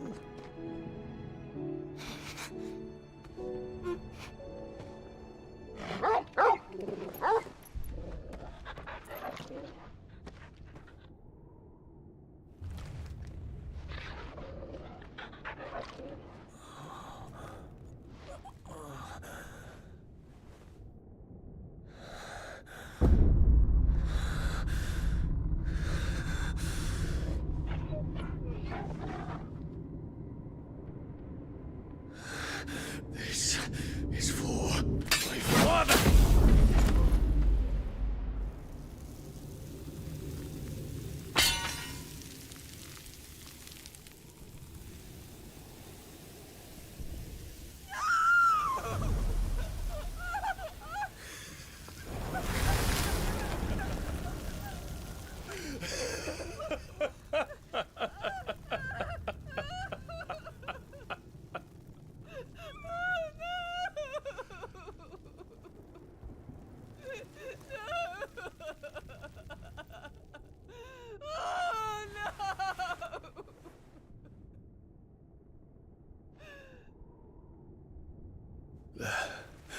It is done.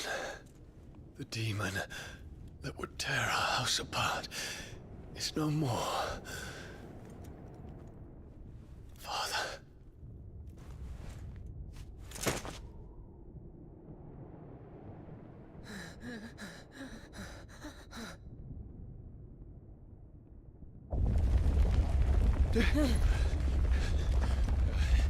The Mother Crystal. It's collapsing. Right. We need to leave. No. Wait.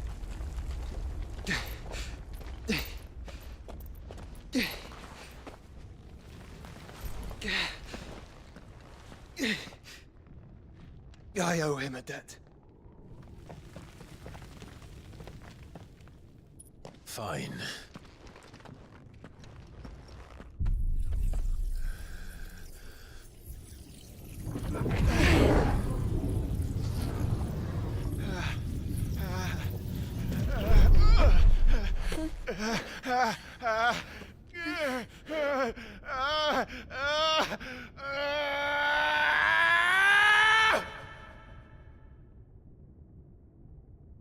You then.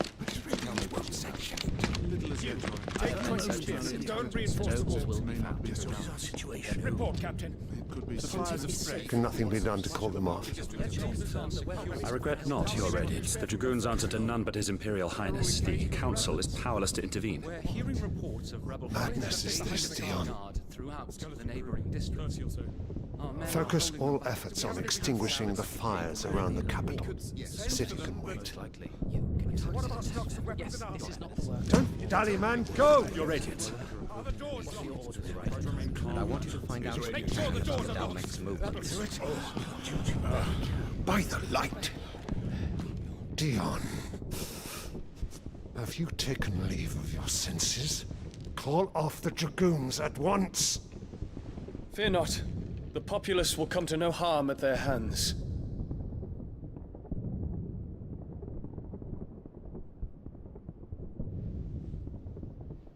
I am here to save you, Father. Save me? A creeping darkness hides in the heart of Sanbreque. It stems from your wife, the traitorous Annabella.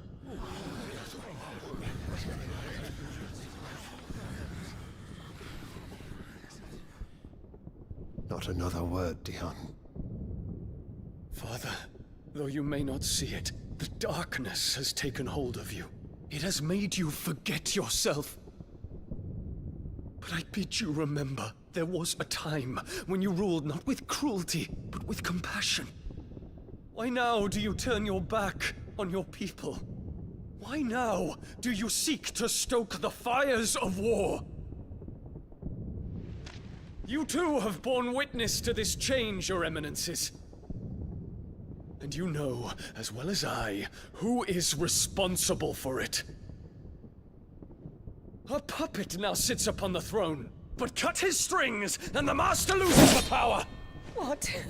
Dion, you bear steel before your emperor? Guards! Take him!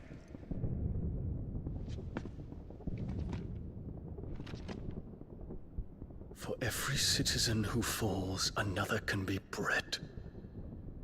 For every home that burns, another can be built. Those were your words. But when the last of your citizens has fallen, and all of their homes have been reduced to ash, what will become of your empire, of its rulers, of your god? As the Mother Crystals crumble one by one, and the Blight sweeps in to claim all that we hold dear, our people look to their Emperor for protection. Yet he labors not to secure their futures, but to seize what is left of the twins for himself! Even if it should come at the cost of everything his loyal citizens have labored to build! Dion, you must understand. A small price to pay, is it not? You've been blessed with great power, Dion. Enough to win me the world. So go, claim Valisthea for me, brother.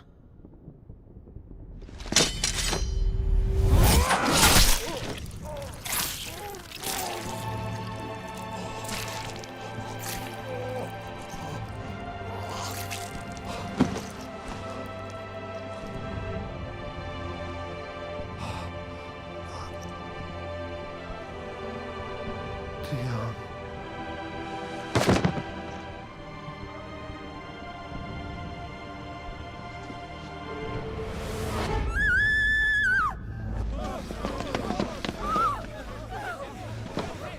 Guards!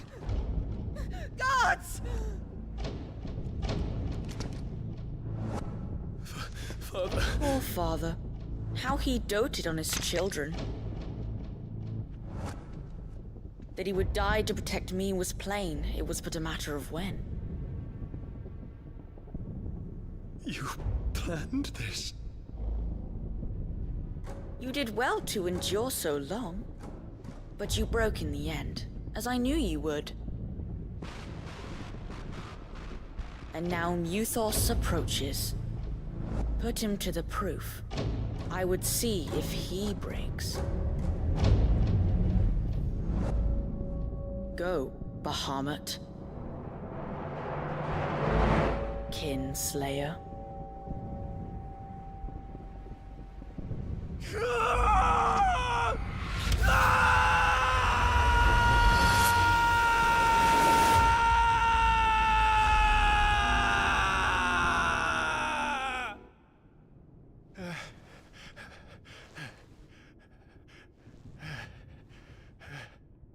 Not again. Brother? It's a long story.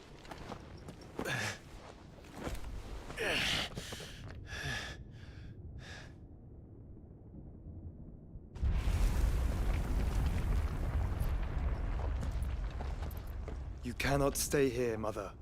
Come. Take my hand.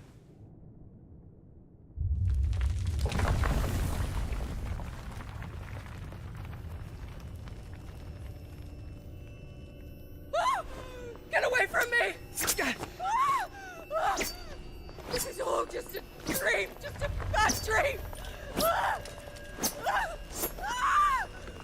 You will not take me, Shadow! You will not take me!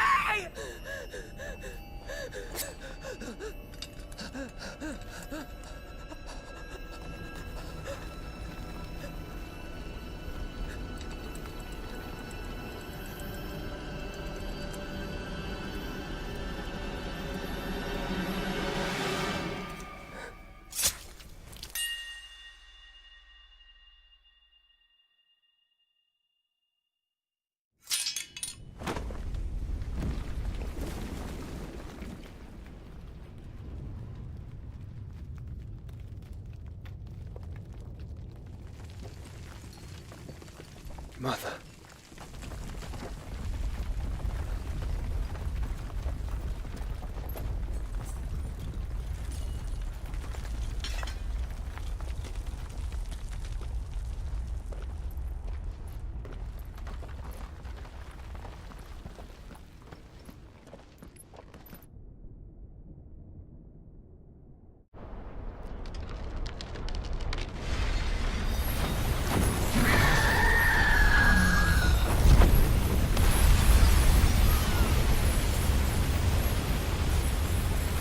If it is consciousness that weaves your wills together,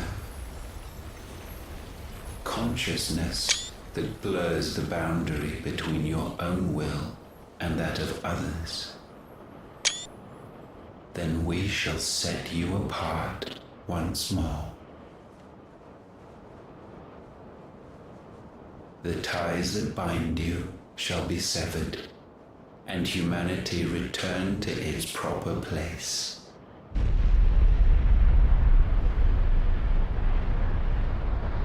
By primogenesis shall a new age of reason begin.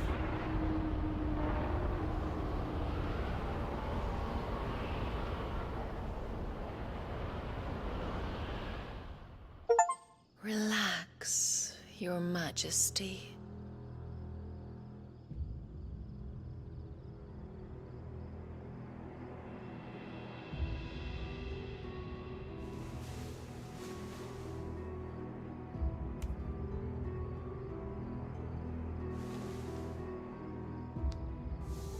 Don't you want to play?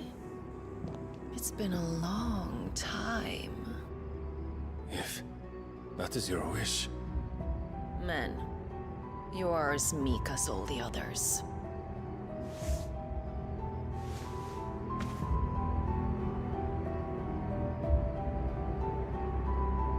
Such feeble creatures.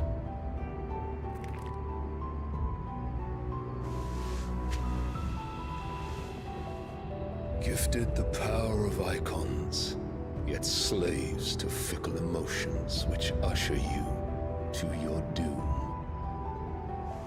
And so you bind your fragile wills with strands of consciousness. The wretched handiwork of a wretched people.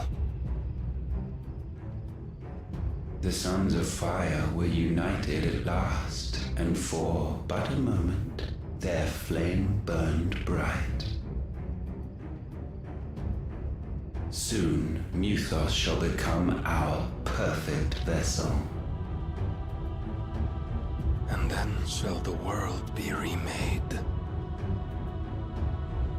Not before the bonds are severed, of trust, of respect, of love.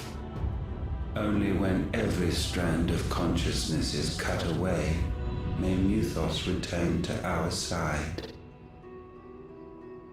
By primogenesis shall all be undone. Mankind shall be rid of his wretchedness, and Muthos of his will. But while he yet clings to it, he has the power to forge bonds anew. And so we bid you. Find Muthos, and sever every one. To destroy that which has no physical form, you ask the impossible. There is nothing your black blade cannot cut, Odin.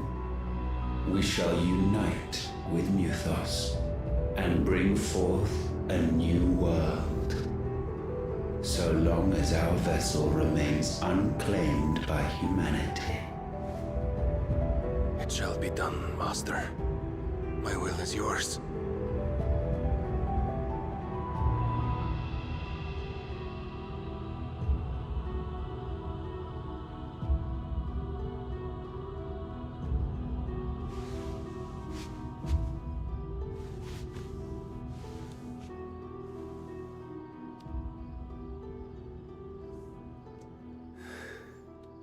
Mother.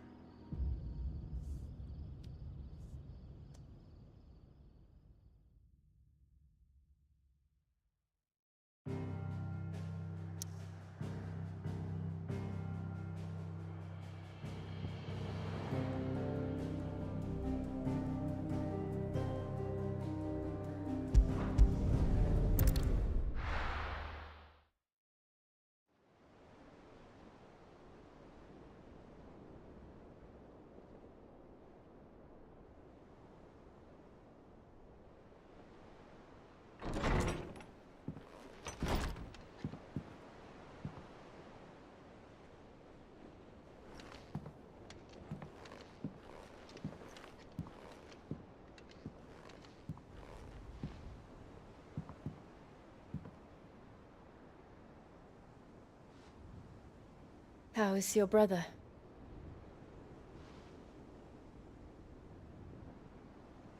Asleep since I returned from the Dominion. Taya says he should be back on his feet soon enough. For a while, at least. She discovered something on his chest. A swelling, circled in stone. The curse.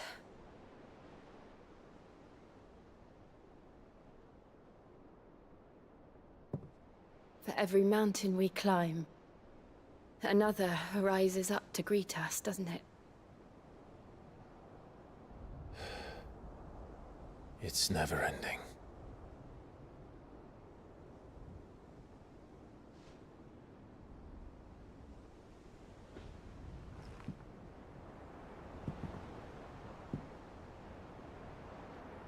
Even the sky seems to have grown tired of it all.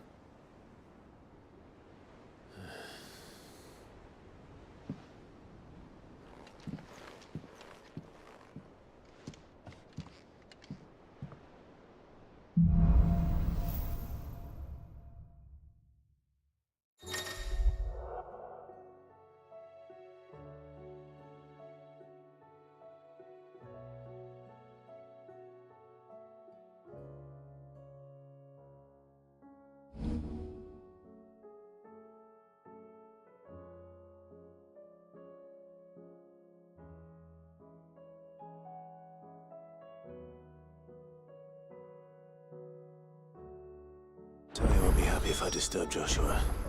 While he rests, I might as well see what Otter has to say.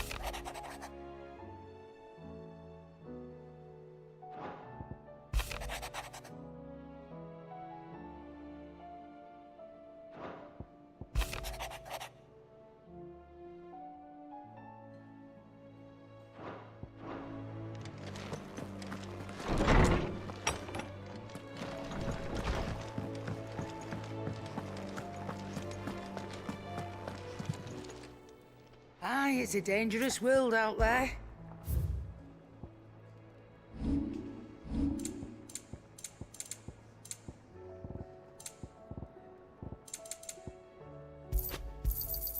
It'd better all be here.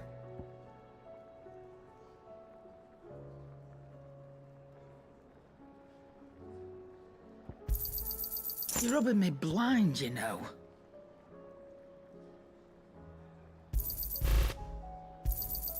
You'll not find a better price than that.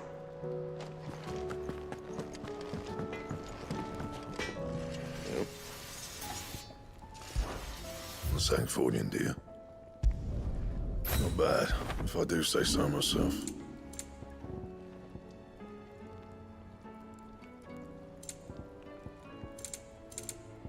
And?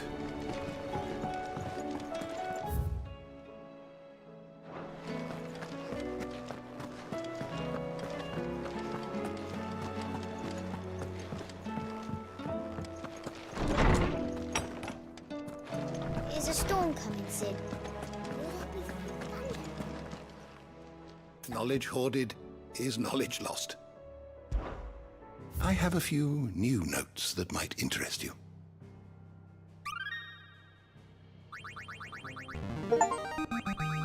I have quite the find for you today.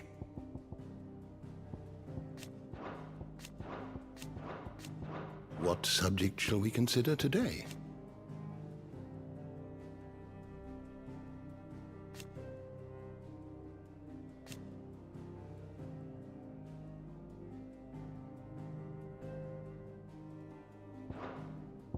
to the shelves shall ever be open.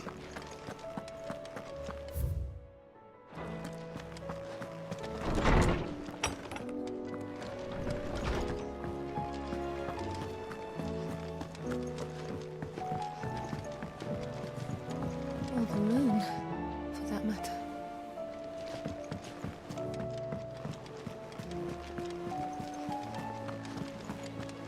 Did you see that? Tell me you saw that.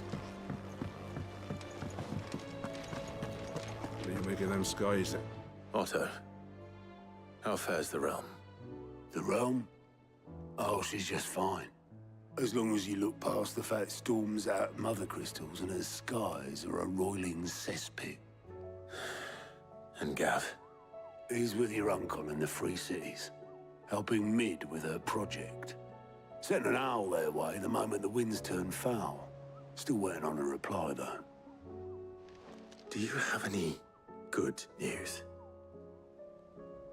Well, that depends on your definition of good. All right, fine. What do you suggest we do? Oh, no, I'm just a messenger. I leave the scheming to those more suited to the task. Could be that Lady Vivian and Old Tomes have their own thoughts on the current state of things. Could be that they don't. It certainly can't hurt to ask. I suppose not.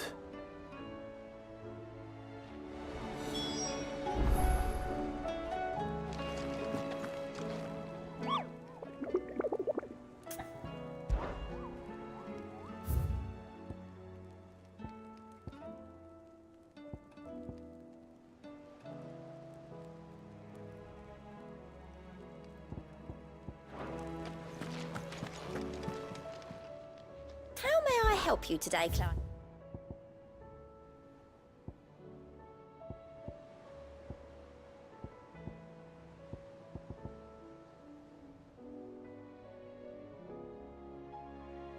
Best of luck out there, Sid.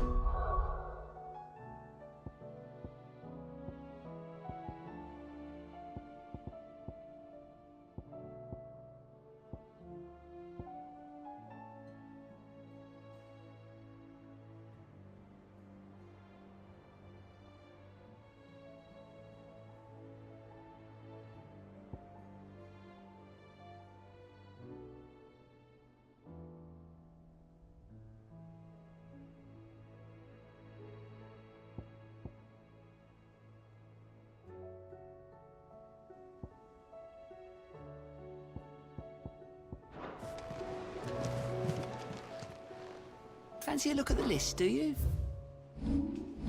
Always something in there. Are we even safe here? There's talk of these skies driving men mad. Most of the hideaways on it.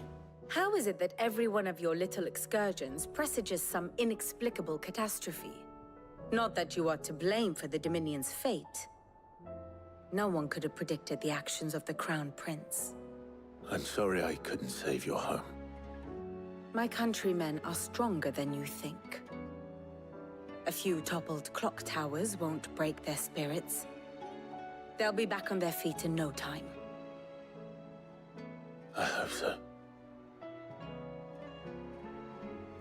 Look at us. Bluer than a pair of bog crabs. Tempting though it may be, sulking will not help us find a solution to this mess. You believe there's one to be found? I don't know. But I am certain we're more likely to find it if we first examine the facts.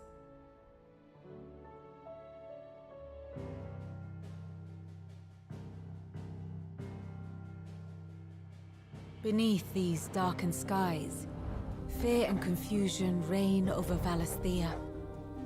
Oh, the lands around the fallen Mother Crystals had already begun to wilt for want of ether. But not like this. Crystals that filled wells and fueled furnaces. Now nothing but pretty shards of rock. And those that hang from the people's necks cast nary a glimmer of light to keep the dark at bay. It is only a matter of time before the common folk convince themselves that the end of days is upon us. Yet I fear a swift end is more than we can hope for. While most of the world thirsts for ether, The remainder drowns in it, spawning Akashic in droves. And amidst the hordes of mindless beasts, with magics as like to fail as function, even the strongest nation would falter. Rosaria and the Iron Kingdom teeter on the brink of collapse, while the tragedy in Twinside has all but paralyzed the Holy Empire. Dhalmekia fares little better. Rumor has it the ministers fled the capital after the fall of Drake's Fang, leaving their beloved republic to crumble. Waloed, meanwhile, moves in earnest. The Einherjar has been sighted off Storm. The world, in short, is in chaos.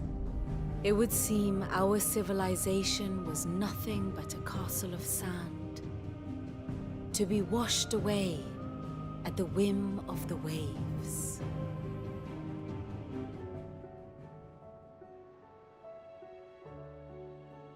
A castle of sand. Not my best flourish, but it seemed fitting. The reports I've received are considerably more blunt in their appraisal. Without the protection of their nations, it will fall to the people to defend themselves against those who would take what is theirs. Which is only ever going to end one way. Defending a farmhouse against a band of chocobo thieves is one thing, but pitchforks and palisades will do little to stall an army's advance. Should the King of Waloed deign to invade, there would be none to stop him. None but us.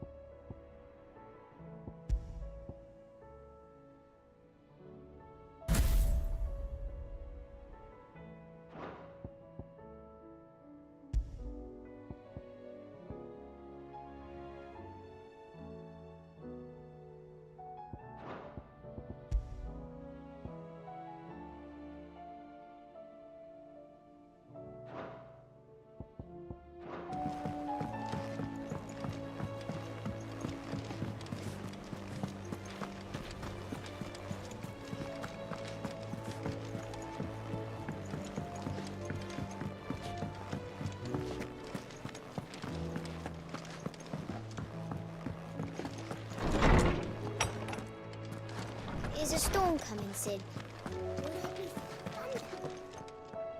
Let me guess. You're here about the skies. Is there anything you don't know, Lawsman? It doesn't take a court astrologer to augur the obvious. As for what has disturbed the heavens, that, I believe, is a question the Fallen might be better placed to answer than I. And on the 6th day, did the gods tear the sun from the firmament, visiting darkness upon their prideful sons and daughters. But I dare say you remember your childhood lessons on the sins of Zemeckis only too well. You think they're connected? That Ultima was one of the gods responsible? Well, he has certainly exhibited powers that we mortals would associate with the divine. There is nothing divine about him. But he wouldn't be the first god of whom that could be said, now would he? Yet for all the fairy tales that tell of the sins, there is almost nothing in the way of actual historical accounts. Had I the Journal of Moss the Chronicler, I may have been able to tell you more, but alas, I fear all remaining copies have been lost to time. You will forgive me, I hope? Certainly not. Because there is nothing to forgive. Even without this journal, you've provided us ample wisdom. And we will always be grateful for it. Perhaps Otto will be more inclined to share his thoughts when he hears what the others had to say.